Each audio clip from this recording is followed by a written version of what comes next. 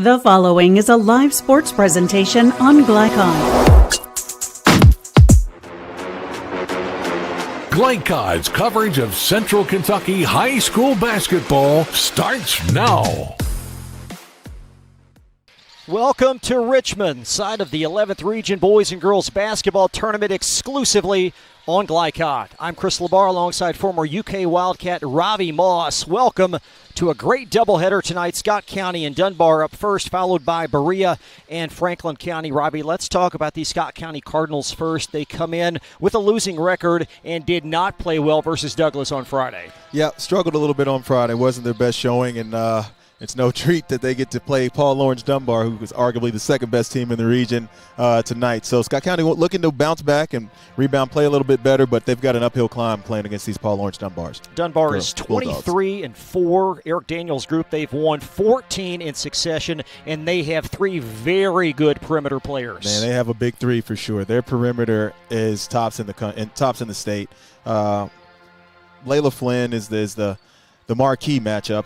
Kayla Potts is there. She's shooting threes, making shots. And then they've got an eighth grader, Kaya Kurtzinger, who is, I think, one of the best. We're very, very fortunate tonight to get to watch two middle schoolers that will be vying for Mrs. Basketball in the state of Kentucky for the next 2 to 3 years, 3 to 4 years. We'll focus on Layla Flynn. She does lead them in scoring and one of three All-11th region players. Yeah, I mean, she does everything. I was so impressed with her, watching her defense. Coach Daniels is going to talk about how well she does on the defensive end, and I was just taken aback by how she can steal balls, live ball, live dribble, and just really, really impressive. So anxious to see how this big three is going to play tonight. And for Scott County, so much riding on their improving eighth grader, Kylie Sweeting, leads them at 10 points a night.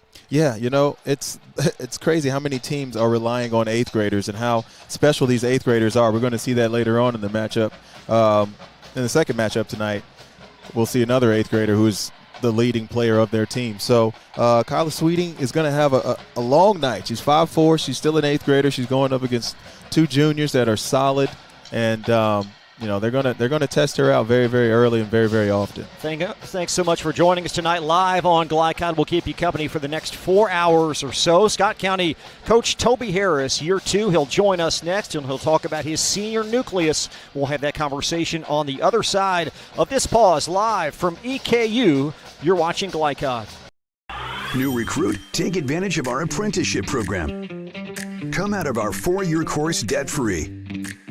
With health insurance, a guaranteed pension, a degree, and an electrical license. 3 words I'd use to describe the apprenticeship are opportunity, skillful, educational, solid career path, rewarding, beneficial, and a brotherhood. A life-changing opportunity. The cost of school is free. All your books are paid for. You go to school once every 2 weeks. All the other stuff is on-the-job training. The teachers here are great. They're all very, very knowledgeable. They're preparing you for what you're already seeing in the field. If you're struggling with something in school, sometimes your fellow students can help you work through that. Everyone's willing to help each other. It's like a big family. I love being a part of a union, something bigger than myself. This field is so vast. You can find something that you really love to do because there is so much you can do with it. I went from a job to a life-changing career. Power up your potential with the IBEW. Home of excellent service, support, and satisfaction, Lexington Outdoor Power Equipment is your one-stop mower shop. Family owned since 1985, Lexington Outdoor offers top brands like Husqvarna, Toro, Grasshopper, and Echo. Plus, free pickup and delivery. Located just 2 miles west of Douglas High School, they're open weekdays and most Saturday mornings. For more info, stop in or visit their website at lexoutdoorpower.com. Lexington Outdoor Power Equipment, the right equipment for the right job. Listen up. In a world overwhelmed by noise, we live life on simpler terms. Our terms. No agendas, no drama. Our road, our rules. Let's ride. Take the short drive to satisfaction with the Tim Short Auto Group. Up to 5,000 vehicles to choose from. Shop online or in person. Hey, I'm Tim Short. I'd just like to invite everybody out to one of our 27 locations, or check us out online at timshortautogroup.com. Take the short drive to satisfaction and bring home your new vehicle.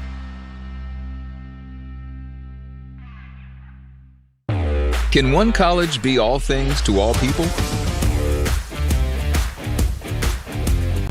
Bluegrass Community and Technical College can. Learn more at bluegrass.kctcs.edu. This edition of Coach's Comments is brought to you by Bluegrass Community and Technical College. Get started by finding the program that works for you at bluegrass.kctcs.edu. Bluegrass Community and Technical College. College for your world. Scott County head coach Toby Harris joins us ahead of tonight's quarterfinal matchup versus Dunbar.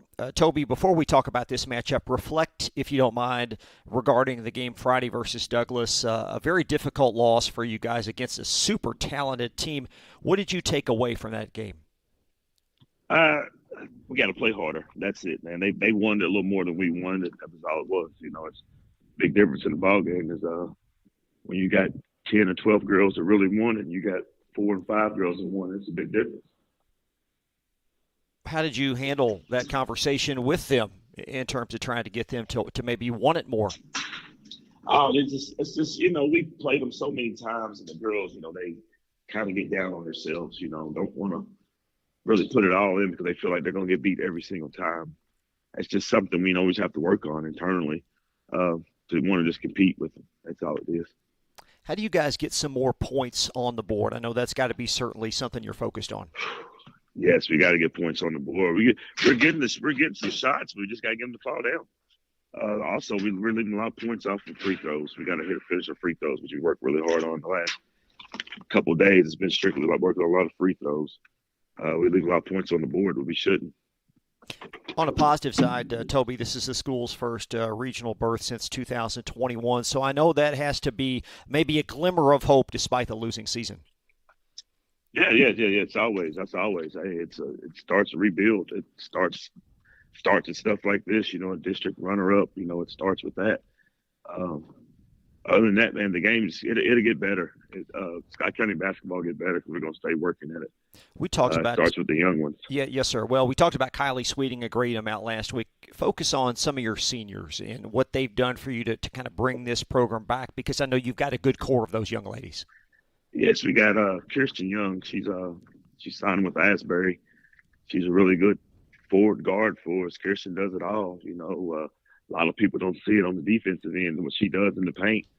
She doesn't let a lot of people come in that paint. And, you know, then you have Belle Banner. That's when I say she's a lockdown defender.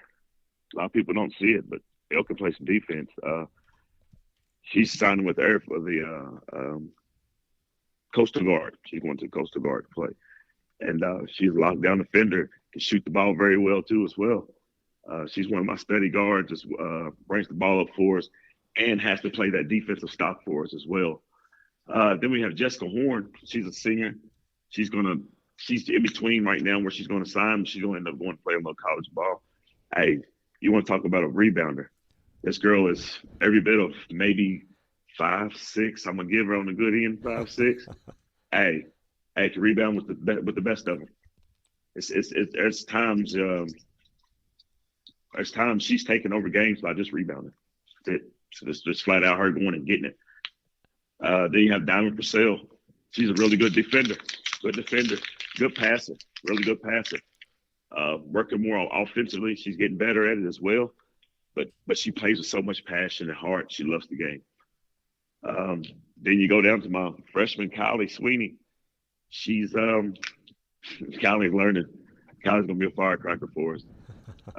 She's just learning on the fly. Like I said, it's her third year playing organized basketball, and she's doing it on the varsity level at of high school level. So, I mean, you say you're getting it, you're getting it.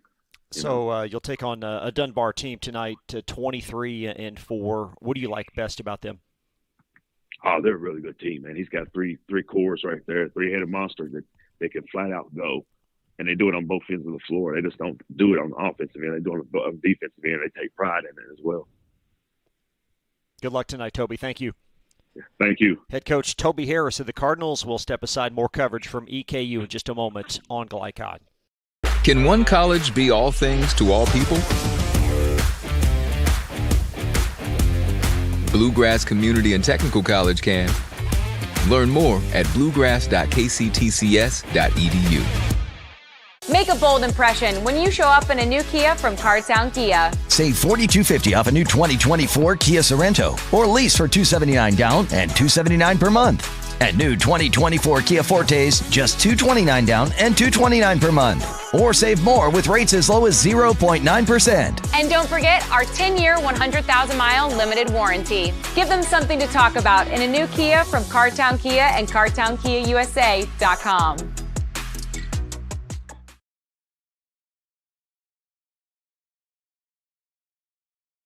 Communication is really important on a team because you have to know what everybody's doing, even when it's not your job. You just really want to work as one unit, and whenever you can do that, the team is at its best.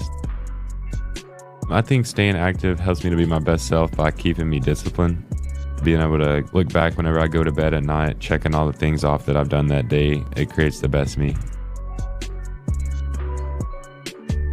My name is Trent Noah, and I'm better without it.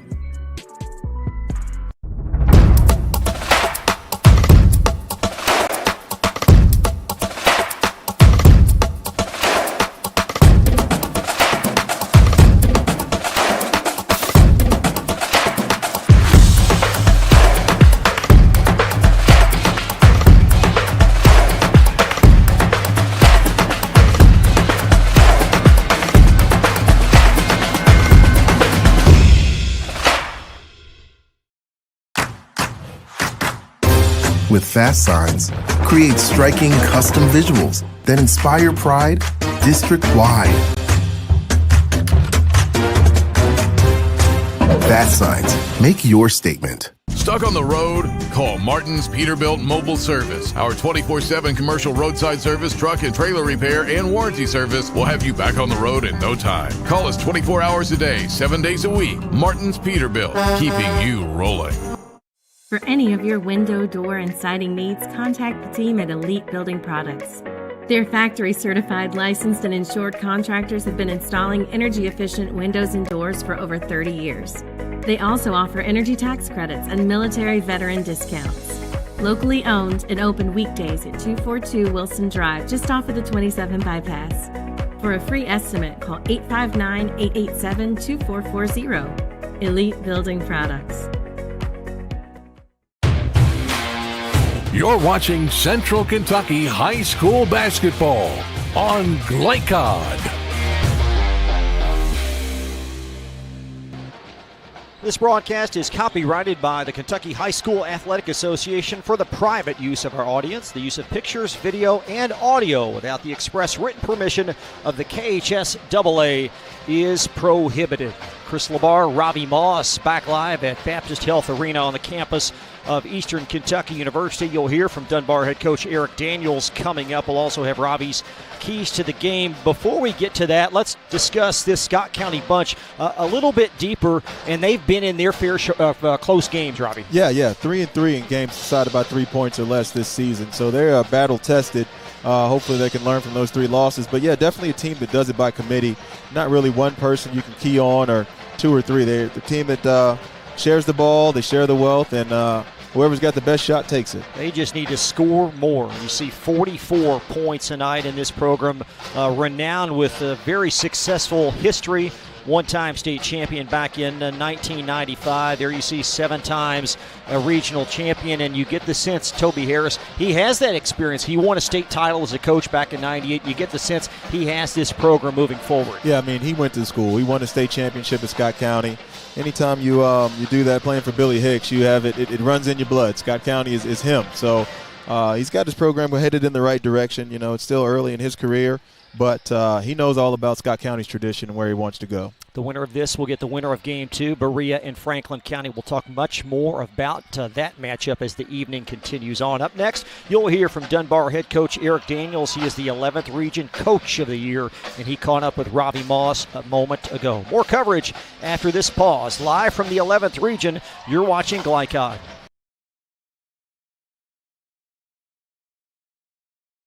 I think it's important to have a passion because it's important to have something that's bigger than yourself, that you find joy in, that you can work towards every single day. I would say that basketball has positively influenced my life greater than any other thing that I've done because it has allowed me to build so many great relationships, and it's taught me resilience and accountability and discipline and so many things that I use in life every single day. I've witnessed how drugs have negatively impacted people in my community, and I know that by pursuing my passion, I've been able to make positive choices that have helped me grow as a person and an athlete. If you're feeling pressured, I would just encourage you to stay true to yourself and not let others influence you to become something that you're not. It's okay to stand out and make choices that reflect who you really are. My name is Cassidy Rowe, and I'm better without it. You'll still have common days, but this is not one of them. A few weeks a year and you'll discover the most uncommon time of your life. At Man O' War Harley-Davidson, we're proud to be Kentucky's only family-owned Harley-Davidson dealership. Here, horsepower meets hospitality, and every rider is treated like family. With a huge selection of Harley-Davidson motorcycles, expert service and parts, premium apparel, and endless customization options, we're built to support every mile of your ride. And through community events and group rides, we're more than just a dealership. Man O' War Harley-Davidson, where the ride begins. Research has shown high school sports to be a great community influence. Join scores of local businesses that have partnered with Glycod in sponsoring live, hometown-oriented sports programming on our video and social media platforms. For more information, email info@glycod.com. At Central Equipment, we're a family, and that's what sets us apart from other ag and outdoor power equipment companies. It's the amazing options we give our customers through the quality brands that we represent, with the parts and service that we offer, with one main focus of making sure you, our customers, leave happy. If you need a new tractor, mower, chainsaw, or have other power equipment needs, come to Central Equipment and become part of our family so we can show you the Central Equipment difference.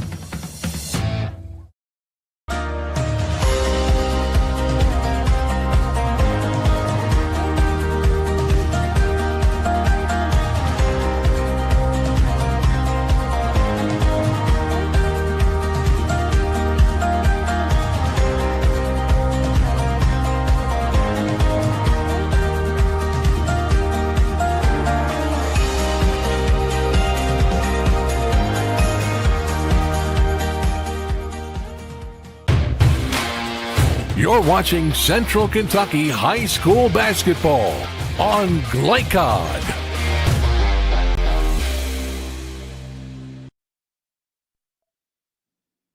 Welcome back to Glycod, the home of Central Kentucky High School Basketball. We are joined right now by the head coach of Paul Lawrence Dunbar Bulldogs, the 43rd District champs, Eric Daniels. Coach Daniels, how are you doing today? I'm doing well, man. Just getting ready for this game. Our team's very excited, ready to go. I like it. I like it. Yes, you should be excited. Let's talk a little bit about your season first. So this was your first 43rd District championship. It's been a long season. It's your fourth season. Talk about the path and the journey that you've taken to get to this point. It's been a long road. This has been my first winning season as a head coach. We've been struggling the past few years to generate some wins, but our team is finally coming together. They're maturing at the right time. When I first started, we had mostly 8th and 9th graders. Now they're juniors and seniors, and they're ready to go. It makes a big difference when you can have people in your system and understand exactly what's going on. So congratulate you on that. You were awarded the 11th Region Coach of the Year, tied with Jana Hughes of Western Hills, who's also in this regional tournament. So congratulations on that. But you talked about the players maturing. Let's talk about a couple of those players that you do have on that team. Really, really good squad led by Layla Flynn. Talk about Layla Flynn and what she means to your team. She's the heart and soul of our team. She plays extremely hard. Her best quality is her defense, and a lot of her offense comes from her defense. She pressures the ball, gets into those passing lanes. She's just a tough, hard-nosed player and really wants to win and has the goal of making it to state, and we're trying our best to help her achieve that goal. Yeah, without a doubt. Kaylee Potts, also a junior. That's the beautiful thing. You get Layla Flynn back next year. You get Kaylee Potts back next year. And then Kaylee Potts, along with Kaya Kurtzinger, who's an 8th grader. I think Kaya Kurtzinger may be one of the best 8th graders I've ever seen play the game. Oh, yeah, I think we have the best backcourt in the state. You know, we got 3 guards that can hit you up for 25 points on any given night, you know, so that's a good quality to have. You know, that makes my job a whole lot easier because I don't have to always drop a play to get a basket on the offensive end, so they can kind of do it on their own. So that makes my job a lot easier, and our team kind of feeds off their energy and their aggressiveness on the offensive end.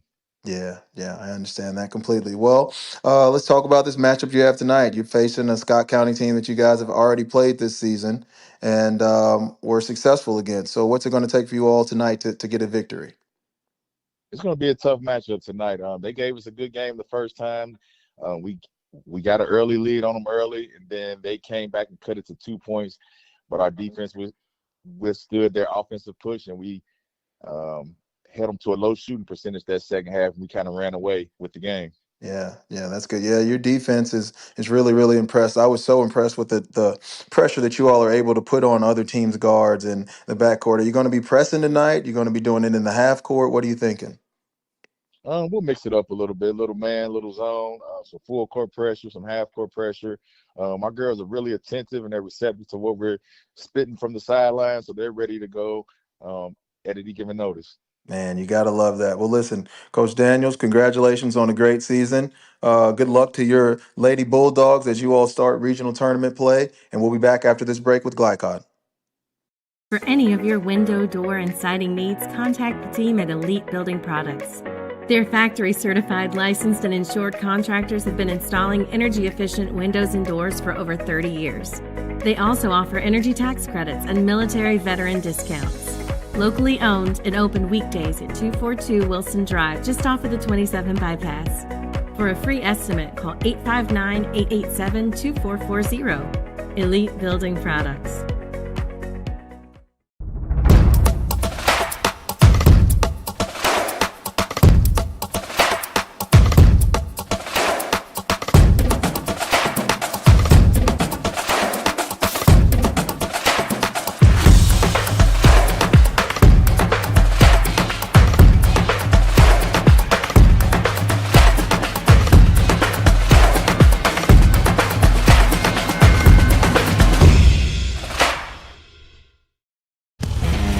Listen up. In a world overwhelmed by noise, we live life on simpler terms.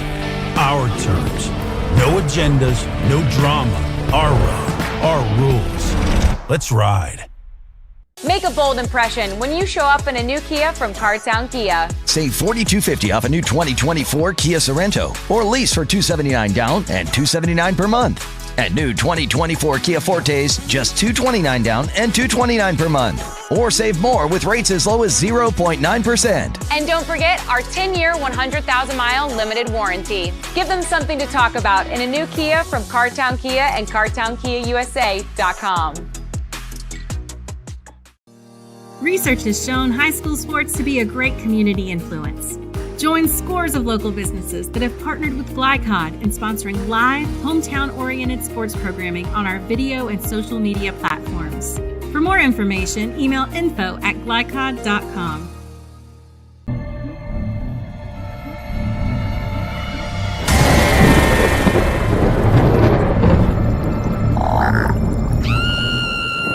Central Kentucky, don't be afraid of your pool water. Talk to the experts at Suntine Pools, your BioGuard dealer. For over 50 years, our reputation has made us the company of choice for all your pool needs. Visit our store for a full line of BioGuard products, equipment, and accessories. Have your swimming pool sparkling in no time. Visit Suntine Pools today. You're watching Central Kentucky High School Basketball on Glycod.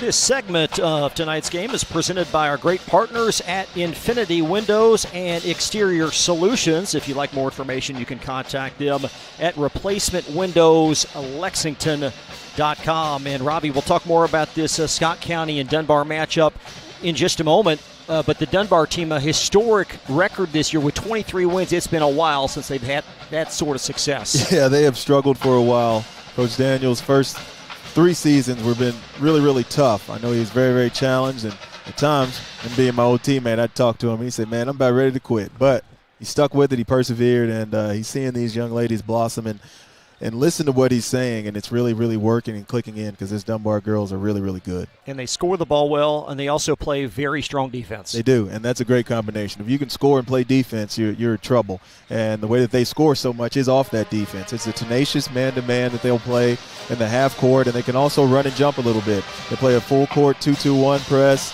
extending some pressure, and just looking to trap. But the difference in them is Layla Flynn, honestly. Layla Flynn can put so much pressure on the basketball just one-on-one guarding it. And when you can do that to a point guard, it makes everything and everybody else life easier on the defensive side of the ball and makes it miserable for offensive players. Both these teams, it's been a moment since they've had sustained postseason success. There you see Dunbar been since 2020 since they've advanced to the regional semifinals. But I don't think they're going to be content with that. They want a far deeper run this March. Not at all. These young ladies are hungry. Watching them in the 43rd District Championship play against Lafayette, I was really, really impressed with just the tenacity at which they play and the intensity at which they play. So if they continue to bring that here in this regional tournament, they're going to be just fine and going to be going way further in the first round. Robbie's game plan is on the other side of this timeout. You're watching the 11th Region Girls Quarterfinal from EKU on Glycod.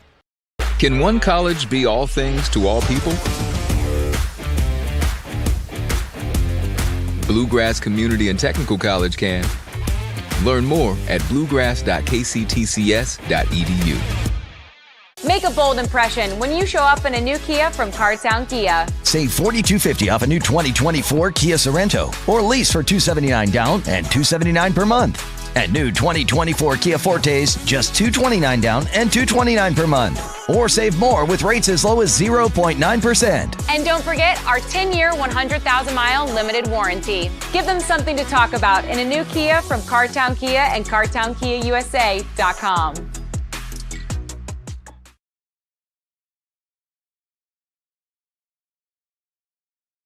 Communication is really important on a team because you have to know what everybody's doing, even when it's not your job. You just really want to work as one unit, and whenever you can do that, the team is at its best. I think staying active helps me to be my best self by keeping me disciplined. Being able to look back whenever I go to bed at night, checking all the things off that I've done that day, it creates the best me. My name is Trent Noah, and I'm better without it.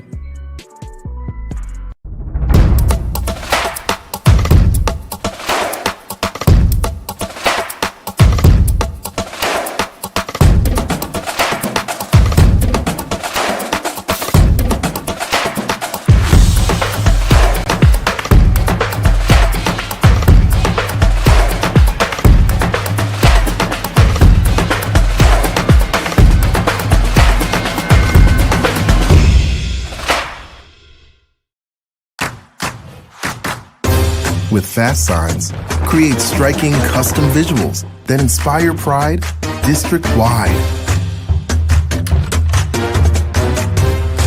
Fast signs, make your statement. Stuck on the road? Call Martin's Peterbilt Mobile Service. Our 24/7 commercial roadside service, truck and trailer repair, and warranty service will have you back on the road in no time. Call us 24 hours a day, 7 days a week. Martin's Peterbilt, keeping you rolling. For any of your window, door, and siding needs, contact the team at Elite Building Products. Their factory-certified, licensed, and insured contractors have been installing energy-efficient windows and doors for over 30 years. They also offer energy tax credits and military veteran discounts. Locally owned and open weekdays at 242 Wilson Drive, just off of the 27 bypass. For a free estimate, call 859-887-2440. Elite Building Products. You're watching Central Kentucky High School Basketball on Glycod. Tonight's game plan is built by Elite Building Products in Nicholasville. They're locally owned and proudly serving all of Central Kentucky. If you'd like more information, you can contact them at elitekentucky.com. Let's talk first of all about this Scott County team. What must they do well tonight to have success? Well, they're going to have to handle the pressure that Dunbar Bulldogs are going to place on them. They're going to have to handle it, and once they beat it, they're going to have to attack it and try to get layups on that pressure. In addition to that, they're going to have to sprint back. The Bulldogs love to get up and down the court with those three guards. It's kind of like whoever gets it just takes it off and goes. And flying back for Scott County Cardinals is going to be imperative. And real quick for Dunbar. Dunbar, they really want to create chaos. They want to get those points off their turnovers, really disrupt them offensively, not let them get focused and get into a good flow. They want to play fast, and basically they just want to have fun. They're here for a reason.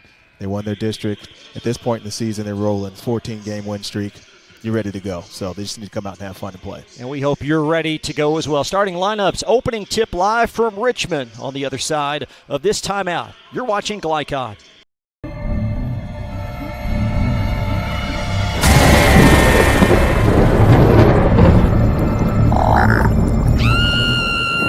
Central Kentucky, don't be afraid of your pool water. Talk to the experts at Sunshine Pools, your BioGuard dealer. For over 50 years, our reputation has made us the company of choice for all your pool needs. Visit our store for a full line of BioGuard products, equipment, and accessories. Have your swimming pool sparkling in no time.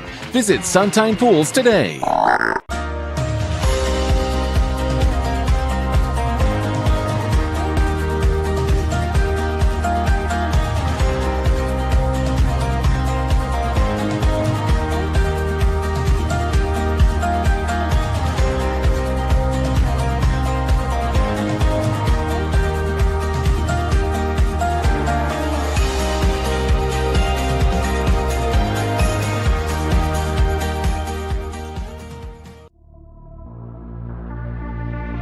From Glycod, it's Central Kentucky High School Basketball.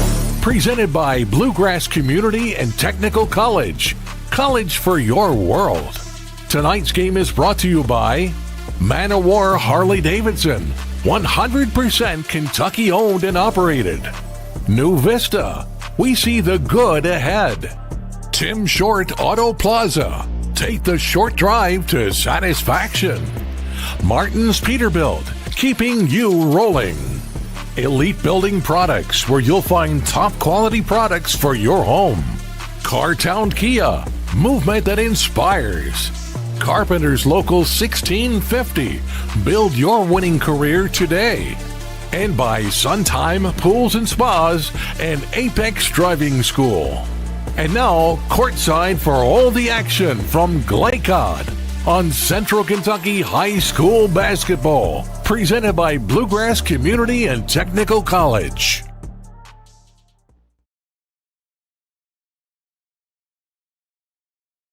Can one college be all things to all people? Bluegrass Community and Technical College can. Learn more at bluegrass.kctcs.edu.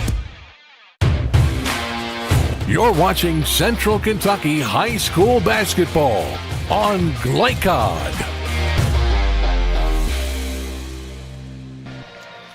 A great atmosphere at Eastern Kentucky University, home side for this season's 11th Region Boys and Girls Basketball Tournament, exclusively on Glycod. Time now for your starting lineups, presented by our partners at Apex Driving School, where learning to drive feels like family. Scott County Quintet, Kylie Sweeting. Then you've got a lot of experience with Banner, Young, and Jessica Horn. Gabby Young, the younger sister of Kirsten, will also get the start of the five. Sweeting, the lone Scott County player in double figures at 10 points a night. The starters for Dunbar, and there's a lot of firepower on the left side of that screen. You've got Flynn Potts and Kurt Singer, all of whom are all 11th Region players. Then you've got Gore and then Eric Daniels' daughter, Dink. And this is a very strong nucleus, perimeter-based Dunbar team. Yeah, they are. They're guard-oriented, and that's okay because they can play. The way that they move the ball, the way that they spread. I can't say enough about Kai Kurtzinger being an 8th grader, as outstanding as she is, and the way that she plays, the tempo. But Layla Flynn is the spoon that stirs the drink. She gets everything going. She's the engine, and she makes them run. And if Kaylee Potts is knocking down shots and doing what she does, Dunbar is a very, very tough team to beat. It's going to be a very tall task for these Cardinals from Scott County. So much discussion at the draw Saturday morning that perhaps Dunbar and Douglas were on a collision course for the championship. Douglas certainly very impressive fashion held up there into the bargain last night. Yeah, they've done what they needed to do last night. They got the win as expected. They were coming off a tough stretch where they lost 4 out of 6 games, but they were also playing against the top top 8 teams in the state. So very, very different basketball team. They're getting their swag back. They were happy to get to district play because they got off the gauntlet of Sacred Heart and Ryle and North Laurel, all those teams that gave them a really, really tough time. And now they're back home comfortable and looking to defend their regional title. Madison Southern won last night, as did Douglas, so they will advance to the semifinals. The winner of this and the winner of Game 2 tonight between Berea and Franklin County will join them. Look at the officials tonight. Out of the 12th region, Chris Riddle, Boyd Harris, and Mike Elliman. Scott County leads the overall series. And this is the first postseason matchup since 2018. Thanks again for joining us tonight live on Glycod. And Dunbar with possession. And just like that, a pass down in the lane as Bulldogs collect on an offensive rebound.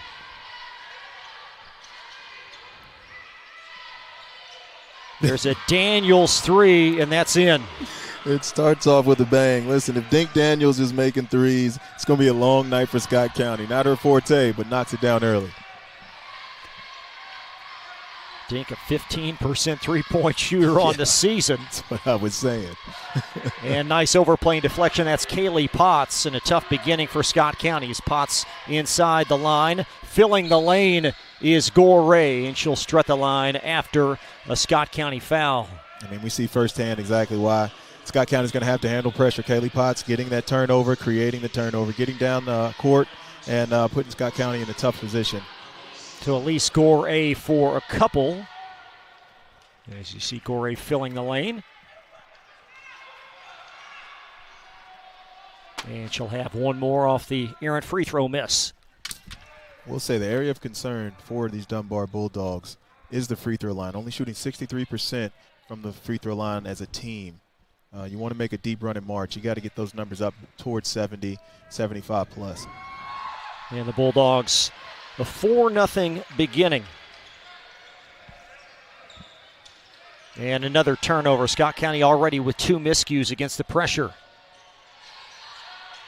There's a left wing 3. That's going to be off the mark from Dink Daniels. And Scott County corrals the rebound. And stepping on the far sideline will be the Cardinals. That was Diamond Purcell. Yeah, Diamond Purcell getting the start today.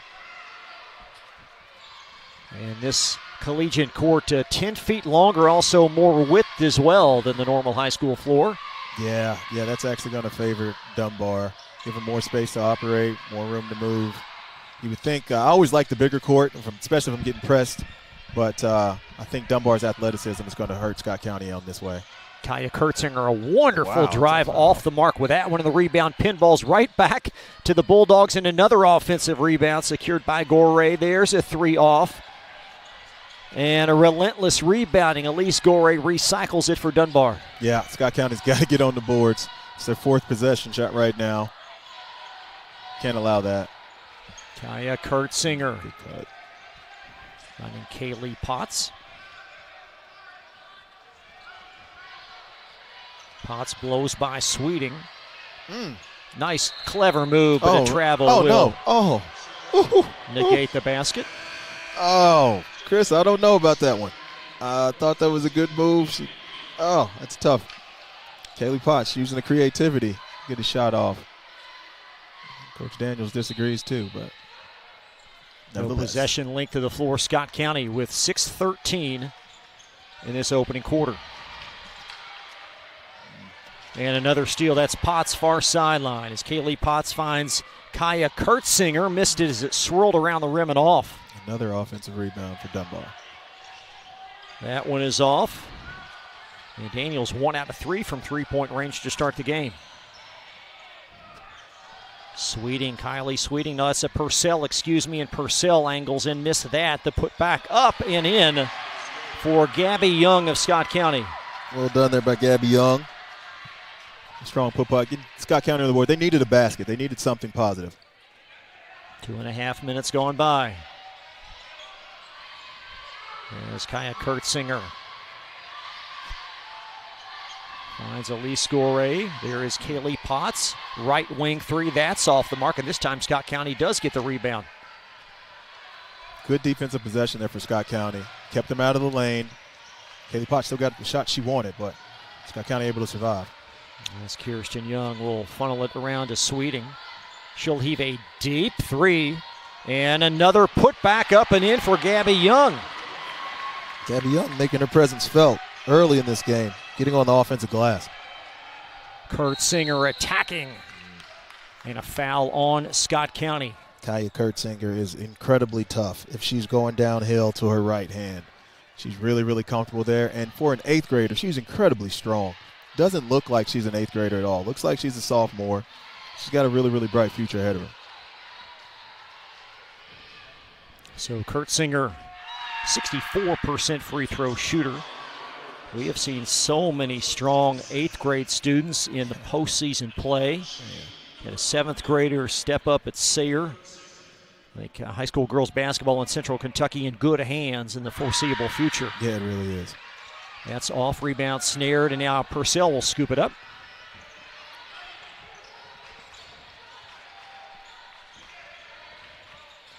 Scott County's just got to hang around. Young with a great cut, spoon-fed by Sweeting, and the shot's off. And the rebound vacuumed in by Elise Gorey of Paul Lawrence Dunbar. They lead 5-4. There's Gorey swirling in the lane.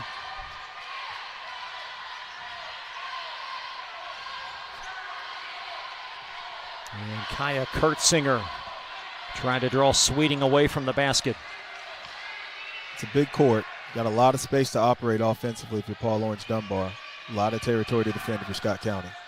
Kaylee Potts.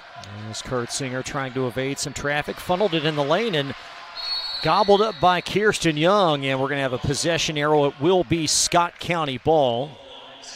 So Scott County possession on the arrow. A little bit too much dribble there from Kaya Kurtzinger. Got to swing that ball, keep it moving. As Kirsten Young trying to bring it into forecourt, and that's a great timeout by Toby Harris because he sensed some big-time disarray on that Cardinal sideline. We'll step aside as well. Back in 30 seconds, live from EKU, you're watching Glycod. You'll still have common days, but this is not one of them. A few weeks a year, and you'll discover the most uncommon time of your life. You're watching Central Kentucky High School Basketball on Glycod. 5-4 Dunbar. So we welcome you back on Glycod. 4+ minutes have elapsed, and despite the tough beginning, Scott County's made some plays to stay within early touch. Yeah, they're done enough to touch and stay in touch, like you said, but they have to clean up. Inadvertent buzzer horn there, but they have to clean up the turnovers. This court is bigger, and they're making passes that they make on a regular high school court. They can't do that. They've been intercepted at half court. They've been intercepted in the front court. So have to understand where they are, space and time. Clean that up. As Kylie Sweeting into front court, and Gorey with some length applying pressure. Dunbar going with the 1-3-1 zone here. Give them a different look, switching it up. As Kylie Sweeting between the wickets. That ball's poked out of bounds. Great overplay there by Kaylee Potts. It will belong still to Scott County. That's tough. Kylie Sweeting again, an 8th grader as well. Doing her thing, leading these Scott County Cardinals. Tall task. Purcell inbounds. There's Gabby Young. Back to Purcell.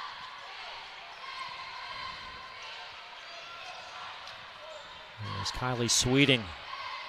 Finds Gabby Young. Young responsible for all 4 of the Cardinals' points here in the early going. Good back cut, but a deflection and scooped up by Layla Flynn of Dunbar.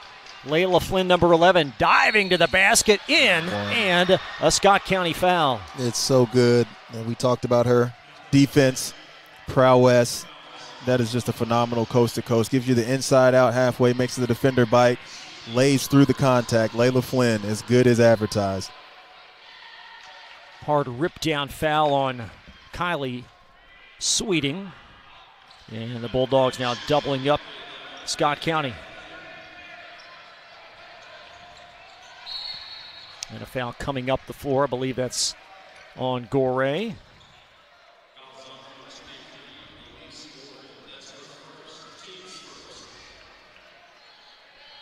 Coach Daniels doing a great job of mixing it up, going full court pressure, half court pressure, back to the zone, making it uncomfortable for Scott County, and there's another turnover. We've seen a few of those now. Strong drive by Kurtzinger, carving space and ramming it in. That's just strong. We talked about her getting downhill. She showed. She's looked like a Mack truck right there. Man. Scott County a couple of quick buckets, rather Dunbar a couple of quick baskets out of the timeout. As Kirsten Young splits the double team, and Purcell trying to dive on that loose ball, a held ball. Possession, Paul Lawrence, Dunbar. Dunbar does a fantastic job of showing you a pass and taking it away, making you think that they're not where they are, and then jumping in that pass lane and getting a deflection. Really, really well coached there. Get the sense here, an important couple of minutes here for Scott County to try to stay in vicinity in this opening quarter. They do not want to fall too far behind. Without a doubt, this is the danger zone. They have to have a stop and a bucket. They can't get down by 10 points to this Dunbar team. They just don't have the firepower in the arsenal to get back into the game. Yes, Kaya Kurtzinger directing traffic. Sure does not play like an 8th grader. Man, does not. Goodness. That's Layla Flynn. Baseline jumper, Jenna Flynn, a little bit long, and the rebound snared by Belle Banner. Scott County's leading board getter at 7. She's got that rebound. And Banner bumped by Kurtzinger. Kaya a little bit tardy on that, and will be a Dunbar foul.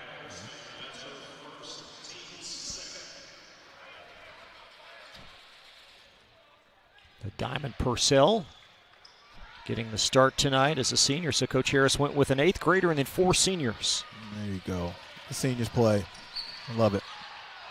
That's a wonderful pass, but the shot off. Jessica Horn with a great pass to Gabby Young, but the shot's off, and Purcell knocks it in. Man, what a great play there. Drawn up by Toby Harris to get that shot. Diamond Purcell with the putback. That one is off the window by Potts, and Purcell with a rebound, but then threw it right to Kurtzinger, and Kurtzinger swerves in and draws a foul on Scott County. It's just relentless. The pressure is continuous, and they don't stop. Very, very advantageous of when they can trap. Always watching the ball, always hawking the ball. You can't relax against the Dunbar Bulldogs.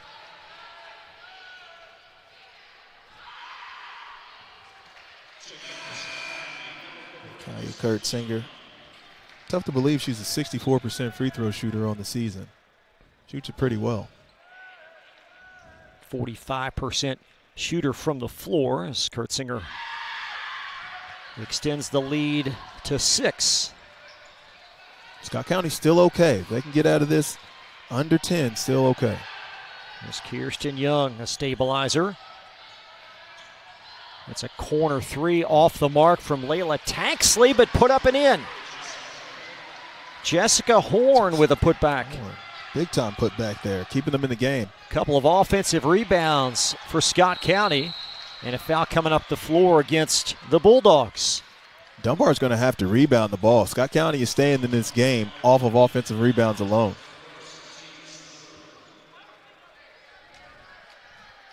So Gabby Young, a couple of offensive rebounds to her credit, will rifle it in play. And the 12-8 beginning for Dunbar as we slide under 50 seconds opening quarter. And there's 2 more. Really good shot there by Kirsten Young. Just a screen on the baseline there. Comes off, ready to shoot, knocks it down. Toby Harris has his girls prepared, and there's a steal at half court, and Scott County trying to tie the game, and a foul on Kurtzinger as the steal by the Cardinals' Belle Banner. Scott County fighting hard. Said that they're not here just for show. They came to play a game. Only down 2 right now. The Belle Banner trying to tie the game. And that one swirls in.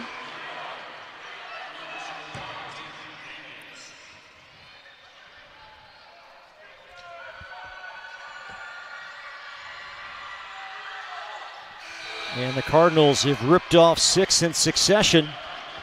to draw even. The longer that these Cardinals stay in this game, the more pressure that the Bulldogs are going to feel. They understand that they are supposed to win. They are the favorite in this game. So Scott County needs to continue to just hang around and hang around. And Toby Harris going to apply a little pressure. 2-1-2s. Layla Flynn brings it across. Nice dive down by Dink Daniels, and it's off. And Scott County can take the lead in the balance of this opening quarter. That's the live ball steal right there. Just goes in and takes it. I mean, Layla Flynn I've seen her do that 5 times, and I've watched 1, 2. This is the second game I've seen. Unbelievable how she just steals the ball right while they're dribbling. So a couple of free throws looming for Paul Lawrence Dunbar. Foul on Scott County's Kirsten Young.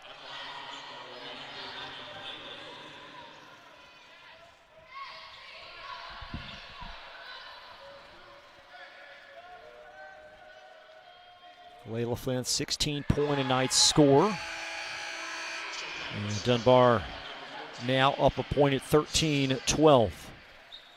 Yeah, but if you would have told Toby Harris before the game, at the end of the first quarter, they'd be down 1 or 2 points, he'd take that happily.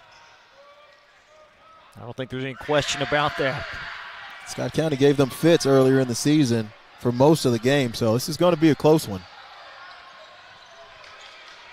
Tanksley at 5, and she coughed it up, and Dunbar could not get that one to go. So after one, a 14-12 Dunbar lead, and we'll have more coverage coming up from EKU. You're watching the 11th Region Girls Quarterfinal on Glycod.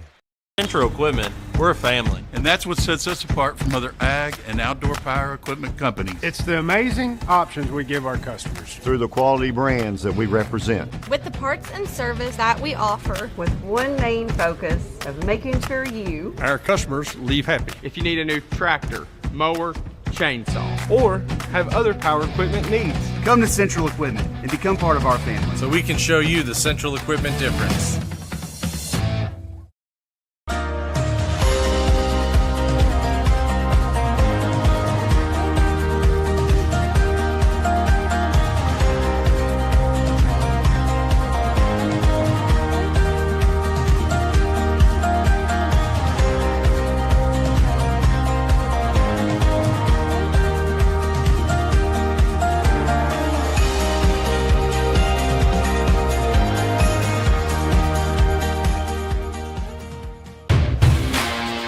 You're watching Central Kentucky High School Basketball on Glycod. 14-12, Paul Lawrence Dunbar by a basket as we welcome you back to Eastern Kentucky University. Chris LeBar alongside former UK Wildcat Ravi Moss. John Strange, Joe O'Melion on camera tonight. Thank you so much for joining us. So Scott County will trigger it in, and a good start for them. Great start for Scott County. Only down 2 points right now in the ball game with the chance for the lead to tie it up right now. That was a clever take by Kylie Sweeting. Yep. Again, another 8th grader. What caught your eye in that first quarter? The lack of defensive rebounding by Paul Lawrence Dunbar is the reason why Scott County's in this game right now. So they're going to have to finish off defensive possessions with a rebound. And if they don't, they're going to struggle, and Scott County can stay in this game all day. Dunbar, not overly big team. And Scott County not exactly synonymous for superior foul shooting, but they are 2 of 3 to start this game. And make it 3 out of 4, and we've got a 14-13 Dunbar lead. 8+ minutes have elapsed. Yep, it's officially March. This is what happens in March. Kaylee Potts will handle for Paul Lawrence Dunbar. Watch this cut action that Dunbar is going to get into. They pass the ball and cut and move. They'll be able to get some layups out of this. There's Dink Daniels on the drive. She got the party started with an early 3, and nice rip away. And Diamond Purcell has had a very strong game as far as nice deflection there by number 14 in red. Yeah. Really doing a good job defensively. Has gotten the offensive rebound into Diamond Purcell's playing well. Cardinals looking for their first lead.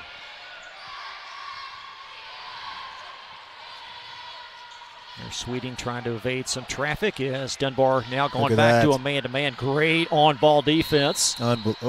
On the foul there, but man, that is just ball hawking at its finest. You all want to watch how to play defense and learn how. You watch Layla Flynn. She is impressive defensively. As Purcell inbound side court.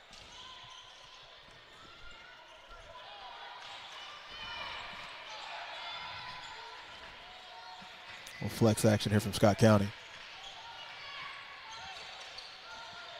There's Purcell at the foul line, trying to muscle her way in. Great extra pass, and the baseline shot's going to be a little bit short from Jessica Horn. And the rebound secured by Paul Lawrence Dunbar. It's brought down by Kaylee Potts as Potts weaves her way to the basket well long with that one, and another Scott County rebound.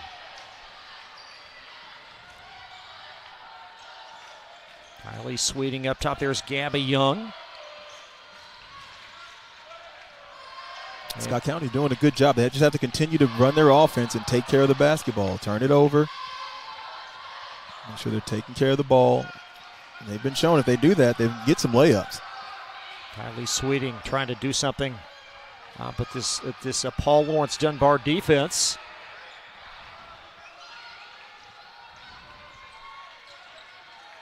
It's Samia Stepp, number 21, that's playing hard defense. Gabby Young, a strong drive, and the Cardinals have the lead. Listen, I don't think Scott County knew they were the underdog tonight. They're playing like they are supposed to be here. Gabby Young with half dozen off the bench. Dink Daniels a three. That is long, and great rebound. Jessica Horn for Scott County up to Sweeting. And it will deflect off of Kaylee Potts and stay with the Cardinals. It's great this time of year because you've got teams like Dunbar who've won 14 straight, coming in here with nothing but confidence, playing well, and they're having a battle right now here in the second quarter against the Scott County team that they're supposed to be overmatched. You got to love it. Cardinals 11-19. District runner-up from the 42nd district. Sweeting pausing. Carrington Owens is on the floor for Scott County for the first time, number 32, and she is right at the foul line. As great entry, and from the doorstep, it's off the mark from Horn, and Purcell another great pass inside the teeth of that defense. There's Layla Flynn, back to her companion. Daniels operating, and a foul on, I believe they're going to whistle Diamond Purcell of Scott County. I think Daniels being extremely aggressive tonight, going after it. She's taking more shots tonight than I've seen her take in a long time. Pretty good, good action to get to the foul line, but not sure if that's who they want shooting all the shots. Daniels only a 38% free throw shooter. And that's well short, as Scott County has scored the only 3 points of this period. They trailed 14-12 after one. But offensive rebounding been one of the keys in this game. Yeah, it really has. Both teams have given up a lot of offensive rebounds, but it's really, really hurting Scott County. Hurting Dunbar, I'm sorry. Scott County's been the beneficiary of them. Daniels' free throw draws this even. There's Jessica Horn off the mark. Strong rebound by Elise Gorey.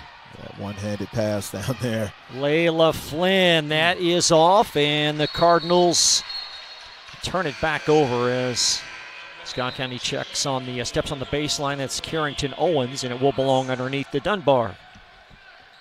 Check out that pass, though. Full length, one hand. That's impressive from an 8th grader.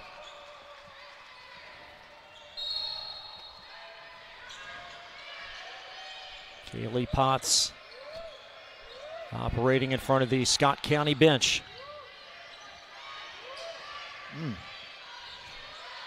Good move by Kaylee Potts. Now Jenna Flynn.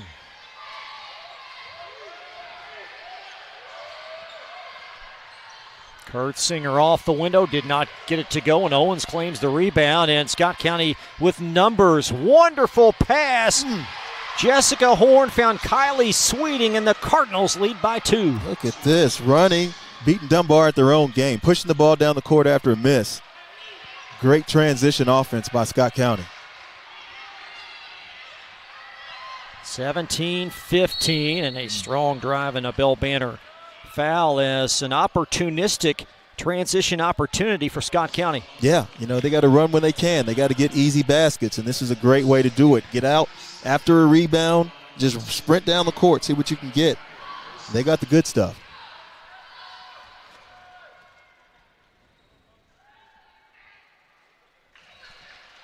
And Kurtzinger whittles the deficit to 1. Coming up at halftime, we'll have a look at your first half numbers. We'll have stats, highlights, also talk a bit about game 2 between Berea and Franklin County.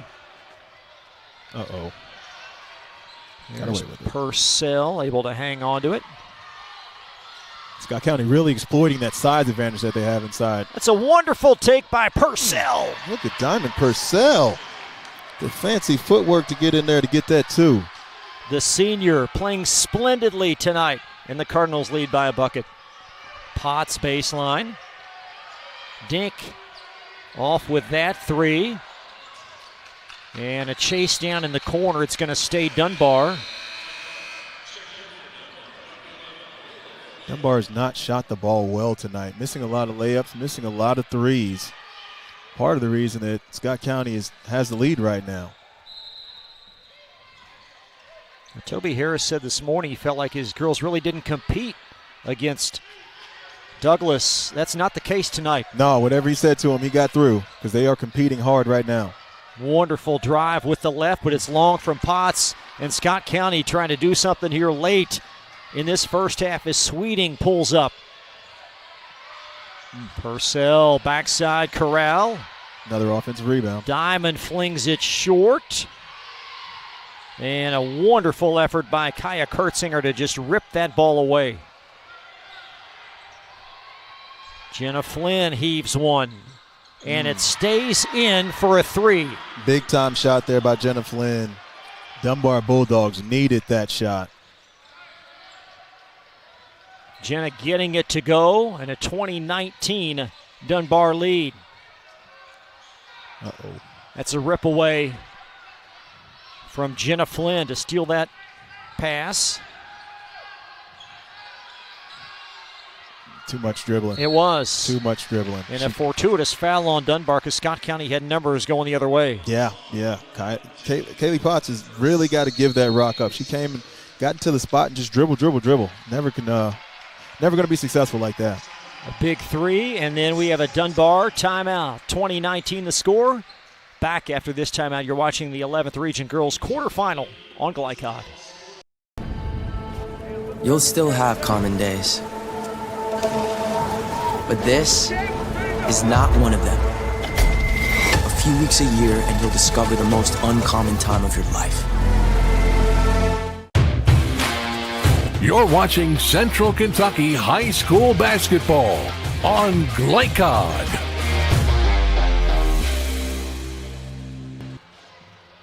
Game 2 to feature Berea Franklin County. A tip around 9:15 or so. Berea a game over 500, and Franklin County 12-16. We'll talk much more about the Flyers and really one of the more compelling storylines, I don't think, not just here, but in all of high school basketball.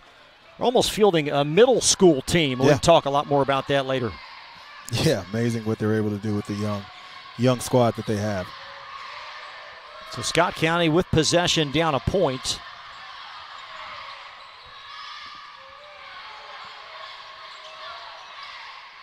As Kirsten Young will handle it up top. Dunbar appears to change that defense just a tad. Yeah. Sweeting tries a 3, and it's a little bit short. Cardinals have gone big, but they could not get the rebound as Dunbar with a tepid fast break. It's 2 against 1. Into the left side, and a Kirsten Young foul. She'll swallow number 5 of Dunbar. Yep, that is that's what you got to do if you're Kirsten Young. Go ahead and take the foul. It is what it is. Trying to stay close to end this second quarter, and they got off to run. When they get off and running, tough to stop. Kaya Kurtzinger back at the free throw line. Certainly the point production thus far has not been there for Kurtzinger, but her motor, she plays at a very high pace, uncharacteristic for a girl in the 8th grade. Yeah, you can't tell that she's in the 8th grade at all, not by her game. She's got She's got big girl game for sure.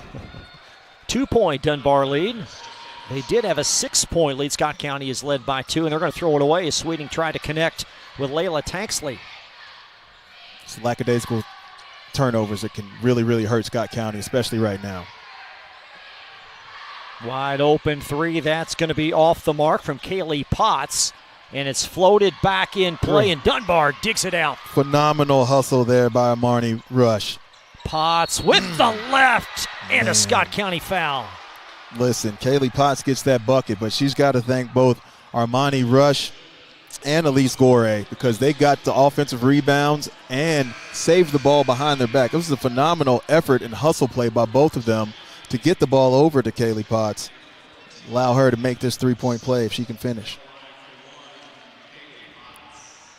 Big time hustle. Dunbar with a little run late in the first half.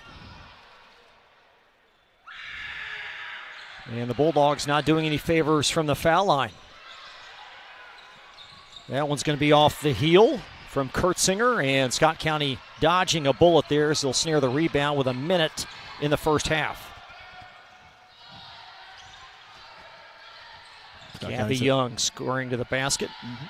Oh, yeah. Scott County, listen, they're down 4 points right now. They can get a bucket here, cut it to 2, take it into halftime down 2 to 4 points. Phenomenal first half for Scott County. Post entry deflected into the midst of Gabby Young. Bell Banner.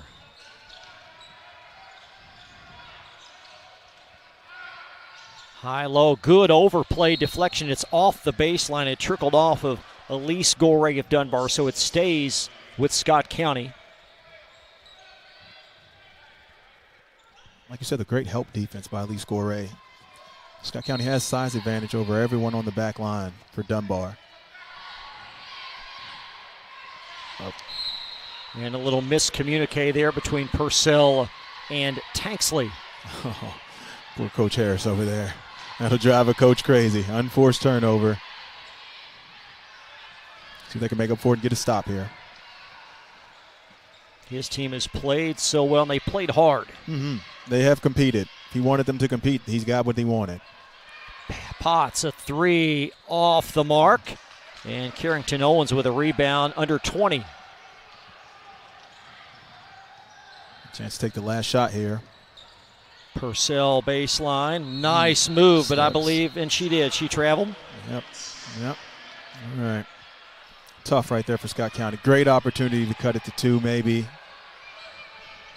Now just trying to keep it where it is. 8 seconds left. Got to keep her from getting to the right hand. Oh, nice. Kurtzinger evading Purcell. And Dunbar at 2. It's going to go if it counts, and it's just short. Off the mark from Layla Flynn, and that's going to take us to half. A 23-19 Paul Lawrence Dunbar lead. And we'll have more coverage coming up live from EKU after this pause on Glycod.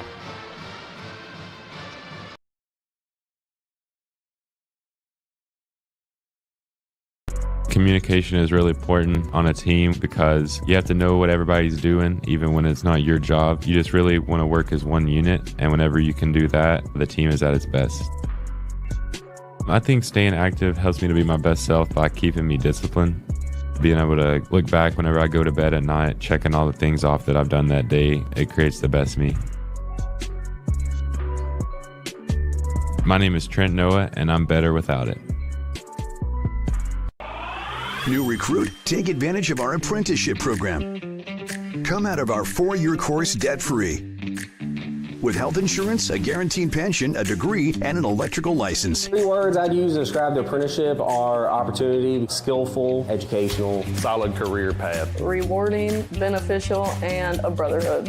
A life-changing opportunity. The cost of school is free. All your books are paid for. You go to school once every 2 weeks. All the other stuff is on-the-job training. The teachers here are great. They're all very, very knowledgeable. They're preparing you for what you're already seeing in the field. If you're struggling with something in school, sometimes your fellow students can help you work through that. Everyone's willing to help each other. It's like a big family. I love being a part of a union, something bigger than myself. This field is so vast. you can find something that you really love to do because there is so much you can do with it. I went from a job to a life-changing career. Power up your potential with the IBEW.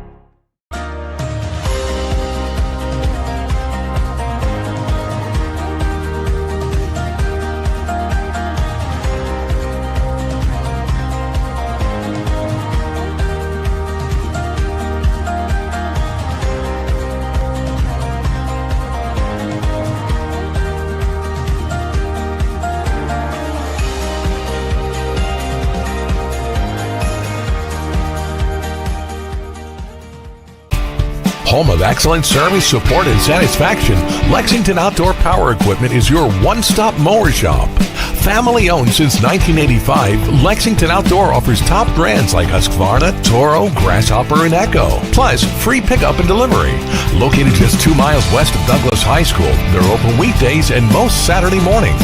For more info, stop in or visit their website at lexoutdoorpower.com. Lexington Outdoor Power Equipment, the right equipment for the right job. At Man O' War Harley-Davidson, we're proud to be Kentucky's only family-owned Harley-Davidson dealership. Here, horsepower meets hospitality, and every rider is treated like family.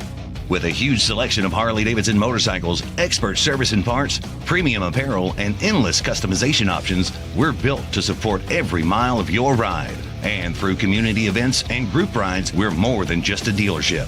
Man O' War Harley-Davidson, where the ride begins. Tonight's halftime report is brought to you by Man O' War Harley-Davidson, your 100% Kentucky-owned and operated Harley-Davidson motorcycle dealership at 2073 Bryant Road in Lexington. Visit manowarhd.com.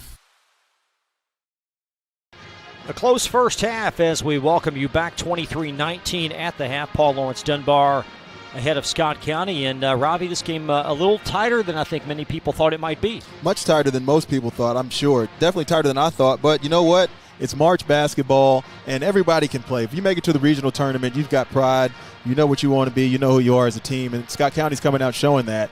Really getting the ball inside, doing a great job on the offensive glass, and hanging in this game just by competing and showing some toughness. Still awaiting the first half numbers, but offensive rebounds, I think, certainly has kept Scott County afloat. Yeah, that's been the difference in the game is the rebounding for Scott County. Honestly, if they could shore up the turnovers, they got to feel really, really good about where they are. And even being down 4 points, they still have to feel excited that they're in this game. And within striking distance and capable of winning this game later on. And for Paul Lawrence Dunbar, this is a team that's such a high-octane offense at times, but their offense has really labored thus far. Yeah, they've looked pretty sluggish tonight. I don't know. They haven't had the same fight and fire that they had when I watched them last Friday night for their district championship. So I'm pretty sure that Coach Daniels is in there talking to them, explaining that they have to play with a little bit more intensity, a little bit more fire, get up and down the court. Haven't made shots, though. That always hurts. Maybe they can see a couple go through the net here in the start of the second half, get them out and running. So game 2 will be Berea versus Franklin County. Berea Pirates here for the second time in succession. They are 15-14. And again, Franklin County 12-16, and really the name brand in the 11th region, all the success they've had, but boy, a completely different roster this year. Yeah, but for them to be here, what's this, their 11th straight time in the regional tournament, if you're Franklin County, that is as impressive as it comes. And to do it with the new coach, first-year coach, yes, she's been in the program and she understands everything that's going on there, but phenomenal job by Franklin County being a staple and very, very good team here in this 11th region. Micaiah Taylor, an 8th grader, leads them in scoring. Then you've got Micaiah Wheeler. But their roster, as you dip down, they have 10 players, 10 between grade 7 and grade 9. That's unheard of at the regional level. At the regional level, to be able to compete, listen, you got to be really, really excited about the future. Maybe they don't get it done this year, but everybody's coming back for the most part on that squad. And when you have that type of experience when you're 7th and 8th grader, by the time you're a sophomore and junior, you're just ready to go. Flyers only had pretty much one player returning off last year's group, but they've gotten better and better. As Ravi mentioned, they're coached by Madison Sanford, a former player at Franklin County. She's succeeding Joey Thacker, who is a Hall of Famer in so many books. So an interesting storyline brewing against a Berea team that, again, they're here for the second straight year. They did not play well, losing their district game to Madison Southern, but they've got some girls that can score the ball as well. They do. They do struggle to score the basketball as a whole, only averaging, I think, 44 points a game. So not someone that scores a lot of points, but they're here for a reason. They battled, and it's going to be interesting to see what they can do tonight. Pirates led by Avery Plessinger, a senior. She leads them in points as well as 3-point field goals, and Caden Stepp, 9 points and 7 rebounds as Berea moving to the regional level this year. And then you've got the all-A school on the boys' side tomorrow model. That is just very interesting what they've done. A historic season for them as they're going to take on Great Crossing. So all levels represented at this year's regional tournament. Yeah, I love it when Class A schools get in there. I'm a University Heights Academy boy, so I know all about the smaller schools getting there and fighting with the big boys. So hats off to Model. Congratulations to them on a very, very special season. Unexpected season is what I would say. But they're getting it done and have played and earned the right to play for a regional championship. We'd like to take a moment to ask you to please subscribe to our free-to-watch high school athletics platform on Glycod. Just to ring the bell as Glycod strives to bring you the most positive production of high school athletics. 4-point tight game at the half, 23-19, and the second half on the way back from EKU. You're watching Glycod. Can one college be all things to all people? Bluegrass Community and Technical College can. Learn more at bluegrass.kctcs.edu. You're watching Central Kentucky High School Basketball on Glycod. And the second half is next. We'll be right back. Man of War Harley-Davidson, we're proud to be Kentucky's only family-owned Harley-Davidson dealership. Here, horsepower meets hospitality, and every rider is treated like family. With a huge selection of Harley-Davidson motorcycles, expert service and parts, premium apparel, and endless customization options, we're built to support every mile of your ride. And through community events and group rides, we're more than just a dealership. Man of War Harley-Davidson, where the ride begins. Drive with the confidence and security of a pre-owned Kia from Cardtown Kia. This incredible certification package is loaded with a 5-year, 60,000-mile bumper-to-bumper warranty, a 10-year, 100,000-mile powertrain warranty, 10 years of national roadside assistance, and 2 years of free maintenance. Choose from over 70 certified pre-owned Kias or over 1,000 vehicles of all makes and models. It's new car driving at used cars prices with certified pre-owned Kias from CartownKiaUSA.com. No one college can be all things to all people, but Bluegrass Community and Technical College is as close as it gets. We're affordable, like you've got a great chance to graduate with little to no debt. Affordable, flexible, with in-person, online, and hybrid programs. And you can easily transfer your credits to continue on to a 4-year university. So while we can't be everything to everyone, we can be a lot of things to you. Learn more at bluegrass.kctcs.edu.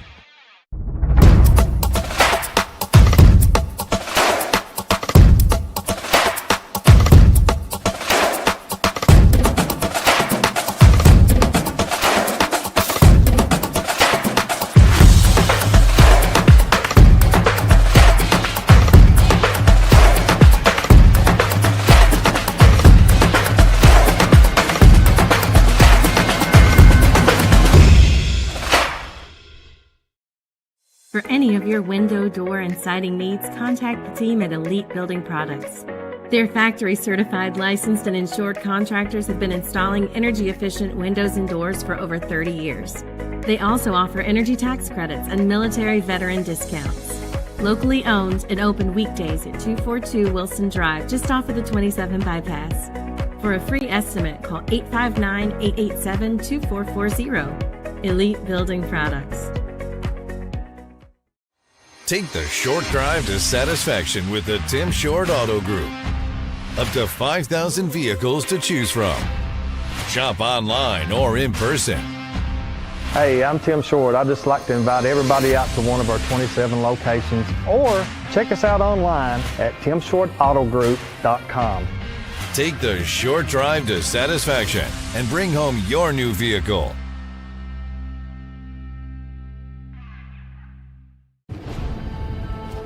You'll still have common days. But this is not one of them. A few weeks a year and you'll discover the most uncommon time of your life. This segment of tonight's game is brought to you by the Kentucky Army National Guard.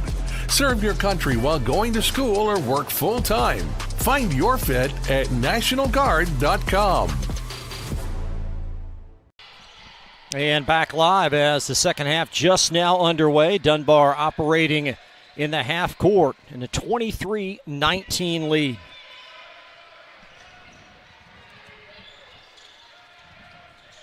Kurtzinger driving, and a player control foul going to be called. Yeah, she dropped that shoulder, gave her a little bit of the business right there.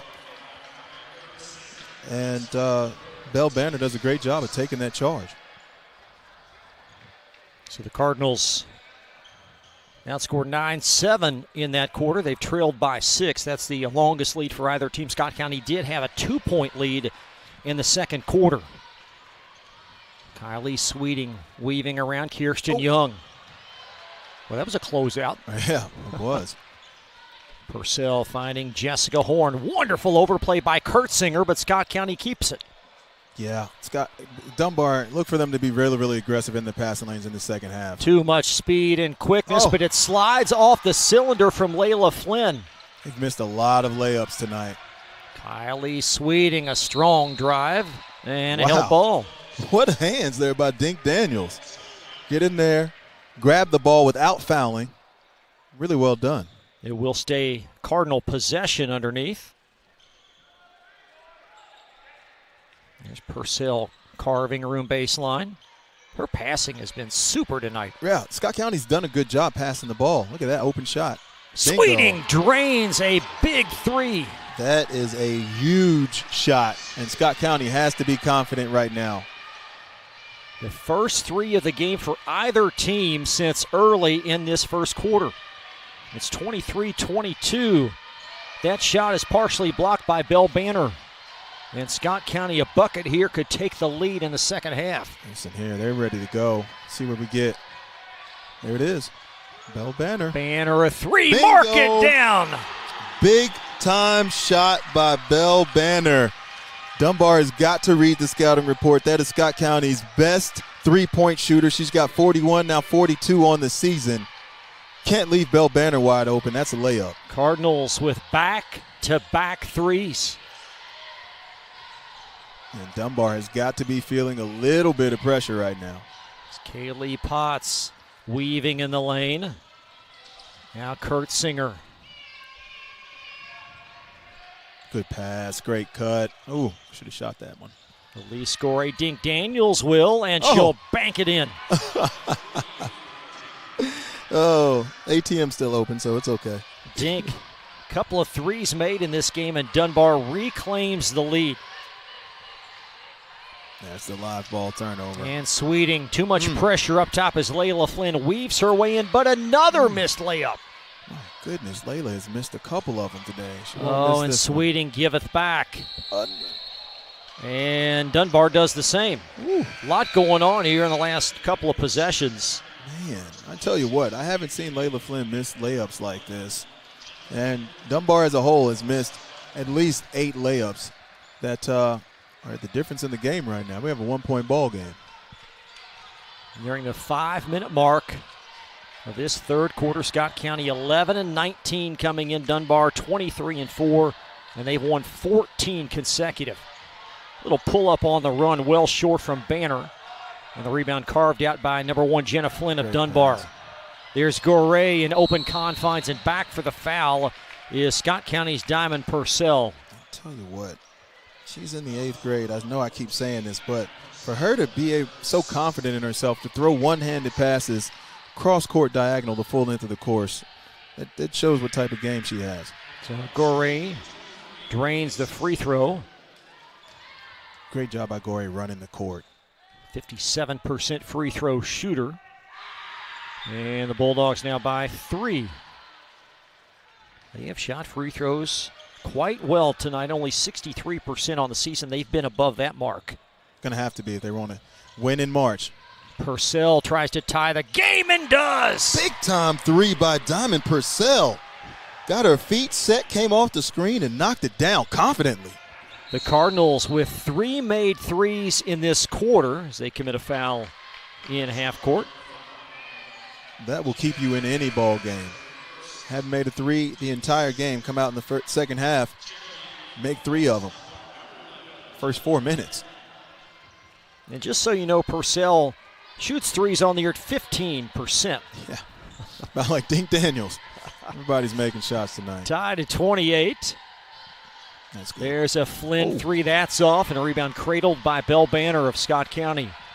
Man. Cardinals looking for the lead again. Both teams leaving it all out there. They are. I'll tell you what, Dunbar has not shot the ball well tonight. There's Purcell trying to funnel it into the lane. That's a live ball turnover. Up the mountaintop is Layla Flynn, and she leaves that short. And Scott County with numbers if they can rifle it down the floor, and they can. Purcell in. Really good pass back by Jessica Horn. She was out of position and saw Diamond Purcell was good. Great job finishing. Now, Toby Harris has to be tickled pink with his team's performance and how hard they've played this evening. Up 2 right now against a team that they were not supposed to be competing against like this. Gorey, Flynn for a 3, and there's the lead is Jenna Flynn, corner pocket. That's what she does. Gets her feet set, knocks down a 3. Big time shot there to give Bulldogs a lead. 31-30. Paul Lawrence Dunbar as we tiptoe under 3 minutes, third quarter, Baptist Health Arena. Everybody catching their breath right now. Kirsten Young, the stabilizer up top.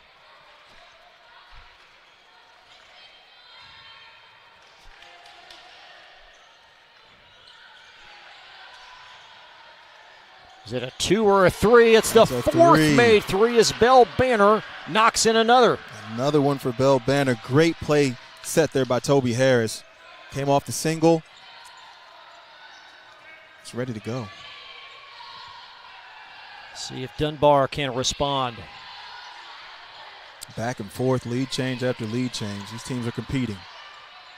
Kurt Singer weaving in, and Young with the reflection, or rather the deflection out of bounds as we take a peek at Bell Banner again with a 3-point field goal. Yeah, comes off that single screen right there, as you can see. Gets her feet set. Bottoms.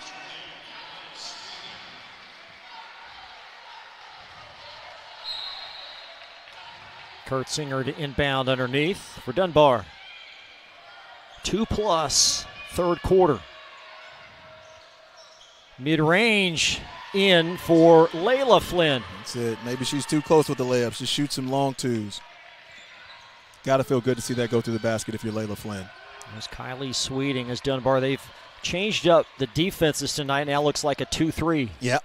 Gave them some 1-2-2, 1-3-1 early in the game. Now they're in a 2-3.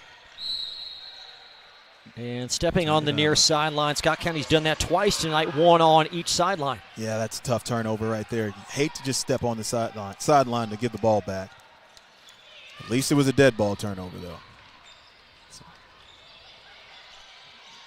Layla Flynn, there's a cutting Potts, and Potts is off the mark. Kaylee Potts couldn't not get that to go, but a deflection underneath, and it will stay.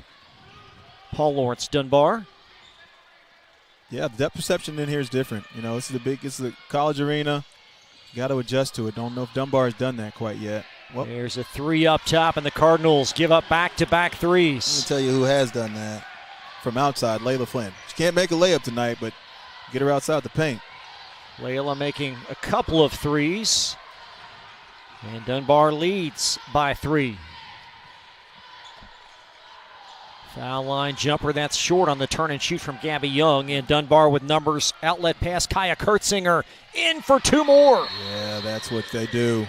You saw right there the spurt ability of Dunbar going on that quick 5-0 run. And Scott County timeout. We will step aside as well. More coverage from EKU coming up right after this. You'll still have common days. But this is not one of them. A few weeks a year and you'll discover the most uncommon time of your life. You're watching Central Kentucky High School Basketball on Glycod. There's John Strange. We're going to take a look at him in just a moment as Paul Lawrence Dunbar numbers. And 2 more. Scott County takes a timeout. Great crew on hand tonight. There's John Strange down inside the deep end zone. A valuable part of our Glycod team. And a really important stretch here for Scott County is Dunbar getting on a little bit of a run, Robbie. Yeah, this is it's always dangerous for Scott County to have turnovers and go a couple possessions without scoring just because they don't have the firepower. But you know what? Tonight, they have proven that they're making shots. They playing confidently, so maybe they do have the firepower. They're in for the fight. It's a 5-point game right now. They've still got to feel really, really good about where they are. Anybody's game going down the stretch. And the Cardinals traverse the length of the floor. Sweeting heaves a 3, little short. Gabby Young gets the rebound and puts it in. Gabby Young using her size, 5'10" sophomore right there. Gabby Young has really done a great job on the offensive glass tonight. And that's deflected right near half court, but scooped up by Kaya Kurtzinger. Kurtzinger finding Flynn in the corner. Dink Daniels tries a 3 and does not get that one to go. Great job. And a held ball.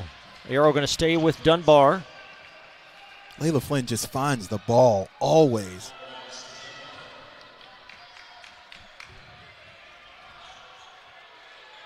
And a 3 off the mark from Daniels again. And you're right, Robbie. She's really looked for her shot tonight. Yeah, she has been uber aggressive. That's got to be like her 10th shot tonight. Under 10 now as Purcell attacks. Sweeting for a 3. Banked it in a tie game. You got to love the bank. It is open. And a big 3, and we'll take a look when you come back. We're tied at 3. Rather, we're tied after 3, and we're back after this. Can one college be all things to all people? Bluegrass Community and Technical College can. Learn more at bluegrass.kctcs.edu. At Central Equipment, we're a family, and that's what sets us apart from other ag and outdoor power equipment companies. It's the amazing options we give our customers. Through the quality brands that we represent. With the parts and service that we offer. With one main focus of making sure our customers leave happy. If you need a new tractor, mower, chainsaw, or have other power equipment needs, come to Central Equipment and become part of our family. So we can show you the Central Equipment difference. You're watching Central Kentucky High School Basketball on Glycod. It's March. Scott County banking in a 3, Purcell to Sweeting, and we're deadlocked entering the 4th.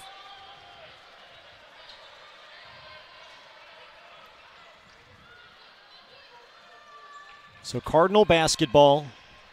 Again, a team that's 11-19 on the season. Dunbar, one of the favorites to advance to the Sweet 16. They're 23-4. They've won 14 in succession, and they've got their hands full tonight with this group from Georgetown. Yeah, I mean, Scott County right now has the opportunity to make a 5-point swing from that three-pointer, get a bucket here. That's 5 big points and take the lead.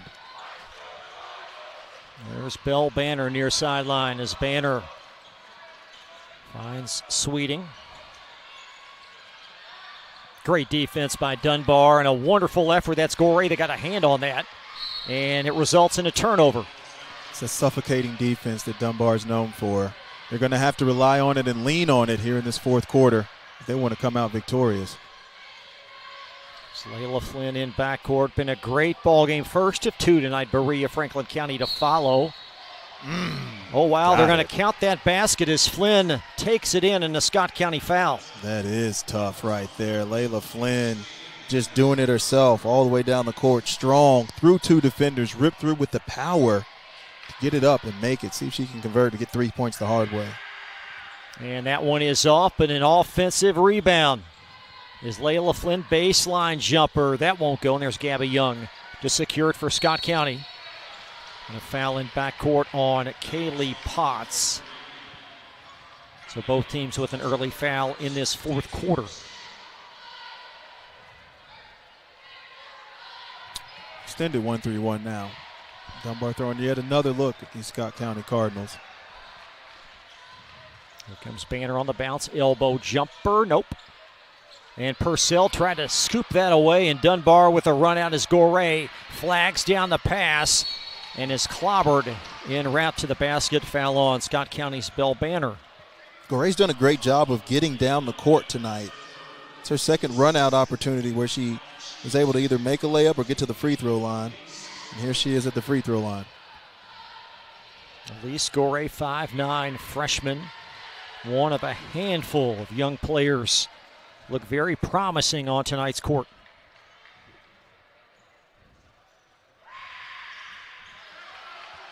So Dunbar with the first 4 of the fourth.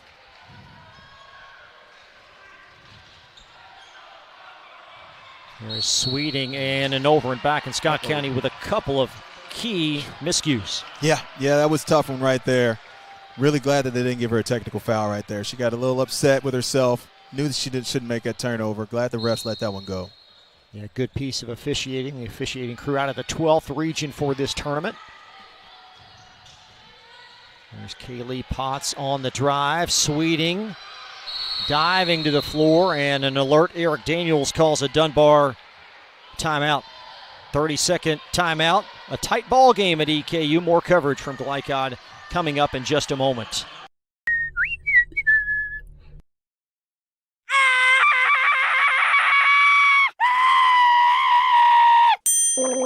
Leaves and other dirt and grime are no match against the experts at Sunshine Pools, your BioGuard dealer. Weekly service, computerized water testing, or just need advice. Our reputation has made us the company of choice for all your pool needs. Visit us today for a full line of BioGuard swimming pool products. Sunshine Pools. Hey, who turned out the lights? Hello? You're watching Central Kentucky High School Basketball on Glycod. Eric Daniels calling timeout as the Bulldogs 4-point lead here with 6:44 remaining. And a basket up and in while you were away as Dunbar with 2 more. Layla Flynn really making her presence felt right now. It's 6:30 in danger zone here for Scott County. Bill Banner a 3. That will not go. Purcell attacking the backboard, though. And Purcell drawing a foul. Ooh, got away with one there. But great job and great work by Diamond Purcell. Staying with it, fighting for her shot.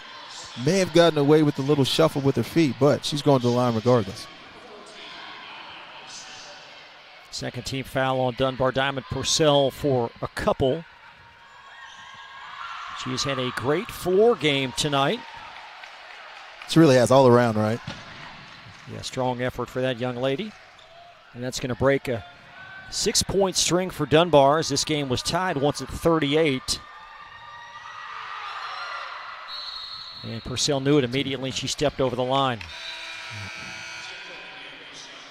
Tell you what, Dunbar can't pull away. Can't pull away. Got it to 6 a couple times, but Scott County has stayed in touch. They've always found a way to get some type of run or make a shot to stay in the game.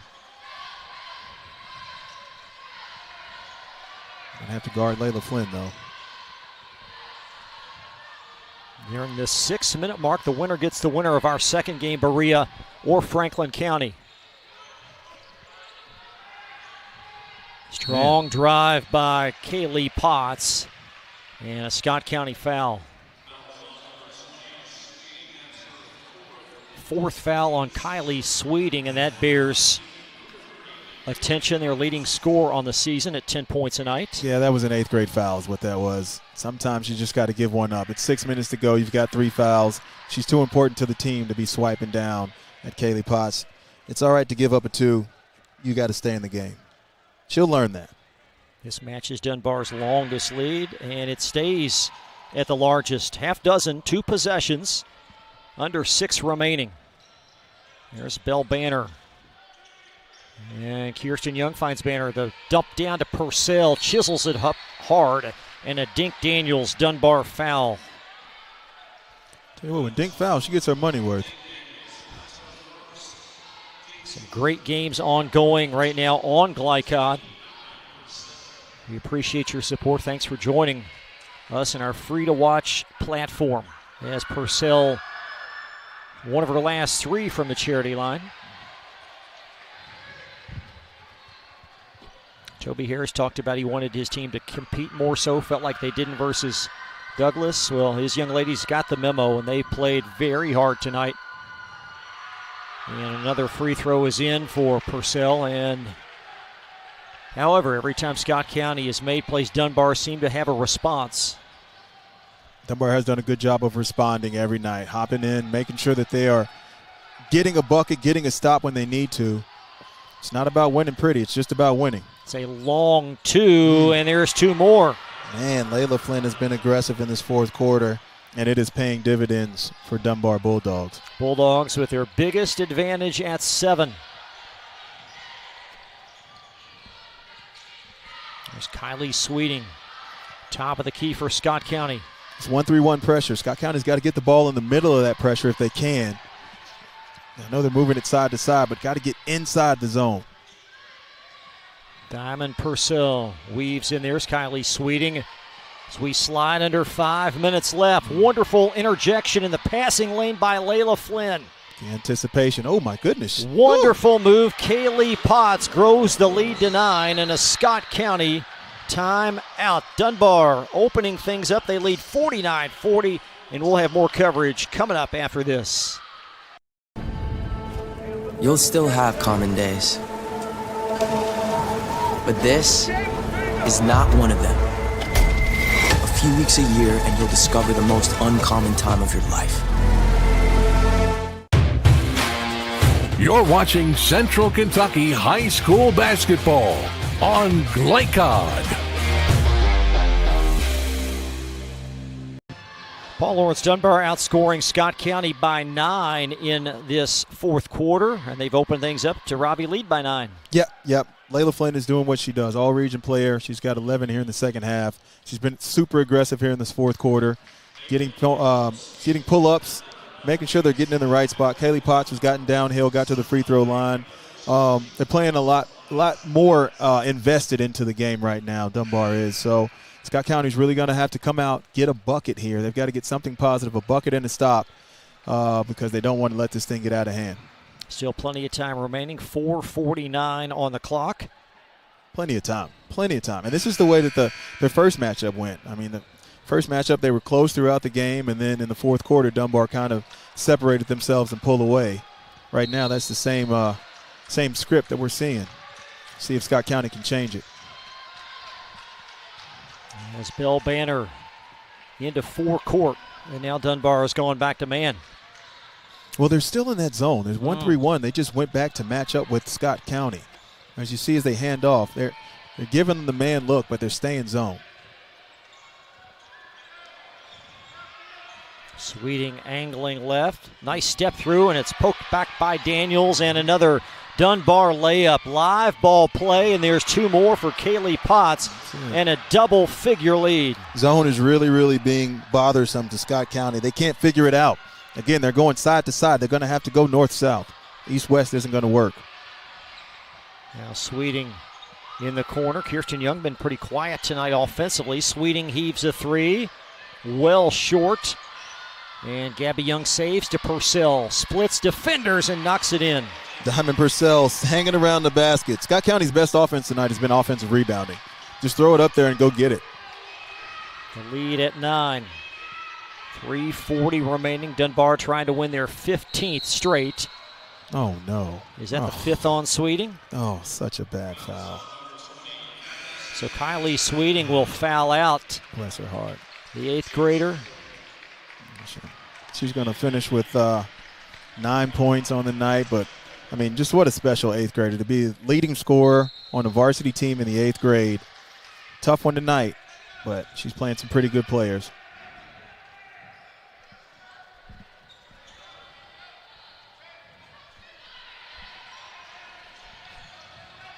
Layla Flynn been the difference offensively in this second half for Dunbar. Dink Daniels well long with that 3, and the rebound found Kirsten Young of Scott County with 3 and change remaining. Not the shot that they wanted right there. They've got plenty of time. They're up 9 points. You don't really want to shoot a 3, even though it's uncontested. You want to get something to the basket. There's Look at Diamond. Diamond in the rough. Diamond is doing her thing. Goodness gracious. Okay, Diamond. Let's go.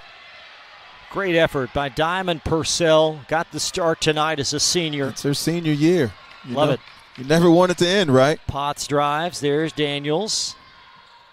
2:40 left. This is a big possession, I think, for both teams. Oh, yeah. Oh, yeah. Paul Lawrence Dunbar wants to take some time, use a little clock, make them guard you. But Scott County has got to get a stop. 2:30 left in the game. It's crunch time.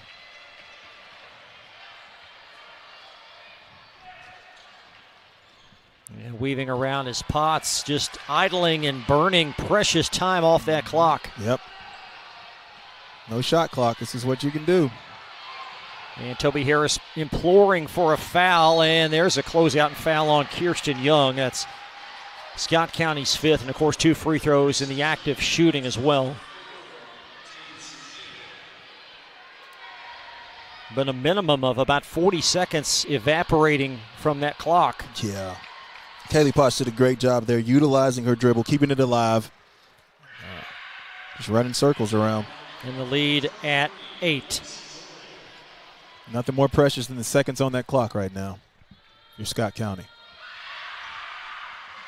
And free throw shooting and timely baskets by Layla Flynn, the difference for Dunbar. Yeah, big time free throws there by Elise Gorey. Stepping up when it matters. Bell Banner, there's a 3. And a Scott County timeout. So the lead reduced to 6. We'll take 30-second break. This message from BCTC on Glycod. Can one college be all things to all people? Bluegrass Community and Technical College can. Learn more at bluegrass.kctcs.edu. You're watching Central Kentucky High School Basketball on Glycod.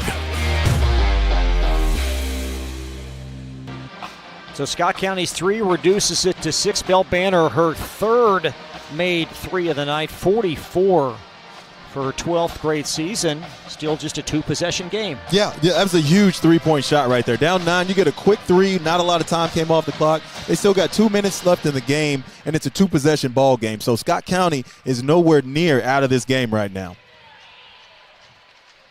The arrow there you see in favor of Dunbar. Scott County only 1 precious timeout remaining. Dunbar with 3, and both clubs, Dunbar 3 team fouls, and Scott County with 5. Overtime.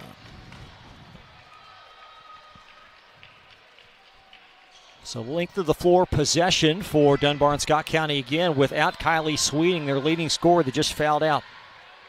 Yeah, still got to apply this pressure. Still want to make it a little bit harder. Try to get a steal in the backcourt if you can. There's Layla Flynn on the tote. Oh, uh-oh.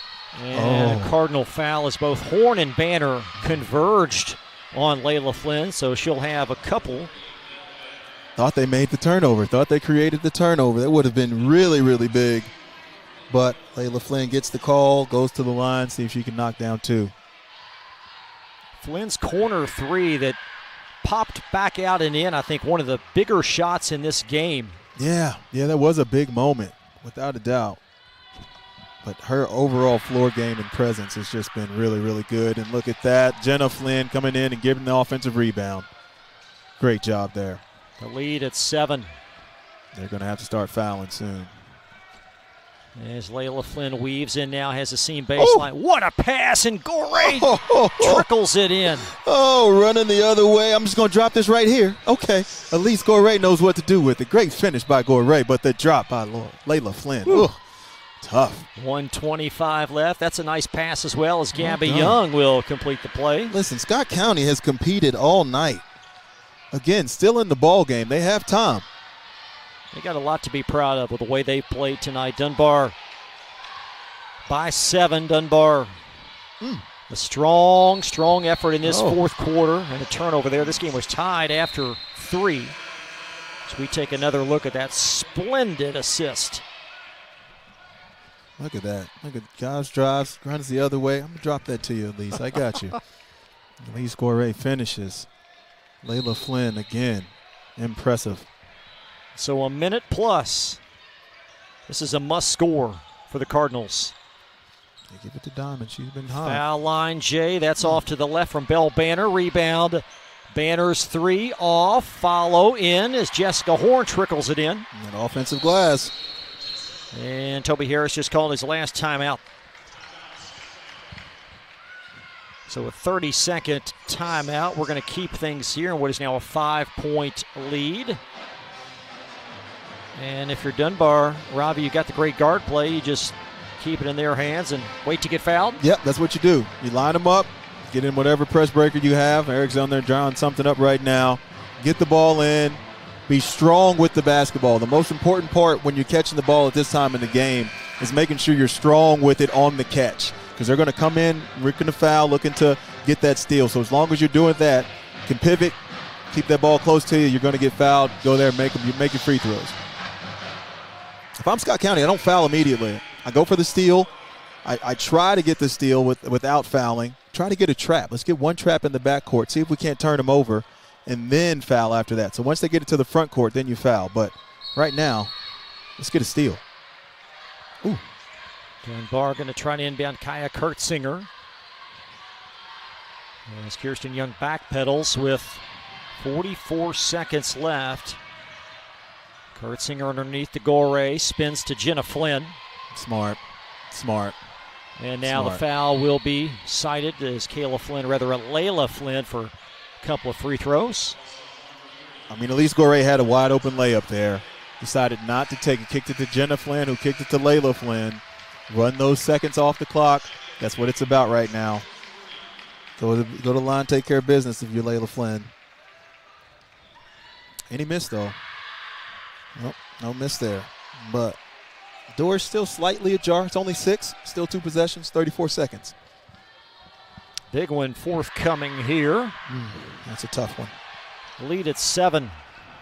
They got to go get one. Kirsten Young into front court. She'll try a running 3. Purcell, wonderful job tonight, attacking the rebound up and off. And that might do it. Kaylee Potts into forecourt, and Dunbar appears to have taken Scott County's best shot, but delivered one of their own, and they're going to go to the foul line. Dunbar looks like they're going to escape tonight without playing their best game, and that's what March is all about. You just got to advance. This game was tied after 3, as Dunbar plus 7 in the quarter. Layla Flynn made some significant plays in this game. As Kaylee Potts gets the free throw to go down.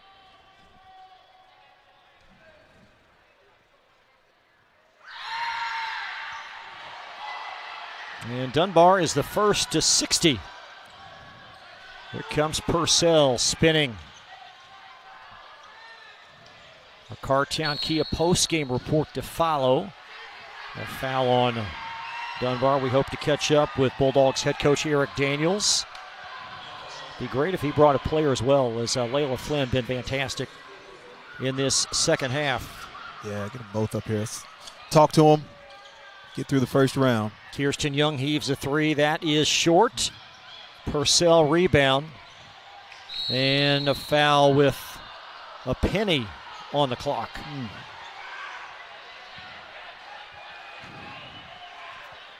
So Berea, Franklin County to follow. The original tip was 9:15.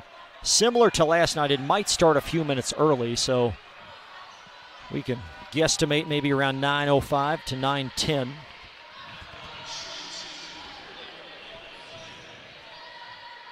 And Paul Lawrence Dunbar with this win, their first regional tournament win since 2020.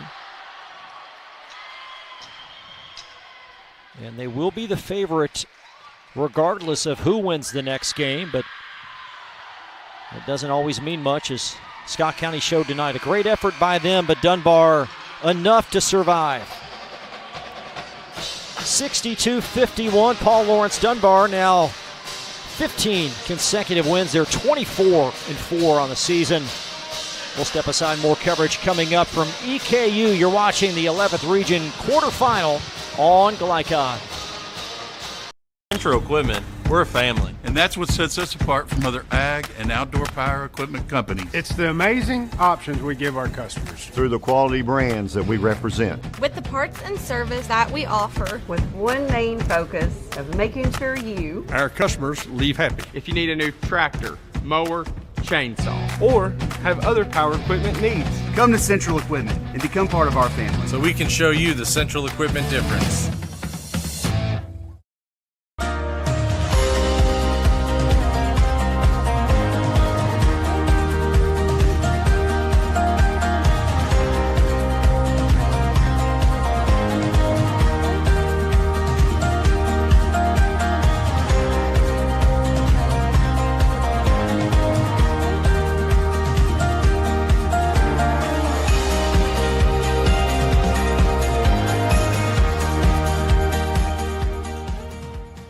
For any of your window, door, and siding needs, contact the team at Elite Building Products. Their factory certified, licensed, and insured contractors have been installing energy efficient windows and doors for over 30 years. They also offer energy tax credits and military veteran discounts. Locally owned and open weekdays at 242 Wilson Drive, just off of the 27 bypass. For a free estimate, call 859-887-2440. Elite Building Products. You'll still have common days. But this is not one of them. A few weeks a year and you'll discover the most uncommon time of your life. Your road to safe, confident driving starts at Apex Driving School. Apex is family-owned and operated, offering teen and adult driving lessons given by state-certified instructors. They also provide a wide range of services, including classroom instruction, freeway interstate driving, and road test prep. Register today. Apex Driving School, where learning to drive feels like family. At Man of War Harley Davidson, we're proud to be Kentucky's only family-owned Harley Davidson dealership. Here, horsepower meets hospitality, and every rider is treated like family. With a huge selection of Harley Davidson motorcycles, expert service and parts, premium apparel, and endless customization options, we're built to support every mile of your ride. And through community events and group rides, we're more than just a dealership. Man of War Harley Davidson, where the ride begins. Drive with the confidence and security of a pre-owned Kia from Cartown Kia. This incredible certification package is loaded with a 5-year, 60,000-mile bumper-to-bumper warranty, a 10-year, 100,000-mile powertrain warranty, 10 years of national roadside assistance, and 2 years of free maintenance. Choose from over 70 certified pre-owned Kias or over 1,000 vehicles of all makes and models. It's new car driving at used cars prices with certified pre-owned Kias from CartownKiaUSA.com. Tonight's post-game recap is brought to you by Cartown Kia, your dealership for unmatched design, performance, and savings at 3120 Lexington Road in Nicholasville. Visit CartownKiaUSA.com. Final at EKU in Game 1, Paul Lawrence Dunbar by Scott County 62-51. This game, Ravi, was tied after 3, but credit Dunbar, the season, the experienced team, they made the plays when they had to. Yeah, they did. You know, when you're a team like Dunbar, you won 14 games, you're confident in yourself, you believe in yourself. You didn't really see any panic from Dunbar. The whole time they looked like they were confident in what they were doing and were able to pull away in the fourth quarter like most good teams do. So the Bulldogs improved to 24-4. Scott County's season ends at 11-20. But for Coach Harris, I think he has to be very proud of how his team put themselves out there tonight. Yeah, for someone that was frustrated with the effort and the competing of his team that he saw in the district championship, he definitely has to have a different take on the way his team finished the season, especially led by Diamond Purcell, going out her senior year with 13 big points and 11 of them in the second half. She didn't want to lose. She didn't want this to be her last game, and it showed. We'll talk much more about this game. We'll also preview Game 2 between Berea and Franklin County. That game is due to tip in about 21 minutes, so you're looking at about 9:06 Eastern when we'll have Berea and Franklin County. Still to come, Eric Daniels will join us, get his thoughts on tonight's matchup. We'll also have our most outstanding players presented by Carpenters Local Union 1650, and that is next, live on Glycod. No one college can be all things to all people, but Bluegrass Community and Technical College is as close as it gets.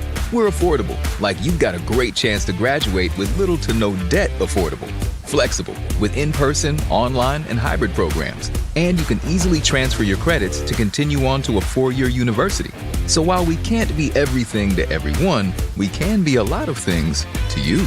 Learn more at bluegrass.kctcs.edu.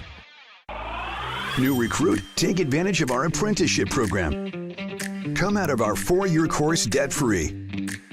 With health insurance, a guaranteed pension, a degree, and an electrical license. 3 words I'd use to describe the apprenticeship are opportunity, skillful, educational, solid career path, rewarding, beneficial, and a brotherhood. A life-changing opportunity. The cost of school is free. All your books are paid for. You go to school once every 2 weeks. All the other stuff is on-the-job training. The teachers here are great. They're all very, very knowledgeable. They're preparing you for what you're already seeing in the field. If you're struggling with something at school, sometimes your fellow students can help you work through that. Everyone's willing to help each other. It's like a big family. I love being a part of a union, something bigger than myself. This field is so vast. You can find something that you really love to do because there is so much you can do. I went from a job to a life-changing career. Power up your potential with the IBEW. Take the short drive to satisfaction with the Tim Short Auto Group. Up to 5,000 vehicles to choose from. Shop online or in person. Hey, I'm Tim Short. I'd just like to invite everybody out to one of our 27 locations, or check us out online at timshortautogroup.com. Take the short drive to satisfaction and bring home your new vehicle.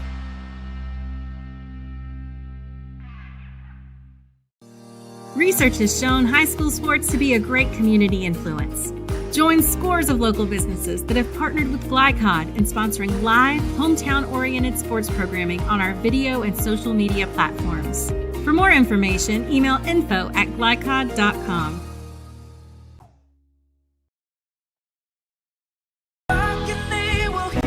We all want our kids to grow up safe and healthy, so we show them how, and we tell them with honest conversations that let them know what we expect. That's especially important when it comes to alcohol and other drugs. Kids need to know the dangers and how to avoid them. And when it comes to pain medications, opioids, they need to know that they should never be taken without a prescription and never shared with friends or family. It's dangerous and illegal. So talk with your kids, because when you talk, they hear you. For any of your window, door, and siding needs, contact the team at Elite Building Products. Their factory-certified, licensed, and insured contractors have been installing energy-efficient windows and doors for over 30 years. They also offer energy tax credits and military veteran discounts.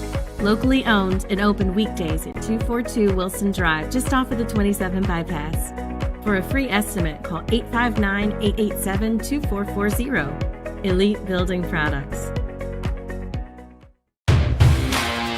You're watching Central Kentucky High School Basketball on Glycod.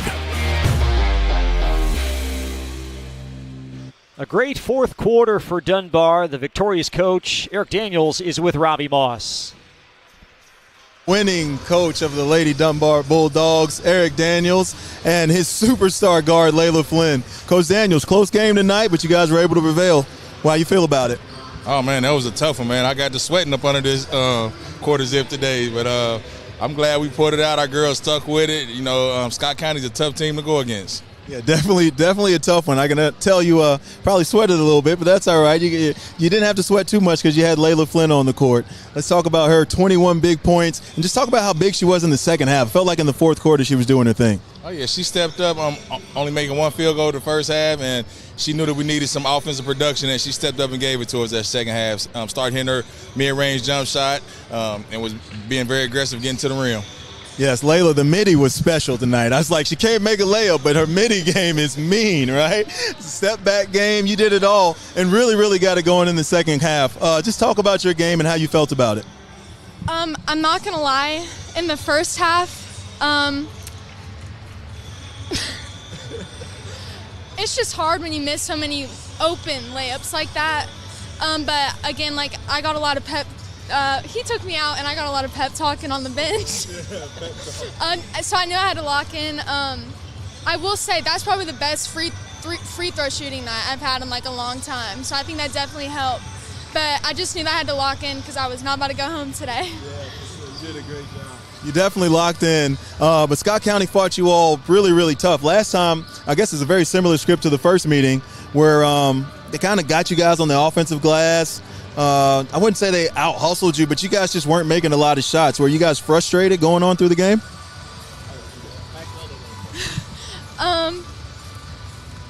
I would say in the beginning, yes, just because, again, it's like a big court. It takes a little bit to get used to. But I think the second half, I feel like we took a lot more, like, better selection of shots. First half, we were just launching them from, like, the white line, and he gave us a pep talk in the locker room about us having to step up and hit the mid-range, so. Well, you did that. Great job there tonight, Eric James. That's why you're the 11th Region Coach of the Year. You saw your Dunbar Bulldogs victorious tonight, and they will move on to advance to play the winner of this Berea-Franklin County game on Thursday night. Friday night. But that's it. Congratulations to you all, and we'll be back with more on Glycod.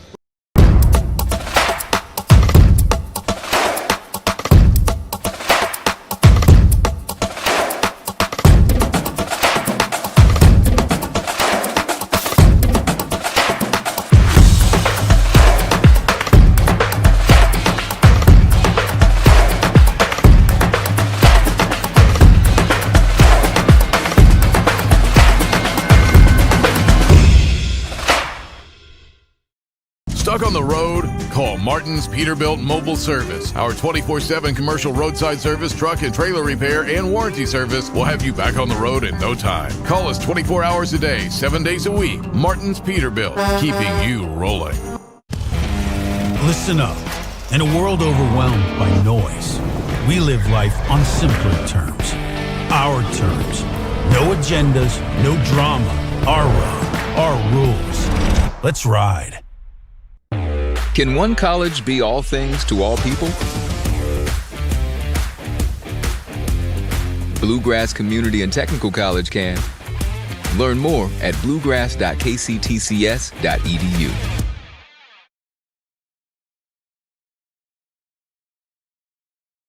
Sports have influenced my life in a tremendous way.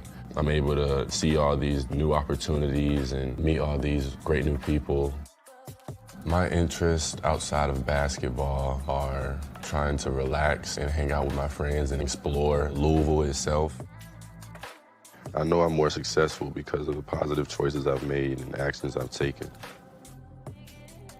My name is Kanai Roots, and I'm better without it.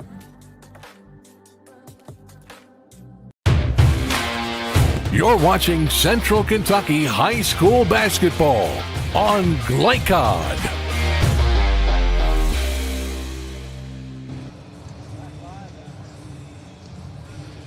Back live at Paul Lawrence. Dunbar's win over Scott County 62-51. Time now for your final numbers, presented by BCTC Bluegrass Community and Technical College. 3-point shooting. There you see Scott County 47% and Paul Lawrence Dunbar at 33%.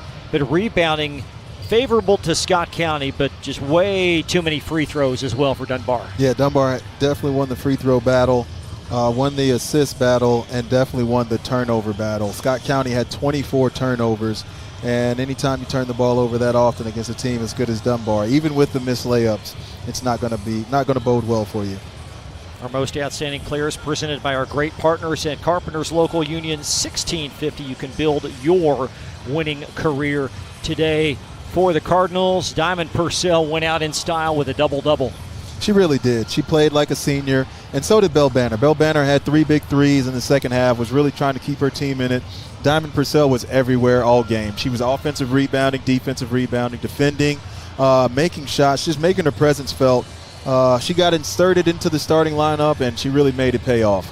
So Purcell, great effort for her. Belle Banner also played well in defeat for Scott County, and then Layla Flynn, 21 points. Layla Flynn was Layla Flynn. She didn't even have – she had 1 field goal in the first half, I believe, and then just 1 field goal. Missed a ton of layups, as she said earlier. She was extremely frustrated but stuck with it. She never showed the frustration. It wasn't visible, but you could see her defend. You could see her continue to get her teammates involved in the game, and that's what she did.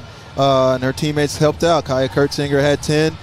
Kaylee Potts didn't really shoot the ball as well as she usually does. 0 for 4 from three-point land, which is not what she does, but still had 9 points to contribute. So still a well-rounded game for the Dunbar Bulldogs as they move on, and look forward to facing the winner of this one, which would be Berea and Franklin County. We will transition to coverage of that game when you return. You're watching the 11th Region Quarterfinal live from EKU on Glycon. Can one college be all things to all people? Bluegrass Community and Technical College can. Learn more at bluegrass.kctcs.edu. Make a bold impression when you show up in a new Kia from Cardtown Kia. Save $4,250 off a new 2024 Kia Sorento, or lease for $279 down and $279 per month. At new 2024 Kia Fortes, just $229 down and $229 per month. Or save more with rates as low as 0.9%. And don't forget our 10-year, 100,000-mile limited warranty. Give them something to talk about in a new Kia from Cardtown Kia and CardtownKiaUSA.com.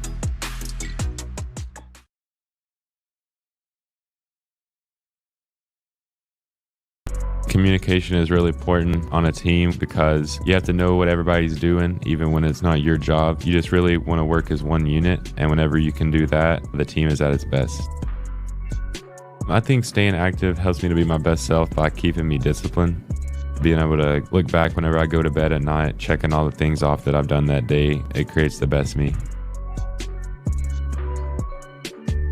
My name is Trent Noah, and I'm better without it.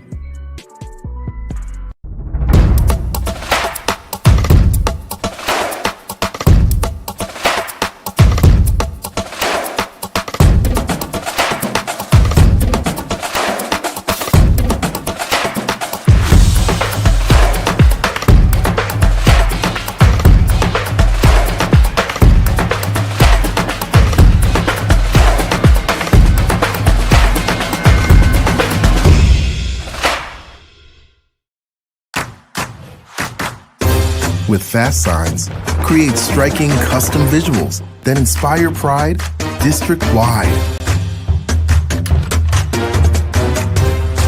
Fast Signs, make your statement. Stuck on the road? Call Martin's Peterbilt Mobile Service. Our 24/7 commercial roadside service, truck and trailer repair, and warranty service will have you back on the road in no time. Call us 24 hours a day, 7 days a week. Martin's Peterbilt, keeping you rolling. For any of your window, door, and siding needs, contact the team at Elite Building Products. Their factory-certified, licensed, and insured contractors have been installing energy-efficient windows and doors for over 30 years.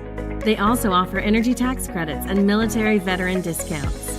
Locally owned and open weekdays at 242 Wilson Drive, just off of the 27 bypass. For a free estimate, call 859-887-2440. Elite Building Products. You're watching Central Kentucky High School Basketball on Glycod. Back live to EKU, Chris LeBar along with Robbie Moss, John Strange, and Joe O'Melion, part of our crew as well. Okay, Robbie, let's talk a bit about this matchup in terms of distinctions and this Berea team. What makes them special in your view? Well, they do it by committee. It's not one that you can key on. Avery Plessinger is their they're a highlighted player, averaging 13 a game. But Berea is going to be a feisty team. They're going to fight hard. They need to keep the game low. They can't really score a lot of points. They don't average more than 38 points a game, and they're allowing 39. So they can play some defense. Just going to see if they can slow Franklin County Flyers down tonight. And for the Flyers, we will highlight the 8th grader, and she's a very impressive young lady. Another 8th grader, yet another middle schooler showing up big in the regional tournament. Lakaya Taylor is super special. 16 points a game as an 8th grader. Last game she went for 27 and 2. I mean, 27 in the district championship as an 8th grader. Those are type of numbers that seem made up, but Lakaya Taylor goes out and gets it done and does that. So Franklin County Flyers want to get up and down, want to move and run, push the ball. They average 52 points a game. Stark contrast from Berea, averaging only 38. So it's going to be a battle of styles. We'll see who can prevail. And we talked about the Flyer program and really the successful nature of their program, their 20th straight trip to the 11th region tournament and 3-time state runner-up. They've had so much success at this regional field. Yeah, it's weird how tradition just works. When you're used to winning, somehow those teams usually find ways to win. When you're in a program that is traditionally a winner, like Franklin County Flyers are, they win. And Madison Sanford has done a phenomenal job in her first year taking over from Joey Thacker of not skipping a beat, getting them right back here to the regional tournament, winning 12 and 16 this year. But still, as a first-time head coach, to get to this point, you have to be happy and think the season was a success. Franklin County winners of the 41st district. They have 3 wins by a combined 6 points over Western Hills. They beat them by 1 point, did the Wolverines, 44-43 on Franklin County. And we saw Western Hills play pretty well last night versus Madison Southern, so I think maybe that result might bode well tonight for Franklin County. Yeah, you want to be rolling at this time of season, and playing good basketball is all that matters. And Franklin County coming into this has to be confident about where they are, have to be comfortable, hopefully, with the position they are playing against the Berea team, and see what they can do. So much youth on this Flyer squad, 8 middle schoolers. And for Coach Sanford, I certainly have to feel it is a little bit of a challenge. He's a new coach, and then you just have so much youth involved with that as well. Yeah, when you're a brand new coach and you're coaching 8th graders, a freshman, all in your starting lineup, that is really, really tough, because these are girls. They are not 17 or 18 like the seniors that they're playing up against. So very, very challenging, just because they don't know basketball as well. They don't know the tradition. They don't know high school routines. So the job that Madison Sanford has done is phenomenal. Damian Stepp is the 10th year head coach of Berea. We'll talk more about his Pirate program. It's a sustained level of success at the A level. We'll get you acquainted with Berea on the other side of this pause. It's Berea Franklin County live from EKU, and it's only on Glycod.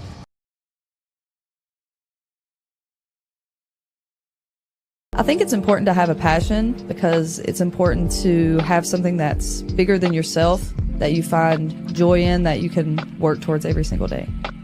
I would say that basketball has positively influenced my life greater than any other thing that I've done, because it has allowed me to build so many great relationships, and it's taught me resilience and accountability and discipline and so many things that I use in life every single day. I've witnessed how drugs have negatively impacted people in my community, and I know that by pursuing my passion, I've been able to make positive choices that have helped me grow as a person and an athlete. If you're feeling pressured, I would just encourage you to stay true to yourself and not let others influence you to become something that you're not. It's okay to stand out and make choices that reflect who you really are. My name is Cassidy Rowe, and I'm better without it. You'll still have common days, but this is not one of them. A few weeks a year and you'll discover the most uncommon time of your life. At Man of War Harley-Davidson, we're proud to be Kentucky's only family-owned Harley-Davidson dealership. Here, horsepower meets hospitality, and every rider is treated like family. With a huge selection of Harley-Davidson motorcycles, expert service and parts, premium apparel, and endless customization options, we're built to support every mile of your ride. And through community events and group rides, we're more than just a dealership. Man o' War Harley-Davidson, where the ride begins. Research has shown high school sports to be a great community influence. Join scores of local businesses that have partnered with Glycod in sponsoring live, hometown-oriented sports programming on our video and social media platforms. For more information, email info@glycod.com. At Central Equipment, we're a family. And that's what sets us apart from other ag and outdoor power equipment companies. It's the amazing options we give our customers. Through the quality brands that we represent. With the parts and service that we offer. With one main focus of making sure you, our customers, leave happy. If you need a new tractor, mower, chainsaw, or have other power equipment needs, come to Central Equipment and become part of our family. So we can show you the Central Equipment difference.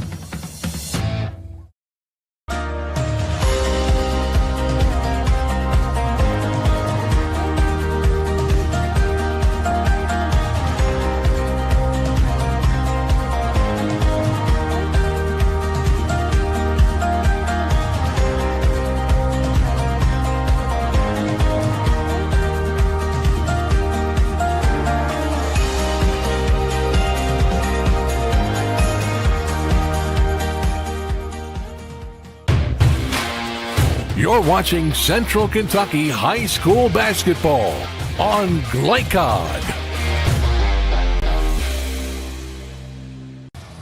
Let's talk a bit about this Berea Pirate program as they come into this regional field. One game over 500. Did not fare well versus Madison Southern on Thursday and simply couldn't make many shots. Yeah, again, we touched on their struggles with offense. Only averaging 38 points a game and allowing 39. So that gives you the 15 and 14 record, but still a winning season, still made it to the regional tournament, and still have a chance to play for a championship. So you have to give them a shot. 0-2 versus the regional tournament field. Both those losses, by the way, to Madison Southern, but this is their second straight trip to the regional field, and Berea an A school, and it's always great to see the smaller schools do well when they step up in competition. Yeah, you want to see, you want to root for the small guys, and Berea is a small guy. I believe they're a Class A school. They are. So Class A school like that I hail from, a good old alma mater, and they can compete. So they're going to come out here, they're going to come out hungry, and they have nothing to lose. So they've got a size advantage inside with Caden Stepp, so probably going to try to keep the game a little bit slower, be controlled, get the ball inside, play through her. And try to limit their turnovers. If they can do that, they've got a chance to hang around. Starting lineups are next on Glycod.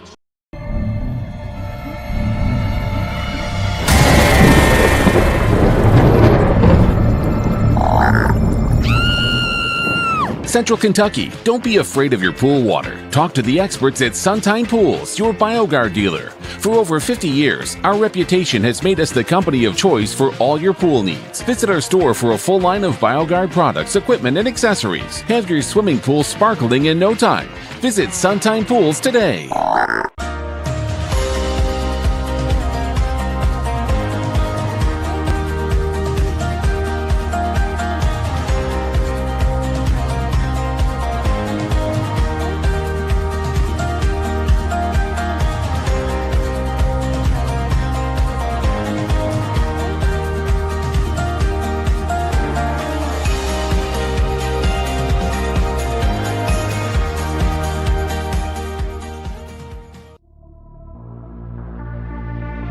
From Glycod, it's Central Kentucky High School Basketball.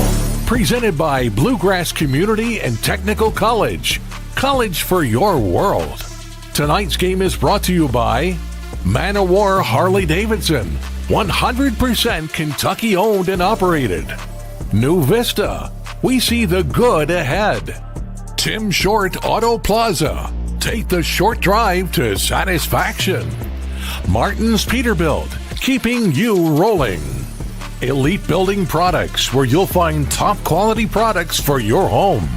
Cartown Kia, movement that inspires. Carpenter's Local 1650, build your winning career today. And by Suntime Pools and Spas and Apex Driving School.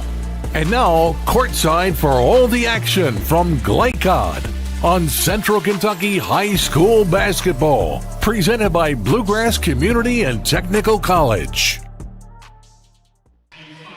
Welcome back to Eastern Kentucky University, side of the 11th Region Boys and Girls Basketball Tournament, exclusively on Glycon. Starting lineups presented by our partners at Apex Driving School, where learning to drive feels like family. The expected starters: Plessinger, Baker, Smith, Stepp, and Reed. Avery Plessinger, again, does lead Berea in scoring at 14 tonight. Caden Stepp, 9 points and 7 rebounds. Franklin County will counter with Lakai Taylor, an 8th grader, leading them at 17 points tonight. Had 27, a season high, versus Western Hills on Friday. Then Micaiah Wheeler, 11-point a night scorer. Haley Hazlett, Adeline Taylor, and Kinsley Hogan. Franklin County leads the overall series. As we circle back some 27 years, they've won 4 of 6, including 3 consecutive. What do you look for here early in this game, maybe from each team? Well, this is a battle of experience versus inexperience. Berea is starting 3 seniors and a sophomore and a freshman. Franklin County is starting 2 8th graders, a freshman, and a junior. So it's a battle of aged veterans versus the young pups. And we're going to see which one is going to win out and prevail tonight. There you see Coach Madison Sanford.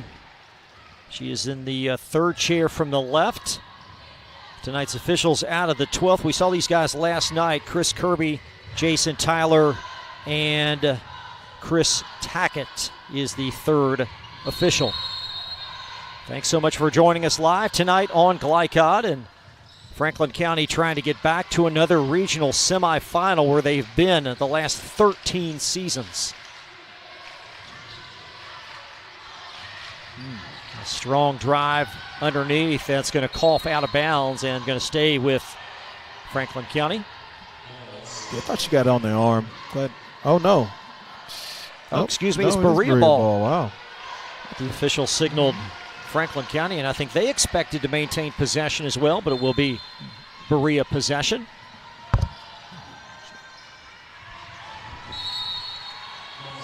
And a deflection out of bounds as Berea will hang on to it. 0-2 versus the regional field. Both losses to Madison Southern, but still a game over 500.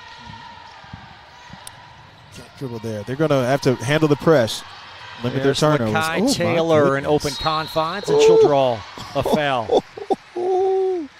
That was an 8th grader going full speed, stopping on the dime behind the back. Oh, my goodness, Lakai Taylor. Been excited to watch this. Can't wait to see what she has in store tonight. And the free throw goes in for Taylor. 65% free throw shooter on the season, and Franklin County on the board.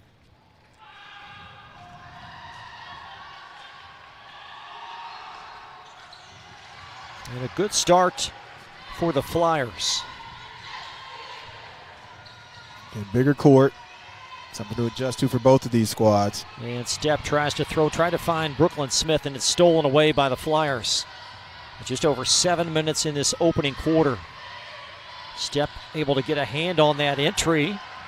And Berea scarfs up the live ball turnover. It's Cora Reed, number 21, handling it. Over to Brooklyn Smith, the freshman. Nice cut, great pass. Plessinger off the mark after a great find from Stepp. And it's out to Franklin County. Solid execution there, just didn't finish the layup, but great pass there by Caden Stepp.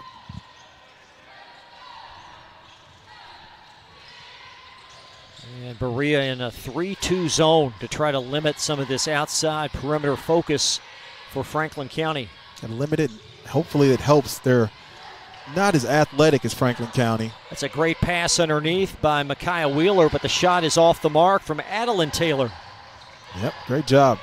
Getting a hand in the face, making her miss that layup.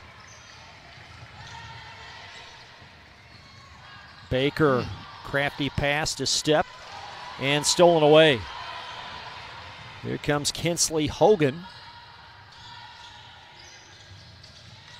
And that shot going to stick right between the cylinder and the rim. The possession arrow favors Berea. And the old Stuckey. Shot it, got it Stuckey. It's okay. Hop up there, ref. Normally you got a broom down there. Yeah, I know, right? Somebody help him out. Uh-oh. And this could be ugly. Chris, go down there and get that for him. We need somebody to. all eyes are on the official. That ref is yeah, that's tough. Uh-oh. One more. He needs one more. There you go. Let's get a ladder. Oh! There you go. Hey, 2 and you points. made a bucket. There you go. So Berea possession. Couple of minutes deep. If you just joined us, Paul Lawrence Dunbar won by 11. They were tied Scott County after 3, but Dunbar able to prevail. Berea using their press break. Getting up against the clock, though. There you go. As Brooklyn Smith now will find Absidy Baker. Plessinger on the weave, carves space underneath, left that a little bit short. And a held ball. Possession back to Franklin County. Oh, okay. Avery Plessinger, again, the leading scorer for Berea Pirates. Hasn't got on the board yet, but still being very aggressive. Strong drive underneath by the 8th grader, Lakai Taylor. Wow, that's impressive. So Taylor accounting for all 4 of Franklin County's points.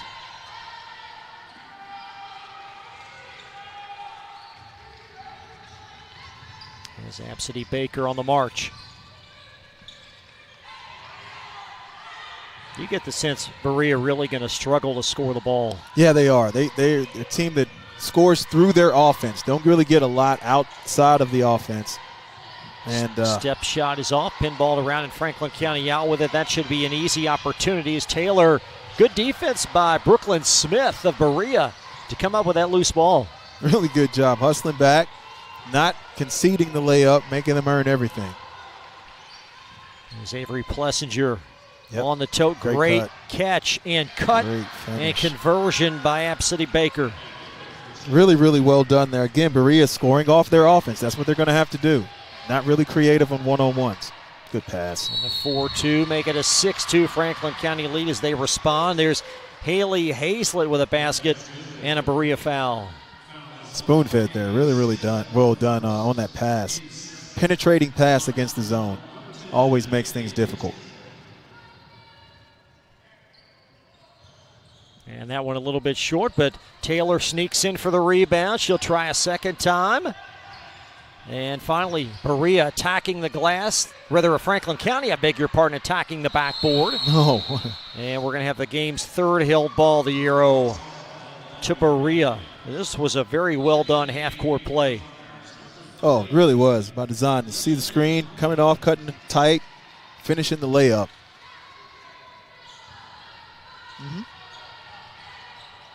There's Cora Reed trying to invigorate this Berea offense as they trail Franklin 6-2. Some 4+ minutes have evaporated.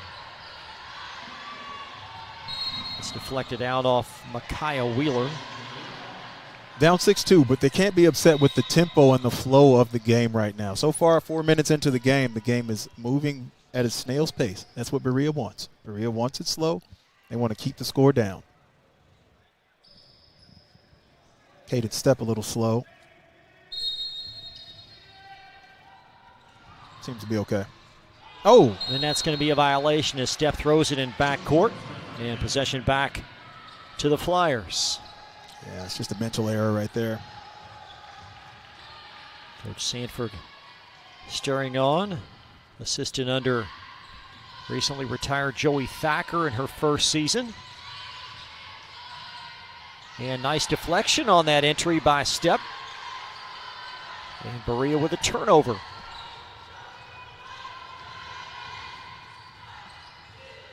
Baker veering baseline and a hand check and bump on the Flyers. Lyndon Comley gets the foul there. First team foul of this quarter on Franklin. There's the pass intended for Step, but it's going to trickle out to Plessinger. Berea hasn't had a lot of live ball turnovers. That's important if they want to stay in the game. Deflected out is Brooklyn Smith. And you just see that Taylor is just in the thick of everything. Yeah, she's just a different athlete. She got 3 offensive rebounds. Or she didn't get them, but she touched them down there on the other end. She's just an athlete that can play. She moves like a player. It's just different. I think we saw her in December, I believe, against Bourbon County. You can just tell the improvement since then. Yeah, I mean, she's been playing varsity for a whole season now in the 8th grade. She's going to be special. Plessinger weaving around. Now Brooklyn Smith has it.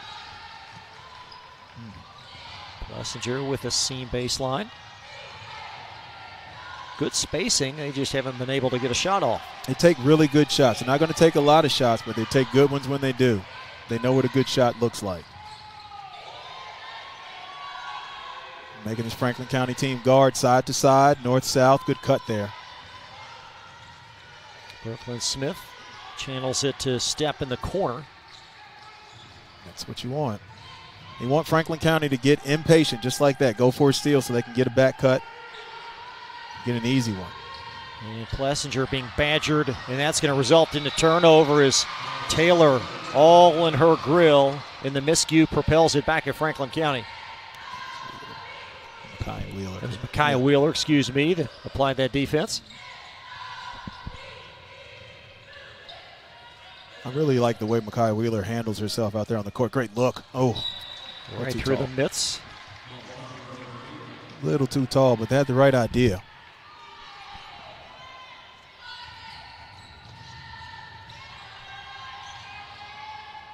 Again, another game. This is March. Still hanging around. Keeping close, stay connected. Brooklyn Smith on the handle, and a foul underneath on Franklin County. Maybe a hold.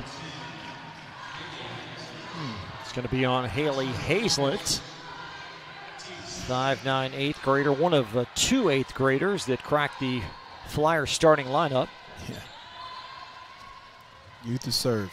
Avery Plessinger, runner off the window, left that long. And Franklin County out with a rebound. Good rebound there by Lindland Comley.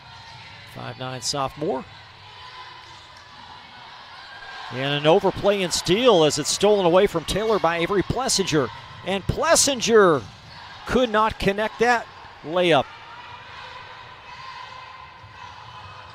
That's Wheeler chiseling in. Little baseline floaters long from Adeline Taylor. We've got a low-scoring affair in Richmond. Yes, we do.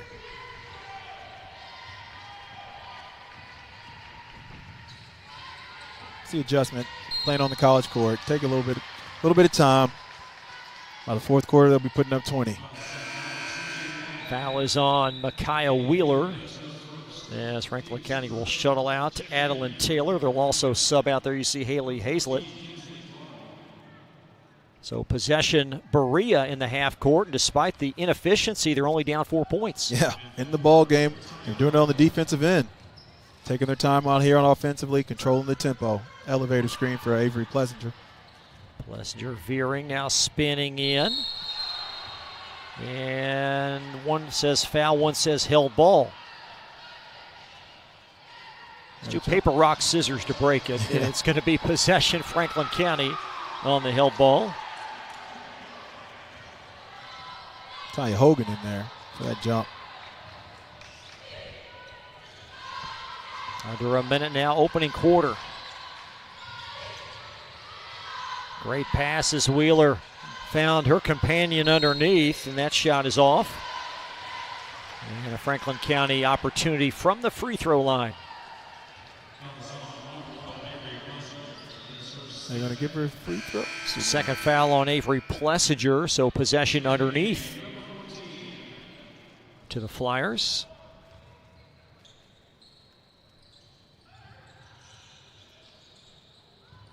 Now Lakai Taylor 4, Franklin County 6 will find Micaiah Wheeler. And Micaiah Wheeler goes baseline. It stays Franklin County possession. We're getting a lot of shots up right now. Shots at the basket. Not getting many makes, so there's a pass underneath. There's a well-executed play. That's Taya Hogan. The lone senior shall knock it in. Play the seniors when it's crunch time late in the season. Give them a shot. A foul coming up the floor. We saw Scott County play one of their seniors. Diamond Purcell normally doesn't start. She turned out to be the most outstanding player tonight with a double-double. Yeah, amazing what they do when it's when everything is on the line. It's amazing how hard you can play. And Berea perhaps will hang on for one final attempt here.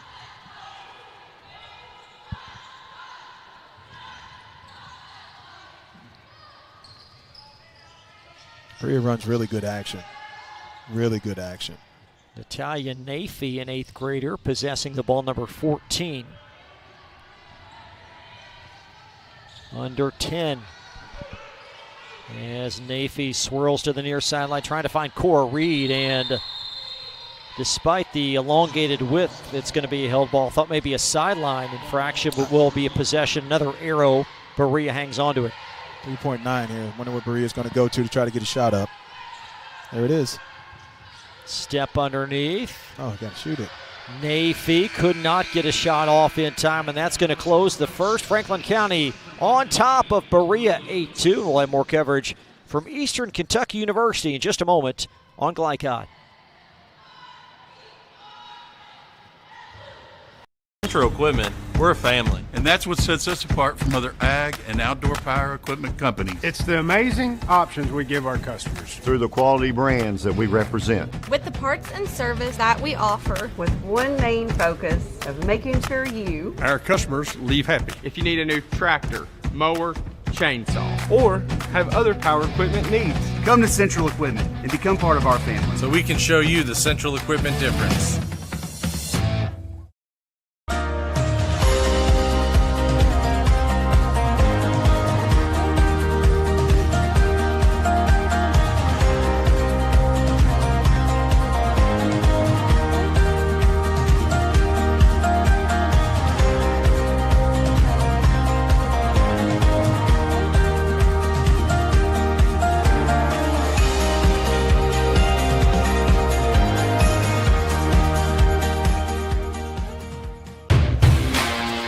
You're watching Central Kentucky High School Basketball on Glycod.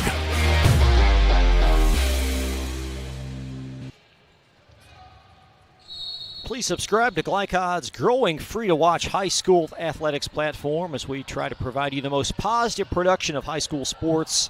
It's all free. Glycod on YouTube. So Franklin County out of the dead ball after one. They lead 8-2 with possession. Zone Berea is really causing fits for Franklin County. They can't figure it out. There's a corner three. That's going to be off the mark as the Flyers can't connect from out there. That was Adeline Taylor. And arrow, we've seen a few of those possession arrows. Franklin County will have it. Yep. The winner gets Paul Lawrence Dunbar on Thursday at 8:15. As Dunbar defeated Scott County earlier tonight by 11.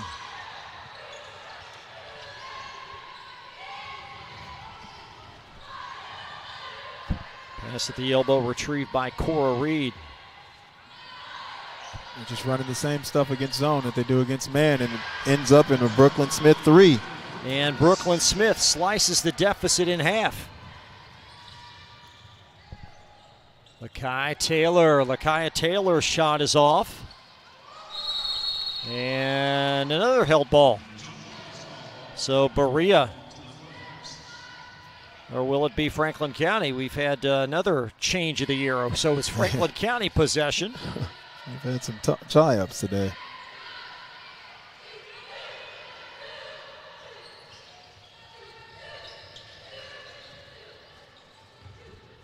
And Franklin County, I think a little bit out of sorts here. They definitely would prefer a much quicker pace. Yeah, it's interesting to see if they're going to get frustrated and start taking bad shots. So far, no bad shots. They're still doing a good job of getting the ball inside, not really converting on their layups, though. But Franklin County definitely does not want to play at this pace. There you see head coach Damian Stepp, his 10th season. We'll talk more about his accolades as this evening transpires in a great take and a foul as Lakia Taylor's shot rattles out. Yeah, Lakai Taylor just aggressive move there. Put your head down, toss up a nice floater. So Lakai Taylor knocks that one in. Taylor already with 5 out of the gates.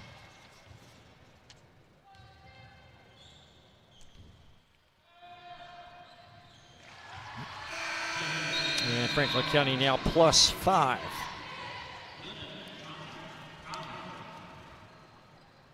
Lennon Comley is checked back in for the Flyers as they'll bring in their post, 5'9" sophomore.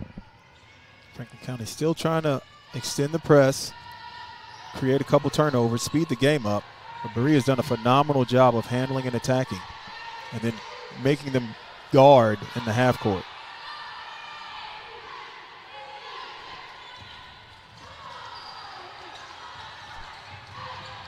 Stolen away.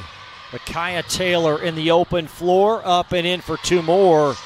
And the lead now at 7. Taylor with the pilfer and then the body control to lay it up nicely. She's having herself a ball game.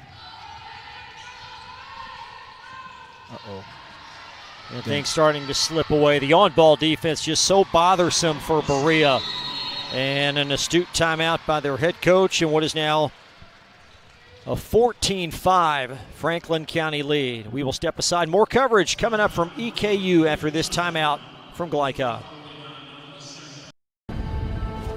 You'll still have common days, but this is not one of them. A few weeks a year and you'll discover the most uncommon time of your life. You're watching Central Kentucky High School Basketball on Glycod.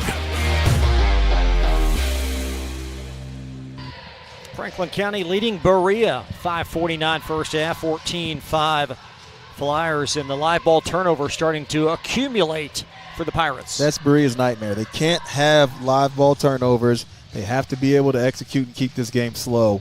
Franklin County is extending the pressure, dropping out to that 1-2-2 extended, falling back to that 1-2-2 is giving Berea issues, and they've been able to create the offense off defense. Somewhere in the middle of that huddle there, you see Coach Stepp. Been at the helm for 10 seasons. He is the 2022 11th Region Coach of the Year, and you just get the sense his team runs good stuff, just not sure they have enough personnel at this point. Yeah, the firepower is not there for this team with Berea. They have run great sets, and they've actually had some cuts where they were actually open at the basket, didn't give it to them, but they're still going to battle and fight. But Franklin County is a lot more athletic team. Brooklyn Smith on the handle, now in the hands of Absidy Baker. That one's off the heel. That was a misfire from Nafee, number 14. And Franklin County with the rebound. Here comes Micaiah Wheeler inside the lane and drops it in. That's just athleticism. That was tough. She went down to her knees in the backcourt. You saw that? Doing the Harlem Globetrotters impersonation. And you can't let Lakai Taylor sit at the top and get steals. And Berea going to call another timeout. Franklin County on top, 16-5. Now have a message from our great partner at BCTC, live from EKU on Glycod. Can one college be all things to all people? Bluegrass Community and Technical College can. Learn more at bluegrass.kctcs.edu. You're watching Central Kentucky High School Basketball on Glycod.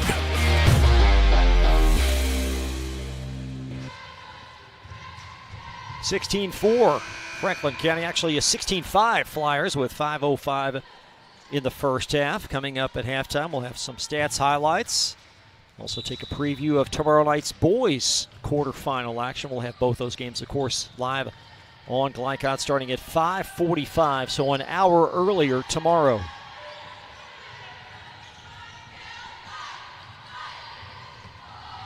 Another turnover. Lakai Taylor, great find underneath, and a Berea foul as it's rifled underneath to Kinsley Hogan. She's got a handle on her. My goodness, she passed that thing like it's on a string. Just yo-yos it around. Really, really great feel for the game for an 8th grader. So Kinsley Hogan for 2. She's now 1 of 3 from the foul line.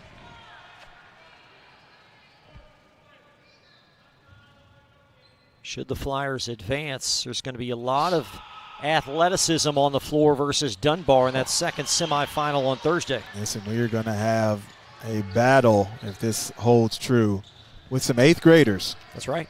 It's going to be pretty good. 17-5.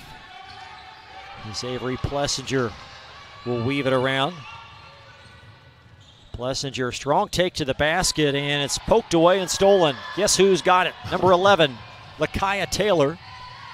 And Plessinger, trailing, knocks it out of bounds.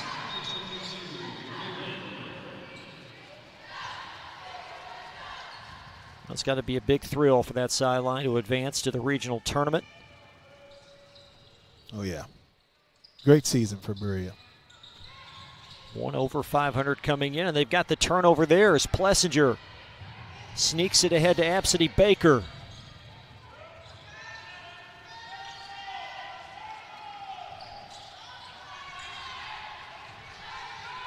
As Avery Plessinger tries to find a little cushion. Great cut, Plessinger. A foul across the arm on Franklin County's number 11, Lakaya Taylor. Really, really good action there. Again, Berea, just a very methodical team. They're going to work the ball around and cut and wait till you make a mistake. Only problem is they're down 12 points already, and they're going to have to try to score at a higher rate. And Plessinger, their leading scorer at 14, now finally on the board. And getting her going is an important part of Berea getting back in the ball game.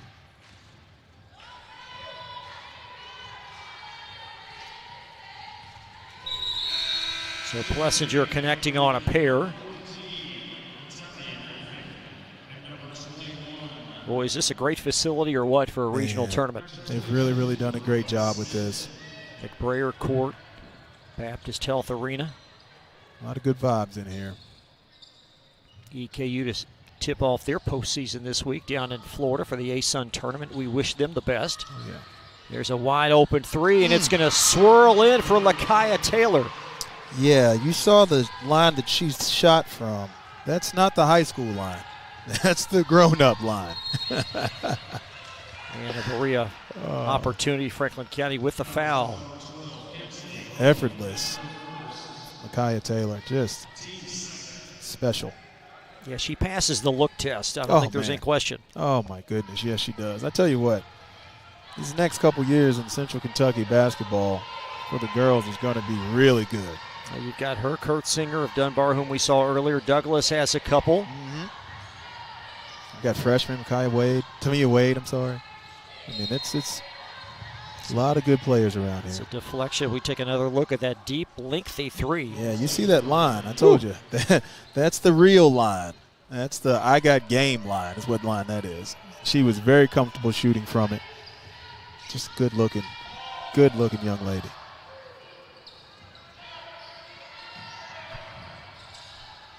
Step inside the zone and could not get it to go with that soft touch. And Franklin County out with it. Here comes Lakaya Taylor. Now Micaiah Wheeler.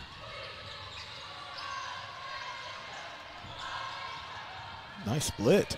Strong drive by Kinsley Hogan. Robbie, you know this guard play really important in March in Franklin County. They've got a rock-solid duo. They really do. I really enjoy the way that Micaiah Wheeler moves down the court. She's always under control. She's very, very athletic and super strong. So great guard play from Franklin County. Going to be quite the matchup against Paul Lawrence Dunbar. Man. In the preceding game, you'll have Madison Southern, whom Berea is very acquainted with, against Frederick Douglass. That'll be a ball game. Not sure anybody's playing as well in this area as Douglass. That's off. And a foul the other way.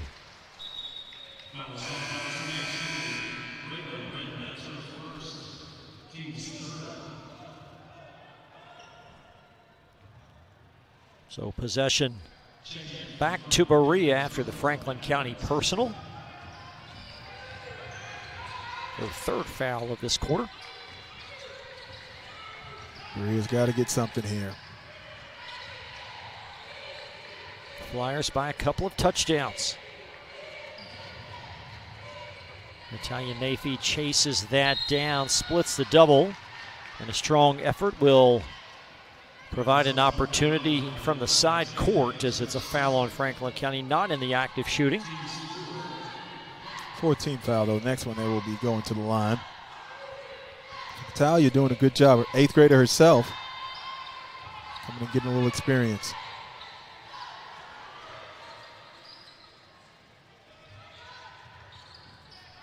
There's a wide open three up top, drained again, this time by Mariah Smith. Yeah, I think her foot was on the line. They're going to call that a 2. So 21-9.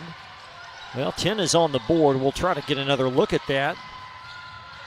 Ref went 2 underneath. And there's a basket for the Flyers. Gosh. I don't know how much more stuff I can say. She's good. So 23-10. We may revise the score. I think the officials at the dead ball perhaps might rethink the score on that long field goal for Berea. We've got it queued, and we'll take another look as well. I have a feeling when we go to replay. Now let's take another look here. And white shoe was on that gray line. What do you think? You swing, step. Yep.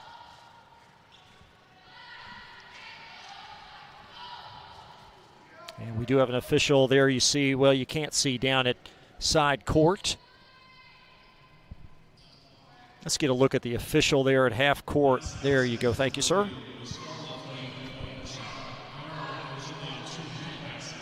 So a 2-point basket. Ravi's got eagle eyes.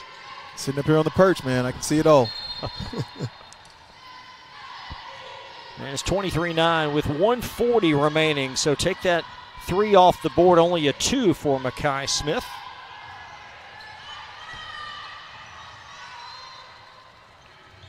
Good pass. Plessinger hoist to 3. It's long. Step with the follow. Great effort by that young lady, and a foul, the end result on Franklin County. Caden Stepp has had some really good looks. He just hasn't got him to go tonight. Does deserve a trip to the free throw line. See if she can't get on the board. Season high 21 earlier this year versus Powell County. And she's a nice complement to Plessinger. A perimeter piece, and then you've got some girth and strength down low. Yeah, you need to have that. Not only that, in this offense, you got to have a passer from that position, and she can really pass the ball and distribute it well. One of the reasons they're successful in this offense. That one's off the mark. And Franklin County corrals the rebound. Flyers 12-16 on the year. That's a long 3 off the mark. And here comes Plessinger soaring up the sideline. And Plessinger lays it in. Avery going coast to coast, getting her bucket, doing what she can to fight back to get in the game. And a Franklin County timeout. We will step aside. We're back in 30 seconds after this message from BCTC on Glycod. Can one college be all things to all people? Bluegrass Community and Technical College can. Learn more at bluegrass.kctcs.edu. You're watching Central Kentucky High School basketball on Glycod.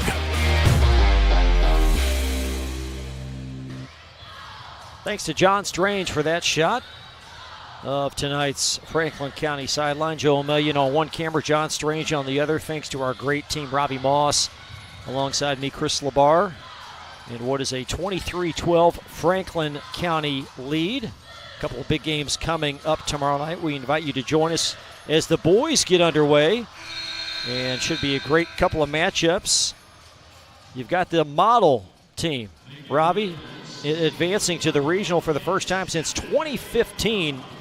And they've got a nice playmaker in Jaden Bingham. Yeah, you talk about small schools. Model, I believe, fits that bill. And doing a really, really good job. A phenomenal season, unexpected season for them to be so successful and be able to play here in the region, in the district regional tournament. Great crossing, the 2-time defending 11th region champion, reigning defending state champion. And then you've got the great matchup in the nightcap. Champ Ligon faces alma mater, Lexington Catholic. That ought to be a doozy. That's going to be a great game. That's the matchup I have highlighted for the boys' regional first round. That's going to be a good game. Taylor is off the mark there. And Got a Franklin County foul, so coverage tomorrow 1 hour earlier, starting at 5:45. And Franklin County now over the limit, so Berea will traipse down and shoot a couple.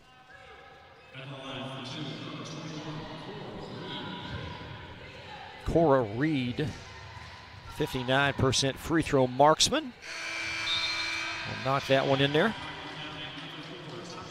Well done there. Berea only a couple of points in the first quarter. They've had much more success in the second period. And a 23-13 Franklin County lead. That one from the doorstep is long, but a steal. And an and one. Haley Hazlett attacking the backboard and a Berea foul.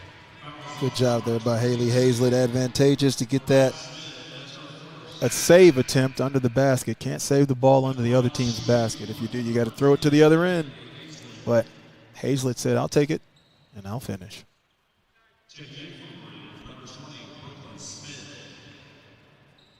Hazlett, a nice compliment to Taylor and Wheeler in the backcourt. That young lady, more of a wing player, 5'9". Great touch on that free throw, and the Flyers now doubling up Berea. Yeah, Berea looking to get something going here going into the half. Hopefully have some positivity. Be able to put up a fight in second. You get the sense Franklin County trying to deliver the punch here as they exhibit some full court press. Crafty move from Reed. That one's going to be a little bit long, and here comes Lakaya Taylor for Franklin County in the balance of this first half. Lakaya Wheeler back to Lakaya Taylor. There's a three. Wonderful ball movement reined in. That's Haley Hazlett. And that's going to close the first half. 29-13 Franklin County. They lead Berea, and we'll have more coverage from EKU in just a moment.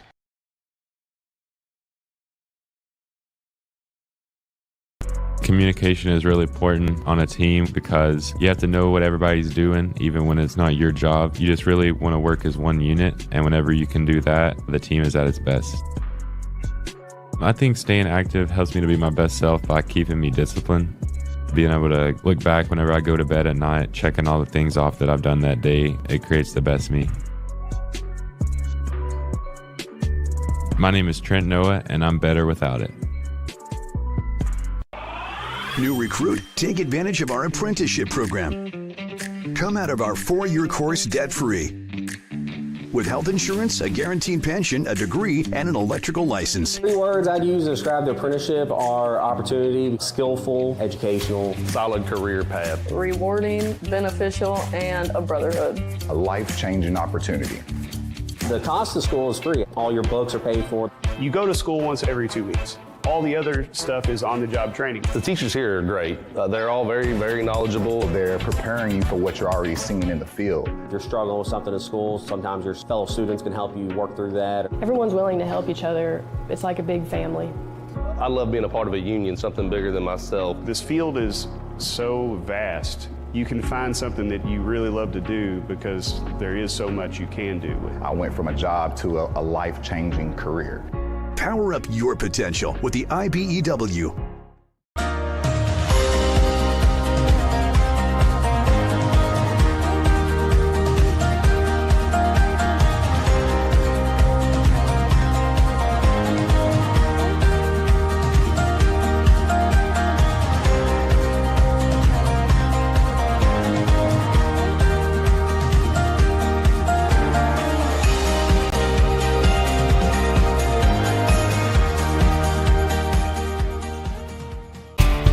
Home of excellent service, support, and satisfaction, Lexington Outdoor Power Equipment is your one-stop mower shop. Family owned since 1985, Lexington Outdoor offers top brands like Husqvarna, Toro, Grasshopper, and Echo. Plus, free pickup and delivery. Located just 2 miles west of Douglas High School, they're open weekdays and most Saturday mornings. For more info, stop in or visit their website at lexoutdoorpower.com. Lexington Outdoor Power Equipment, the right equipment for the right job. At Man of War Harley-Davidson, we're proud to be Kentucky's only family-owned Harley-Davidson dealership. Here, horsepower meets hospitality, and every rider is treated like family. With a huge selection of Harley-Davidson motorcycles, expert service and parts, premium apparel, and endless customization options, we're built to support every mile of your ride. And through community events and group rides, we're more than just a dealership. Man of War Harley-Davidson, where the ride begins. Tonight's halftime report is brought to you by Man of War Harley-Davidson, your 100% Kentucky-owned and operated Harley-Davidson motorcycle dealership at 2073 Bryant Road in Lexington. Visit manofwarhd.com. Thanks for joining us tonight live on Glycott. Halftime of quarterfinal number 2 tonight, the 4th girls quarterfinal of the opening 2 days of the tournament. Franklin County on top of Berea 29-13. Chris Labar back with Ravi Moss, and Franklin County's Lakaya Taylor just been involved in many things in this first half. She's been in everything. She is an 8th grader that is phenomenal. What a magical middle schooler she is. I mean, she is just moves different. She's got a great handle. She's got great defensive instincts. Her floater game is really, really nice. Looks good passing the ball. I mean, she's been everything. She has 15 big points in the first half, and is the major reason why they're up 29-13 right now. Kinsley Hogan actually made that last 3 to close the second quarter, not Haley Hazlett, so I apologize. It was Kinsley Hogan that made that 3. But again, Taylor sets it up, and then Micaiah Wheeler also involved with that perimeter passing. Micaiah Wheeler has a great control. She's got good body control. She really, really runs the team well. I didn't understand or realize how special that she was, but that junior guard doesn't get flustered, doesn't do anything fast or reckless. She's completely under control, and I can see why these guards are so good, because that combo with Wheeler and Taylor is pretty lethal. And for Berea, slow start offensively, only a couple of points in the first quarter. But to their credit, they've made more shots in the second period. Made more shots, loosened things up, got down, and even got a fast break or two. So Berea's got to continue to find easy baskets. We knew that they struggled to score coming in. They need to continue to execute their offense, set great screens, and try to get some easy ones. Hit the offensive glass, stay in this game, not turn the ball over. The bottom of your screen will show a couple of scores from the second region, and you might be wondering why is that important, because that's the region that's matched up with the 11th region in next week's Sweet 16. So the second region now with all of their quarterfinals complete. And should this one stay true, you're going to have Franklin County and Dunbar in game number 2 on Thursday. But back to the Dunbar win tonight. They win over Scott County by 11. That was a game that was deadlocked after 3. That was a ball game. Scott County came out. They got challenged by their coach to compete. And tonight they definitely competed. Gave Dunbar all that they wanted. I mean, it was tied going into the fourth quarter, 38-38, correct? It was. And Dunbar was able to pull away, had a big fourth quarter, scored 21, outscored them 21-13, I think, in the fourth quarter. And that was really the difference in the game. But Scott County battled. So Franklin County on top of Berea 29-13. Thank you so much for joining us, and thanks to all of our great partners at Glycott, including Man of War Harley-Davidson. Man of War Harley-Davidson, we're proud to be Kentucky's only family-owned Harley-Davidson dealership. Here, horsepower meets hospitality, and every rider is treated like family. With a huge selection of Harley-Davidson motorcycles, expert service and parts, premium apparel, and endless customization options, we're built to support every mile of your ride. And through community events and group rides, we're more than just a dealership. Man of War Harley-Davidson, where the ride begins. Drive with the confidence and security of a pre-owned Kia from Cartown Kia. This incredible certification package is loaded with a 5-year, 60,000-mile bumper-to-bumper warranty, a 10-year, 100,000-mile powertrain warranty, 10 years of national roadside assistance, and 2 years of free maintenance. Choose from over 70 certified pre-owned Kias or over 1,000 vehicles of all makes and models. It's new car driving at used cars prices with certified pre-owned Kias from CartownKiaUSA.com. No one college can be all things to all people, but Bluegrass Community and Technical College is as close as it gets. We're affordable, like you've got a great chance to graduate with little to no debt. Affordable, flexible, with in-person, online, and hybrid programs. And you can easily transfer your credits to continue on to a 4-year university. So while we can't be everything to everyone, we can be a lot of things to you. Learn more at bluegrass.kctcs.edu.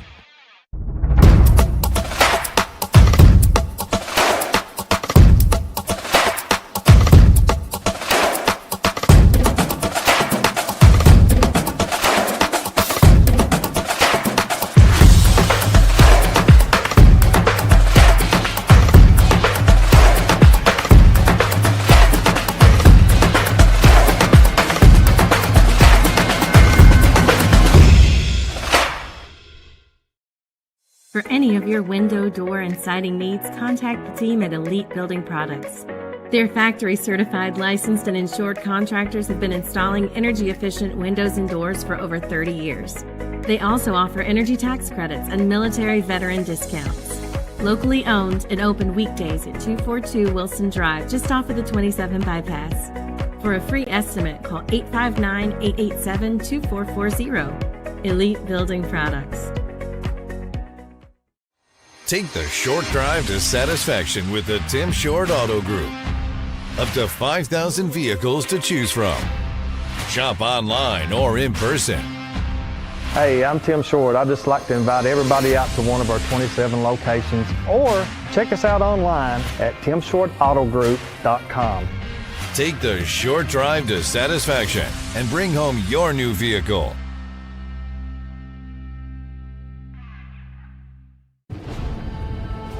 You'll still have common days.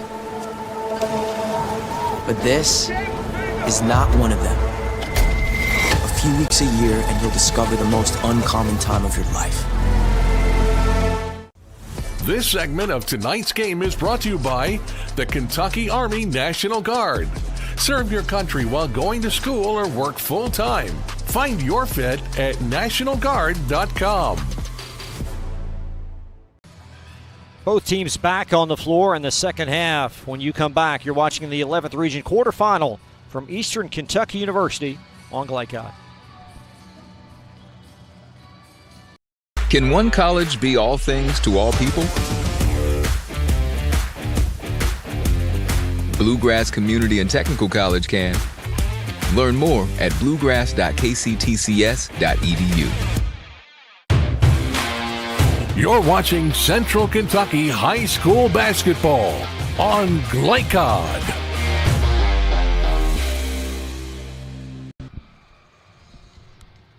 Second half moments from getting underway between Franklin County and Berea.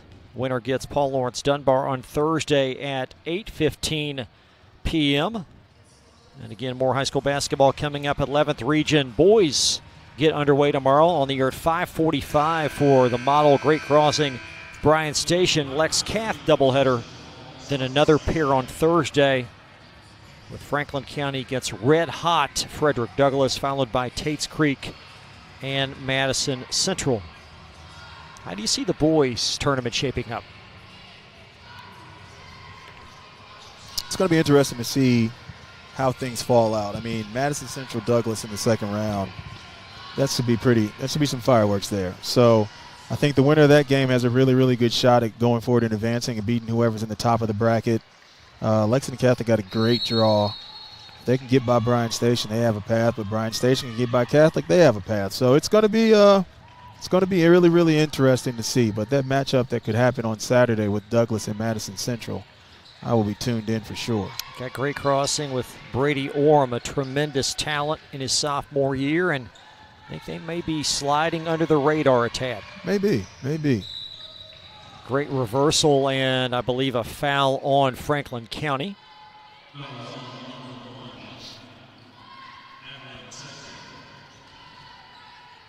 And Berea to inbound underneath. Flyers doing what they need to do in this game. There's the entry and step being held from the back, no call. And Franklin County out with possession. Rather, a Berea with the ball. Yep. That's a wonderful movement and an and one. Great job, Coach. As Avery Plessinger puts it in. Yeah, really, really good action there. They've had that open a couple times. I alluded to that earlier. They've had some cuts that were open that they didn't give them the ball. Finally gave her the ball, and Avery Plessinger knows what to do with it. Yeah, they have had numerous opportunities. We'll dial that up when we get a moment as the free throw swirls in.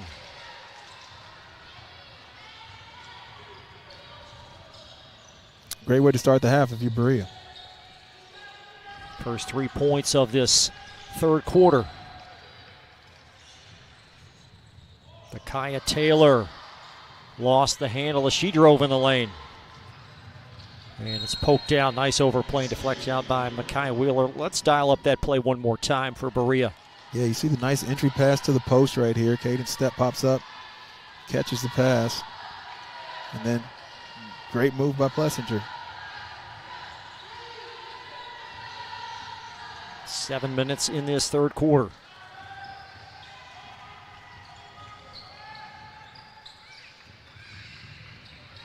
Is this a hard game for Franklin County to play due to the style contrast? Yeah, it is. It is. You have to stay focused. You have to sit down and guard for extended amounts of time. It's hard to do when you want to run. And out of bounds as Plessinger toes the baseline. I've been impressed with them not being frustrated at the tempo and not getting out in passing lanes when they shouldn't. They've been very, very disciplined and able to build this lead systematically and methodically. 6:30 in this third quarter. Out of bounds as we've reached the 10 o'clock hour. It's late. It is late. Yeah, Franklin County with about an hour drive or so home. Bless their hearts. This evening. And Berea into front court.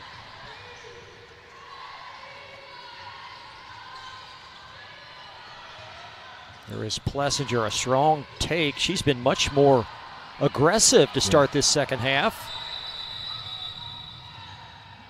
And we might have a warning now. Coach going to get another warning as well. Nice restraint by the official. It's only going to show so much. As Damian one Stepp. more.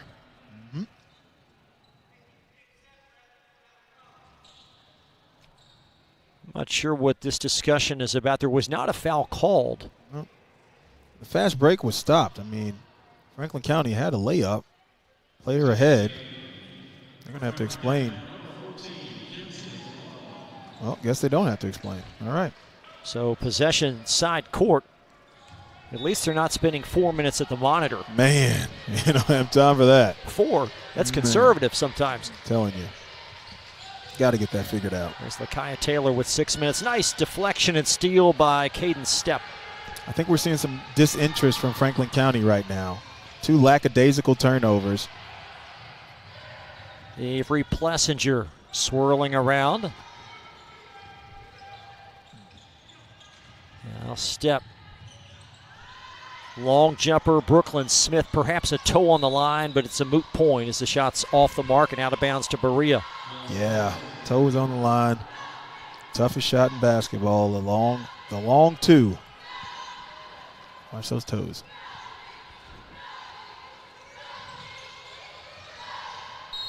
And Stepp is fouled on the entry.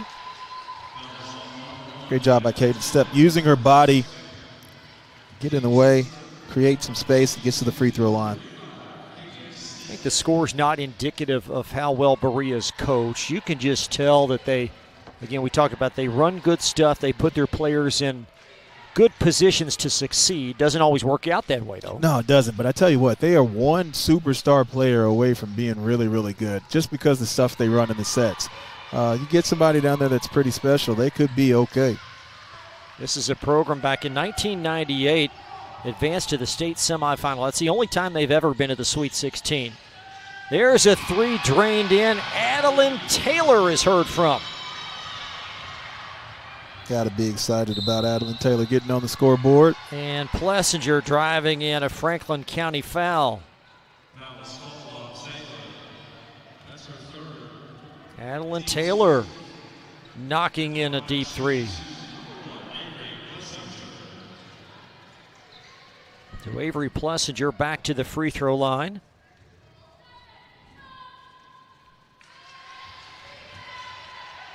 Yeah, she's come out aggressive here in the second half.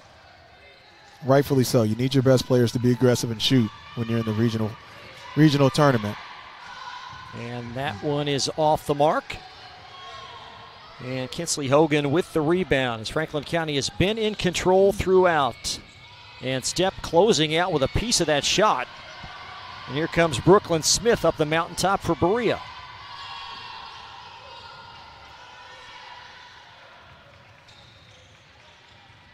Again. How about that pass from Stepp to Plessinger? Again, the back cut. Franklin County hasn't figured it out yet. They got to keep going to it and cut it down to 12. Berea in that zone defense. What's Eric Daniels thinking as he's watching this game for Dunbar? He's thinking his guards are going to have quite a ball game to play. Because from everything that I've seen, Lakia Taylor is the truth. She's going to be tough.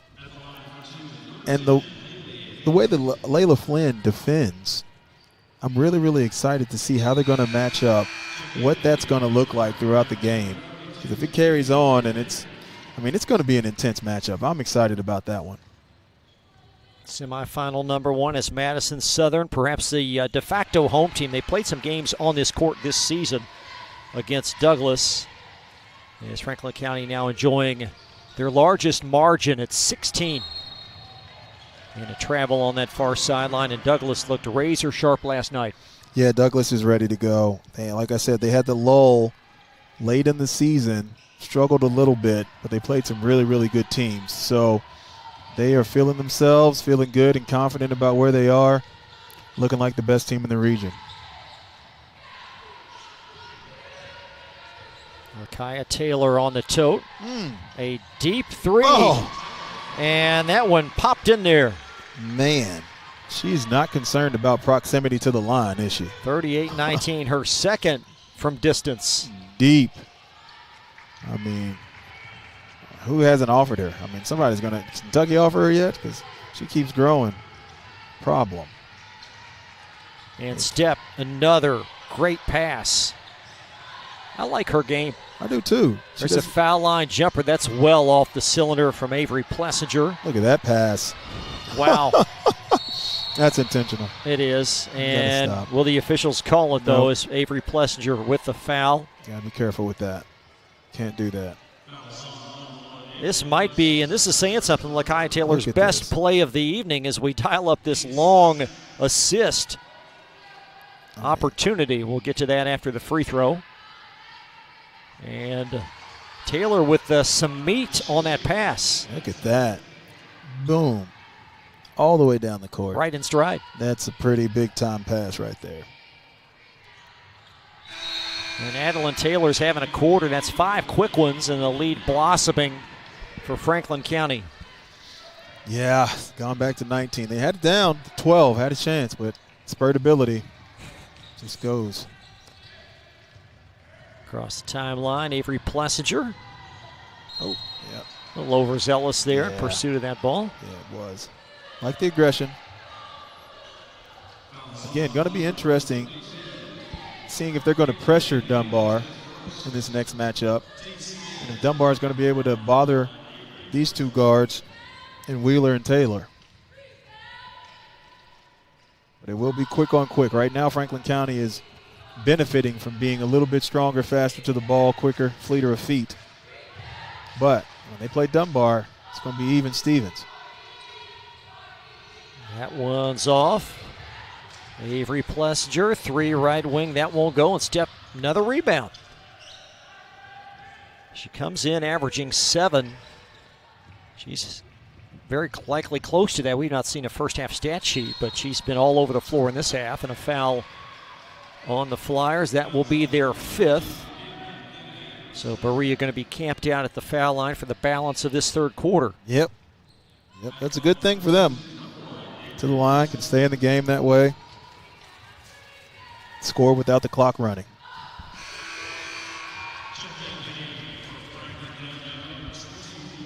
(39-21). I thought the score was 40-19. Well, Plessinger hit that free throw to give him 20. Hit those 2 there. Try to get that amended. It's 39-22. We'll stick with the sight clock with 3 minutes left, third quarter. And a strong drive. It's Micaiah Wheeler tumbling to the deck. Don't want to see her hurt.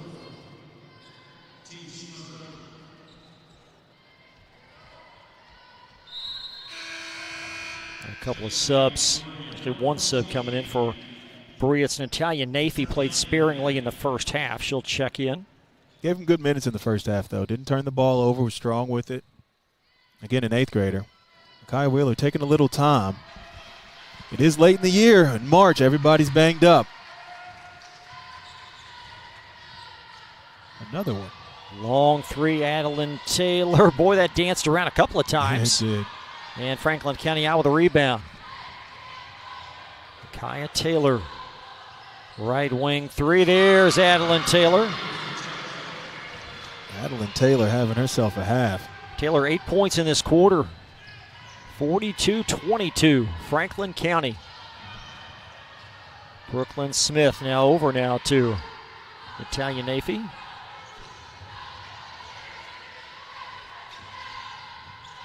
Caden Stepp from the foul line. Nope. Man. And Micaiah Wheeler fouled in backcourt by Berea. Franklin County is quick. Defensively, they recover. They jump off screens. Really put a lot of pressure on the basketball. Man, we're going to see some defense when they play Dunbar. Both teams.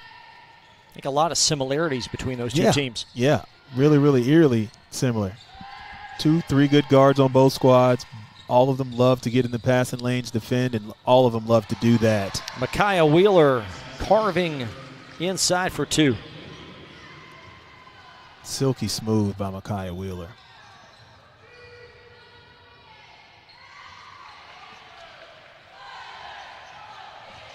See what Berea can do here in the open floor. Give me that. And then calmly steps over and says, not tonight. We're closed. Wheeler weaving in for the basket as Berea will inbound underneath. Under 2 minutes, third quarter. Here's a 3 off to the left from Brooklyn Smith. And possession back to Franklin County.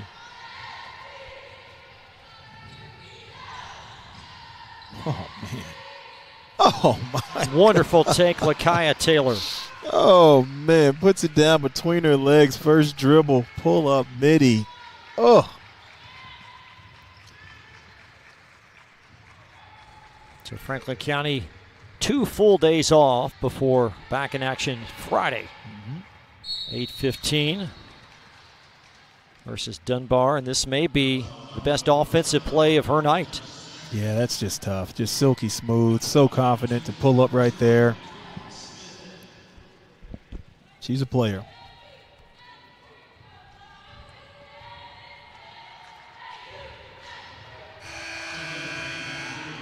And this game unfolding the way many people thought it might, just in terms of the talent difference and the ability to score the ball. Franklin County scoring much more easily, fluidly.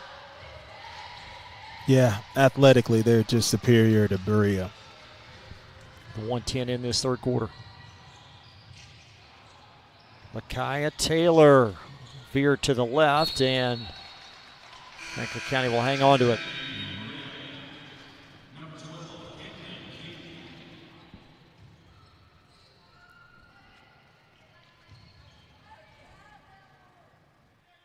Flyers inbound underneath.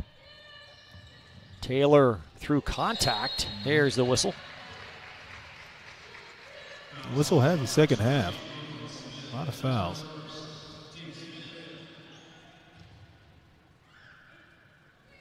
We'll have our most outstanding players coming up at the conclusion of this game and talk a bit more about tomorrow night in our abbreviated Cartown Kia post-game report.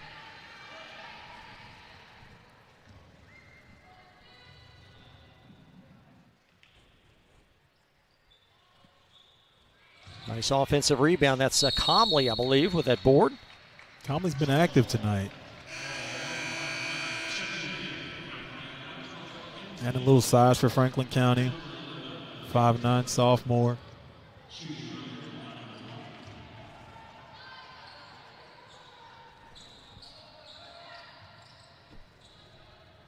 Left wing three, nearly banked in as it's going to trickle off the heel. And the rebound secured. That's Taya Hogan, the senior, and she'll travel. Crowd starting to file out. Not been a huge crowd for this game. You get the sense with the boys tomorrow, they're going to have a large crowd and perhaps intensify as the week goes on. Yeah, this is just going to grow. This was a tough matchup early in the tournament, and it's late. So I know that it's going to be, by the time it's all said and done, it's going to be packed in here. Probably starting Thursday. Yeah, Step will tomorrow. Rifle it in. What's tomorrow? Tomorrow's Wednesday. It's hard to keep track, though, isn't it? Man. This time of the year, you really don't know what day it is. It's just basketball. There's Brooklyn Smith weaving in. Pull up. There you go. Jump shot off from Mariah Smith. And another held ball. Who's going to get it this time? It's going to be Berea. How many attempts? First time. Ooh, so we've seen some improvement in that game. Yeah. We had the ball up there for quite a while during the first half. So Berea possession. Thanks so much for staying with us tonight on Glycod. We know it's late. We appreciate your support. Tuning into 11th Region girls basketball action. Mariah Smith. There you go. The bank is open Still at 10:15 Eastern. Still open.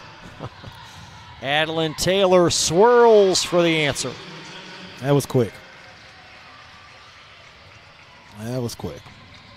Under 10 now in this third quarter, and you might as well get a Mariah Kika layup. That's Micaiah Wheeler, I beg your pardon, with the basket. And that's going to close the third. Franklin County on their way. They lead Berea 51-25, and we'll have more coverage coming up in just a moment. Can one college be all things to all people? Bluegrass Community and Technical College can. Learn more at bluegrass.kctcs.edu. At Central Equipment, we're a family. And that's what sets us apart from other ag and outdoor power equipment companies. It's the amazing options we give our customers. Through the quality brands that we represent. With the parts and service that we offer. With one main focus of making sure you, our customers, leave happy. If you need a new tractor, mower, chainsaw, or have other power equipment needs, come to Central Equipment and become part of our family. So we can show you the Central Equipment difference.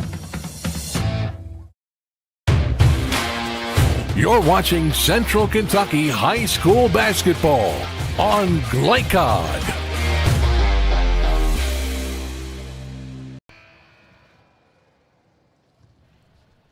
Franklin County leading Berea 51-25 as we welcome you back to Richmond. Flyers 12-16 coming in, and then they'll improve to 13-16. We told you this is their first losing season in 20 years, but this is a team, despite the record, playing deep into the postseason again. Yeah, you play a hard regular season schedule so you can get to the postseason and win games, and that's what they've done. They had a tough schedule, lost some games, but all in all, they're still playing, and a lot of teams are sitting at home right now. Might see some new players on the floor as this quarter gets a little bit deeper, and that shot is off the mark. Yeah, everybody's going to get to play tonight. And you might see that from the Berea sideline as well. As I wouldn't have doubled. There's a double. It was a double dribble. Give him a break.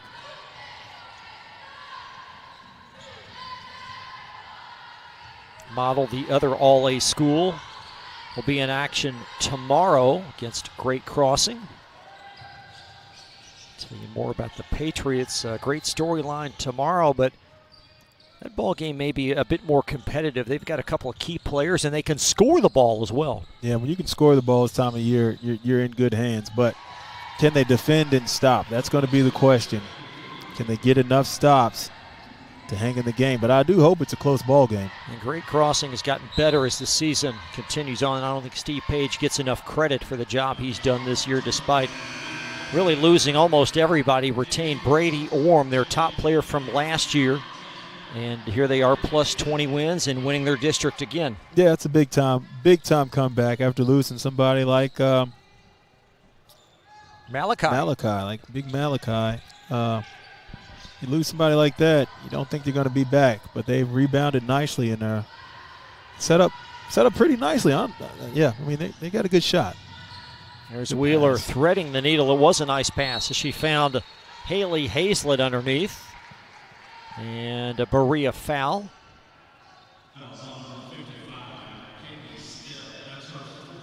Fourth foul whistled on Cadence Step. And Franklin County bobbles it out as Hazlett lost the handle. And for Bryan Station tomorrow night, the last go-around for Amari Owens. This is it. He's playing in his soon-to-be home. He'll be here next year playing for Eastern Kentucky Colonels. But I know he's anxious to get out on this court and try to beat the crosstown rival of Lexington Catholic. Brooklyn Smith's shot is off the mark. Avery Plessinger responds with a long three, off a couple of times.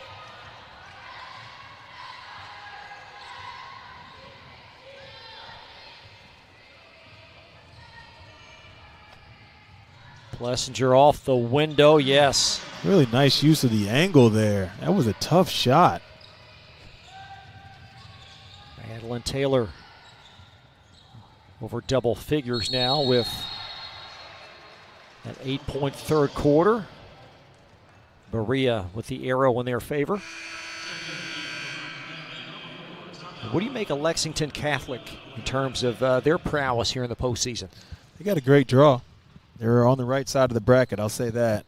And honestly, if they're able to use their girth and their strength inside, rebound the ball, keep Amari Owens out of the lane, I know they're going to have to play some zone.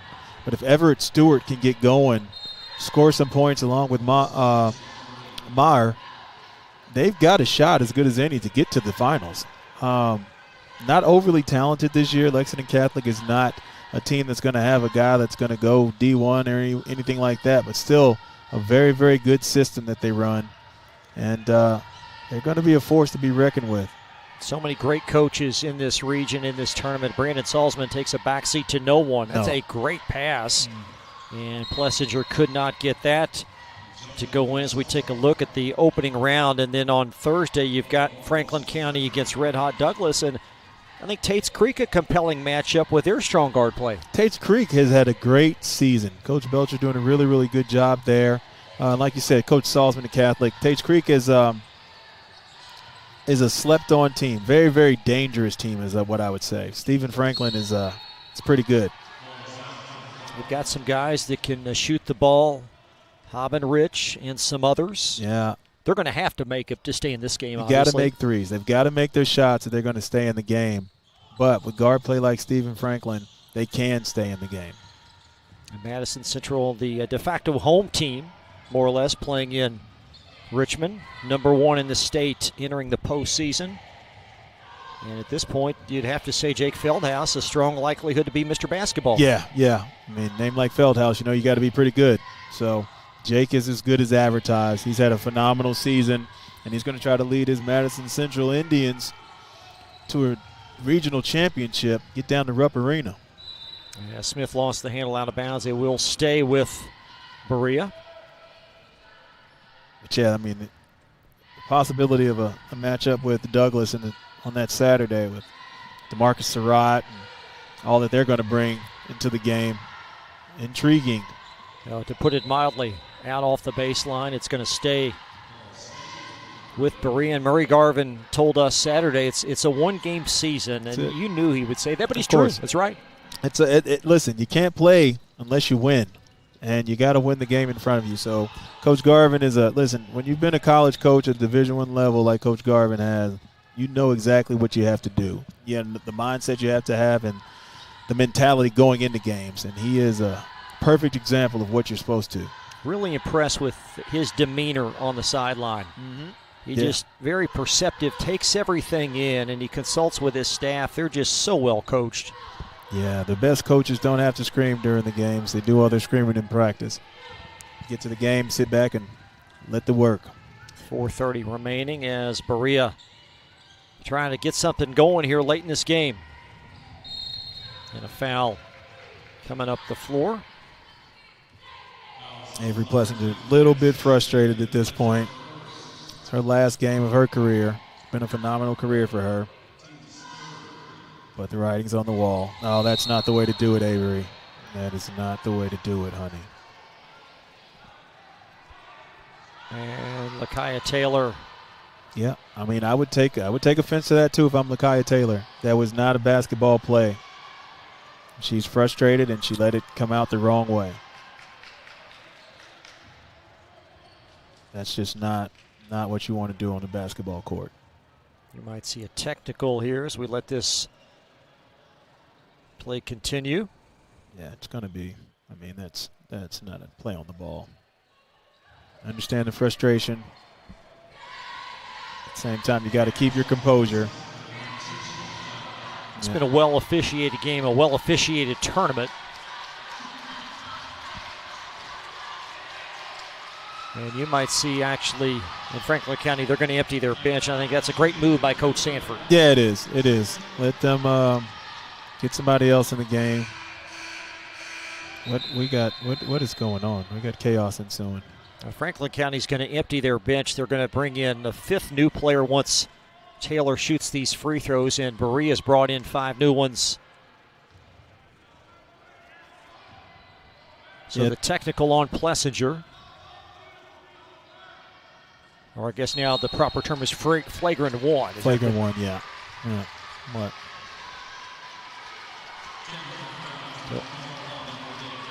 Well, now there's a technical on Berea, so Lakaya Taylor going to shoot 1 more free throw, and then the team should get 2 more from the foul line. Yep. Yes, they will. They will. Or 4 more. Oh, she missed both of them. And Coach Sanford says, stay there, young lady. Shoot some more. more. Make them, yep.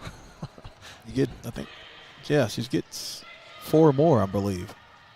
Technical foul in high school is 2 free throws on the ball. Well, Berea does only have 4. Come on, Kyle. Berea only has 4 team fouls, so this might be the last one. Oh, okay. And Taylor 0 of 3 in this sequence. There you go. I think Coach is going to have her shoot till she missed. Yep. Till she made one. Right? Yep. She had a heck of a night. She is done. So Kinsley Hogan is in for Franklin County as they bring on 5 new ones. There's Adeline Taylor, the elder statesman of this group, the 5'4 junior. Yeah, it's crazy. Let's travel on the entry. Been a great night of basketball. Paul Lawrence Dunbar winner by 11 over Scott County. That game tied after 3. Dunbar opened it up late. And they will take on, it appears, Franklin County in semifinal number 2 for the girls on Friday at 8:15. Whoa. And there's a double dribble. Yeah. Both these teams just need to finish the game the right way.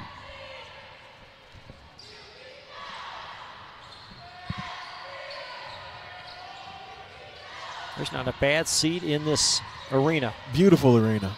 Eastern Kentucky's done a phenomenal job redoing this place because it looks great. 56-27.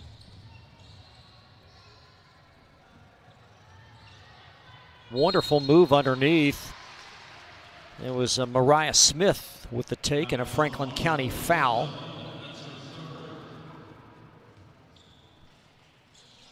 Second team foul this quarter on Franklin County. A couple of free throws looming for Miss Smith. Made one 2-point field goal in the first half.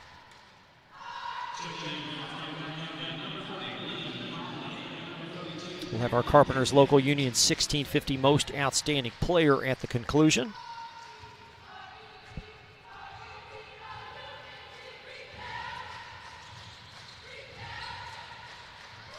And Franklin County with possession. They have led throughout. There's never any doubt about this one. There's a deep three that's well off. That was Taya Hogan coming up empty.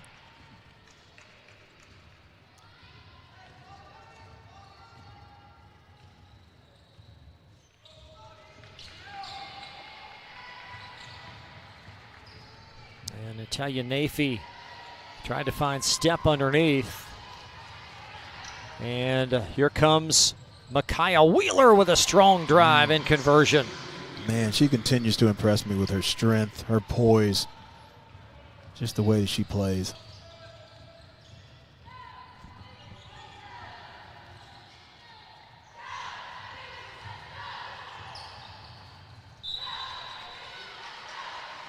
Natalia Nafee to the free throw line.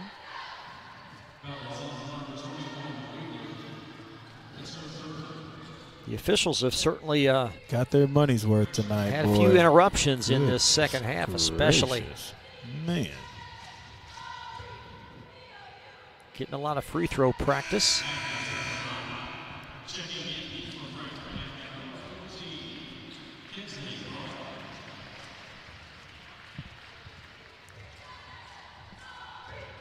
As Nafee with one more, we're almost on the cusp of a running clock. Yeah. Wouldn't hate it. 58-28 with 2:30 to go.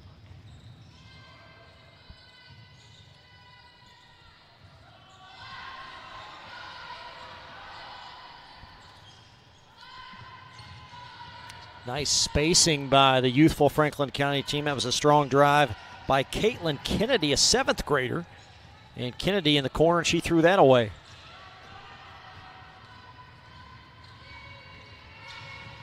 Under 2 minutes remaining. Man, it's like a middle school game with all these youth out here. We got 7th grader on 8th grader right there. You've got Step, the senior for Berea, and I believe that might be the only senior on the floor.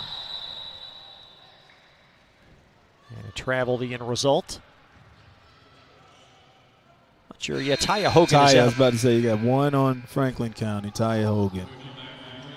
Let's take a Berea timeout. Might as well. 1:49 to play. We'll step aside. More coverage coming up in just a moment. You're watching Glycod.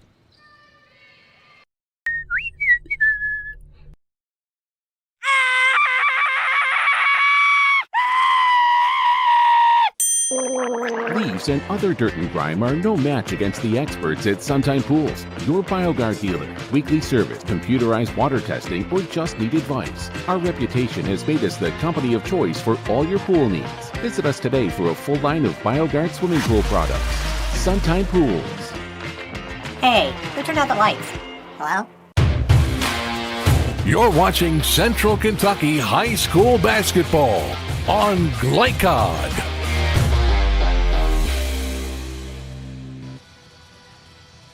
Please subscribe to our growing free-to-watch high school athletics platform on Glycod as we strive to provide the most positive representation of high school sports. It's all free to watch. Subscribe via YouTube at Glycod. So Berea going to call timeout here, and they'll have possession with $1:49 to play.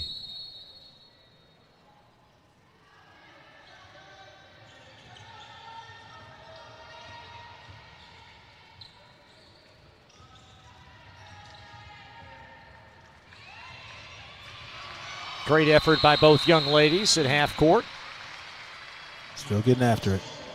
And another possession arrow. It's going to belong to Berea with 1:36 to go.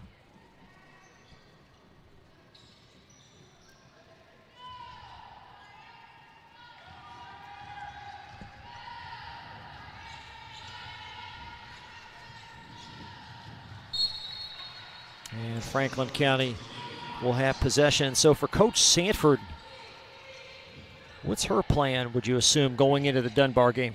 Well, she's got to watch the game tonight from Scott County and think we've got to get on the offensive glass because Dunbar showed that they were vulnerable there. So that and just containing. We saw how comfortable Paul Lawrence Dunbar got in that fourth quarter. They started making shots. They started to get up and down, and that's the game. That's the same style that they want to play. So Franklin County is going to have to decide, do I want to get up and down and do what we do, even though they may do it a little bit better?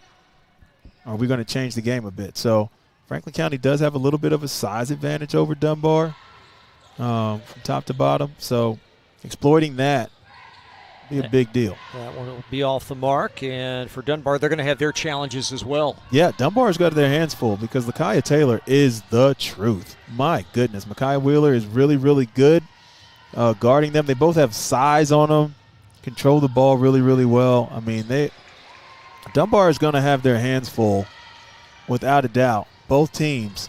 It's just going to be a matter of who can execute, who can make shots, and commit the fewest turnovers.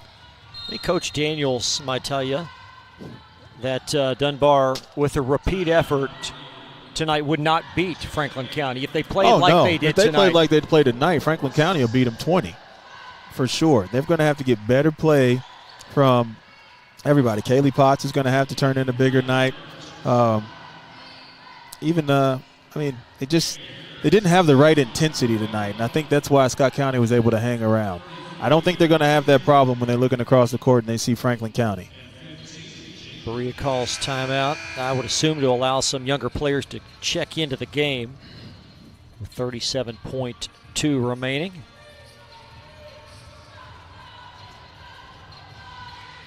Franklin County moving on to the second round of the regional tournament for 14th straight year. Wow. That's hard to do. What an accomplishment. Started with Joey Thacker, and Madison Sanford has taken one more year, taking that string one more season.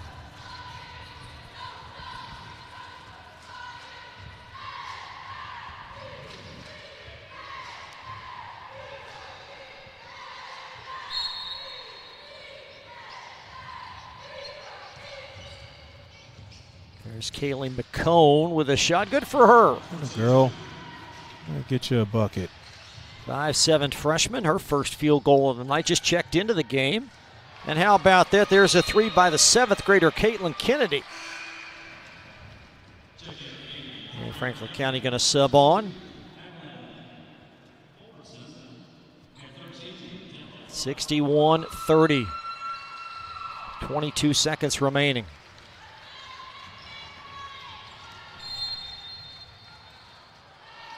Roll it. And Berea calls timeout, and I think they are, as they're going to enable one more player to check in. There we go. Everybody played. That's great. 18.2.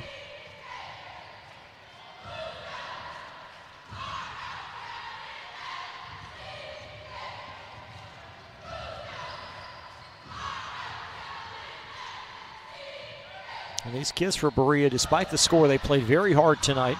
They did. 5 seconds left, and Franklin County on their way to Friday night.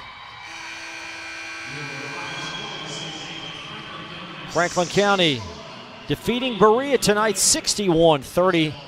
Our Cartown Kia postgame report comes up next on Glycod. Central Equipment, we're a family. And that's what sets us apart from other ag and outdoor power equipment companies. It's the amazing options we give our customers. Through the quality brands that we represent. With the parts and service that we offer. With one main focus of making sure you, Our customers leave happy. If you need a new tractor, mower, chainsaw, or have other power equipment needs, Come to Central Equipment and become part of our family. So we can show you the Central Equipment difference.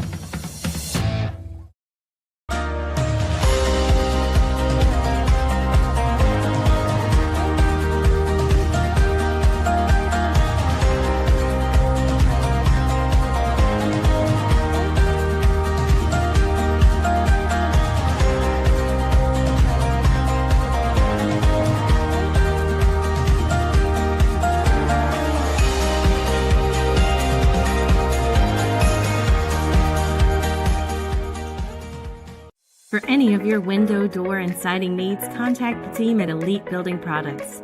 Their factory-certified, licensed, and insured contractors have been installing energy-efficient windows and doors for over 30 years.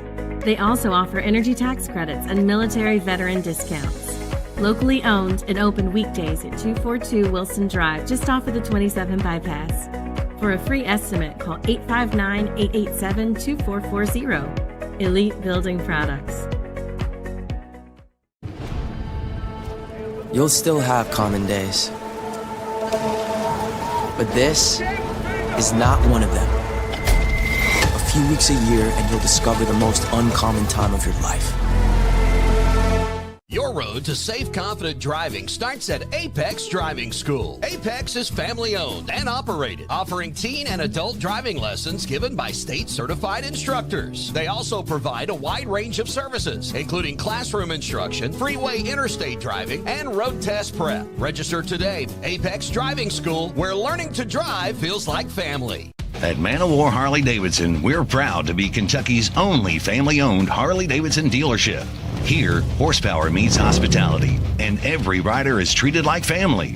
With a huge selection of Harley-Davidson motorcycles, expert service and parts, premium apparel, and endless customization options, we're built to support every mile of your ride. And through community events and group rides, we're more than just a dealership. Man of War Harley-Davidson, where the ride begins. Drive with the confidence and security of a pre-owned Kia from Cartown Kia. This incredible certification package is loaded with a 5-year, 60,000-mile bumper-to-bumper warranty, a 10-year, 100,000-mile powertrain warranty, 10 years of national roadside assistance, and 2 years of free maintenance. Choose from over 70 certified pre-owned Kias or over 1,000 vehicles of all makes and models. It's new car driving at used cars prices with certified pre-owned Kias from CartownKiaUSA.com. Tonight's post-game recap is brought to you by Cartown Kia, your dealership for unmatched design, performance, and savings at 3120 Lexington Road in Nicholasville. Visit CartownKiaUSA.com. Franklin County moving on to Friday night's semifinals. They dispatch Berea tonight on Glycott 61-30. Time now for tonight's most outstanding players, brought to you by Carpenters Local Union 1650. You can build your winning career. Get started by visiting carpenters.com. Caden Stepp, strong effort for her tonight. Yeah, you know, her last game playing for these Berea Pirates, and you saw how visibly upset she was when she knew it was all over at the end of the game. That's what it's all about. But she came out and laid it all on the line and led Berea Pirates to have a great season. Getting to the regional tournament is nothing to hold your head down about, and Caden Stepp did well tonight. And for Franklin County, certainly has to center around Lakaya Taylor, although Adeline Taylor also did some good things offensively. Oh, yeah, Adeline Taylor was great tonight. Micaiah Wheeler did her thing. Just a really, really complete team effort, but Lakaya Taylor with 23 big points just showed why she is so special. As an 8th grader, to be able to come out and score the way that she does and handle herself the way that she does. Just mature beyond her years. She's got a lot of game. I cannot wait to see the matchup with them and Paul Orange Dunbar on Friday. A lot to look forward to this week. We're back on the air tomorrow. We hope to see you then. 6:45 or rather 5:45 pregame for the 6:15 tip tomorrow between Model and Great Crossing, followed by Bryan Station and Lex Cath, and then 2 more games on the boys' side coming up on Thursday. Thank you so much for joining us tonight live on Glycod. Thanks to our great crew. Steve Bird has been our executive producer, our camera operators, Joe Emilian and John Strange. So for Ravi Moss, I'm Chris Labar. Good night from Richmond. You've been watching 11th Region quarterfinal action on Glycod.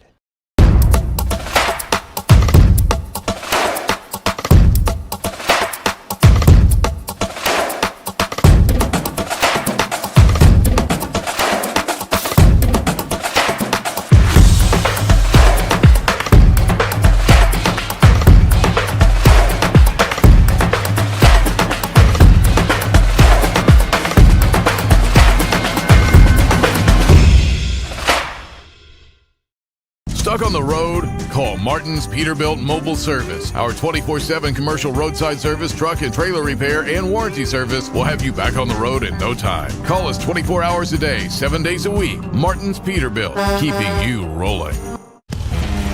Listen up. In a world overwhelmed by noise, we live life on simpler terms. Our terms. No agendas, no drama. Our road, our rules. Let's ride. Can one college be all things to all people? Bluegrass Community and Technical College can. Learn more at bluegrass.kctcs.edu.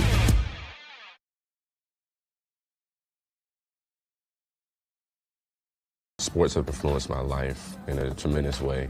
I'm able to see all these new opportunities and meet all these great new people. My interests outside of basketball are trying to relax and hang out with my friends and explore Louisville itself. I know I'm more successful because of the positive choices I've made and actions I've taken. My name is Kanai Roots, and I'm better without it.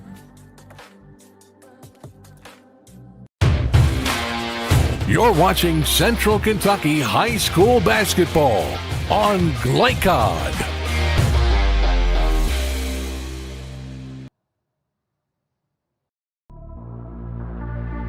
From Glycod, this has been Central Kentucky High School Basketball, presented by Bluegrass Community and Technical College. College for your world. Tonight's game was brought to you by Man O' War Harley-Davidson, 100% Kentucky owned and operated. New Vista, we see the good ahead. Tim Short Auto Plaza, take the short drive to satisfaction. Martin's Peterbilt, keeping you rolling. Elite Building Products in Nicholasville, where you'll find top quality products for your home. Cartown Kia, movement that inspires. Carpenter's Local 1650, build your winning career today. And by Suntime Pools and Spas and Apex Driving School. Visit Glycod.com and follow us on social media for information about upcoming broadcasts and other high school sports content. Thank you for watching this live sports presentation on Glycod.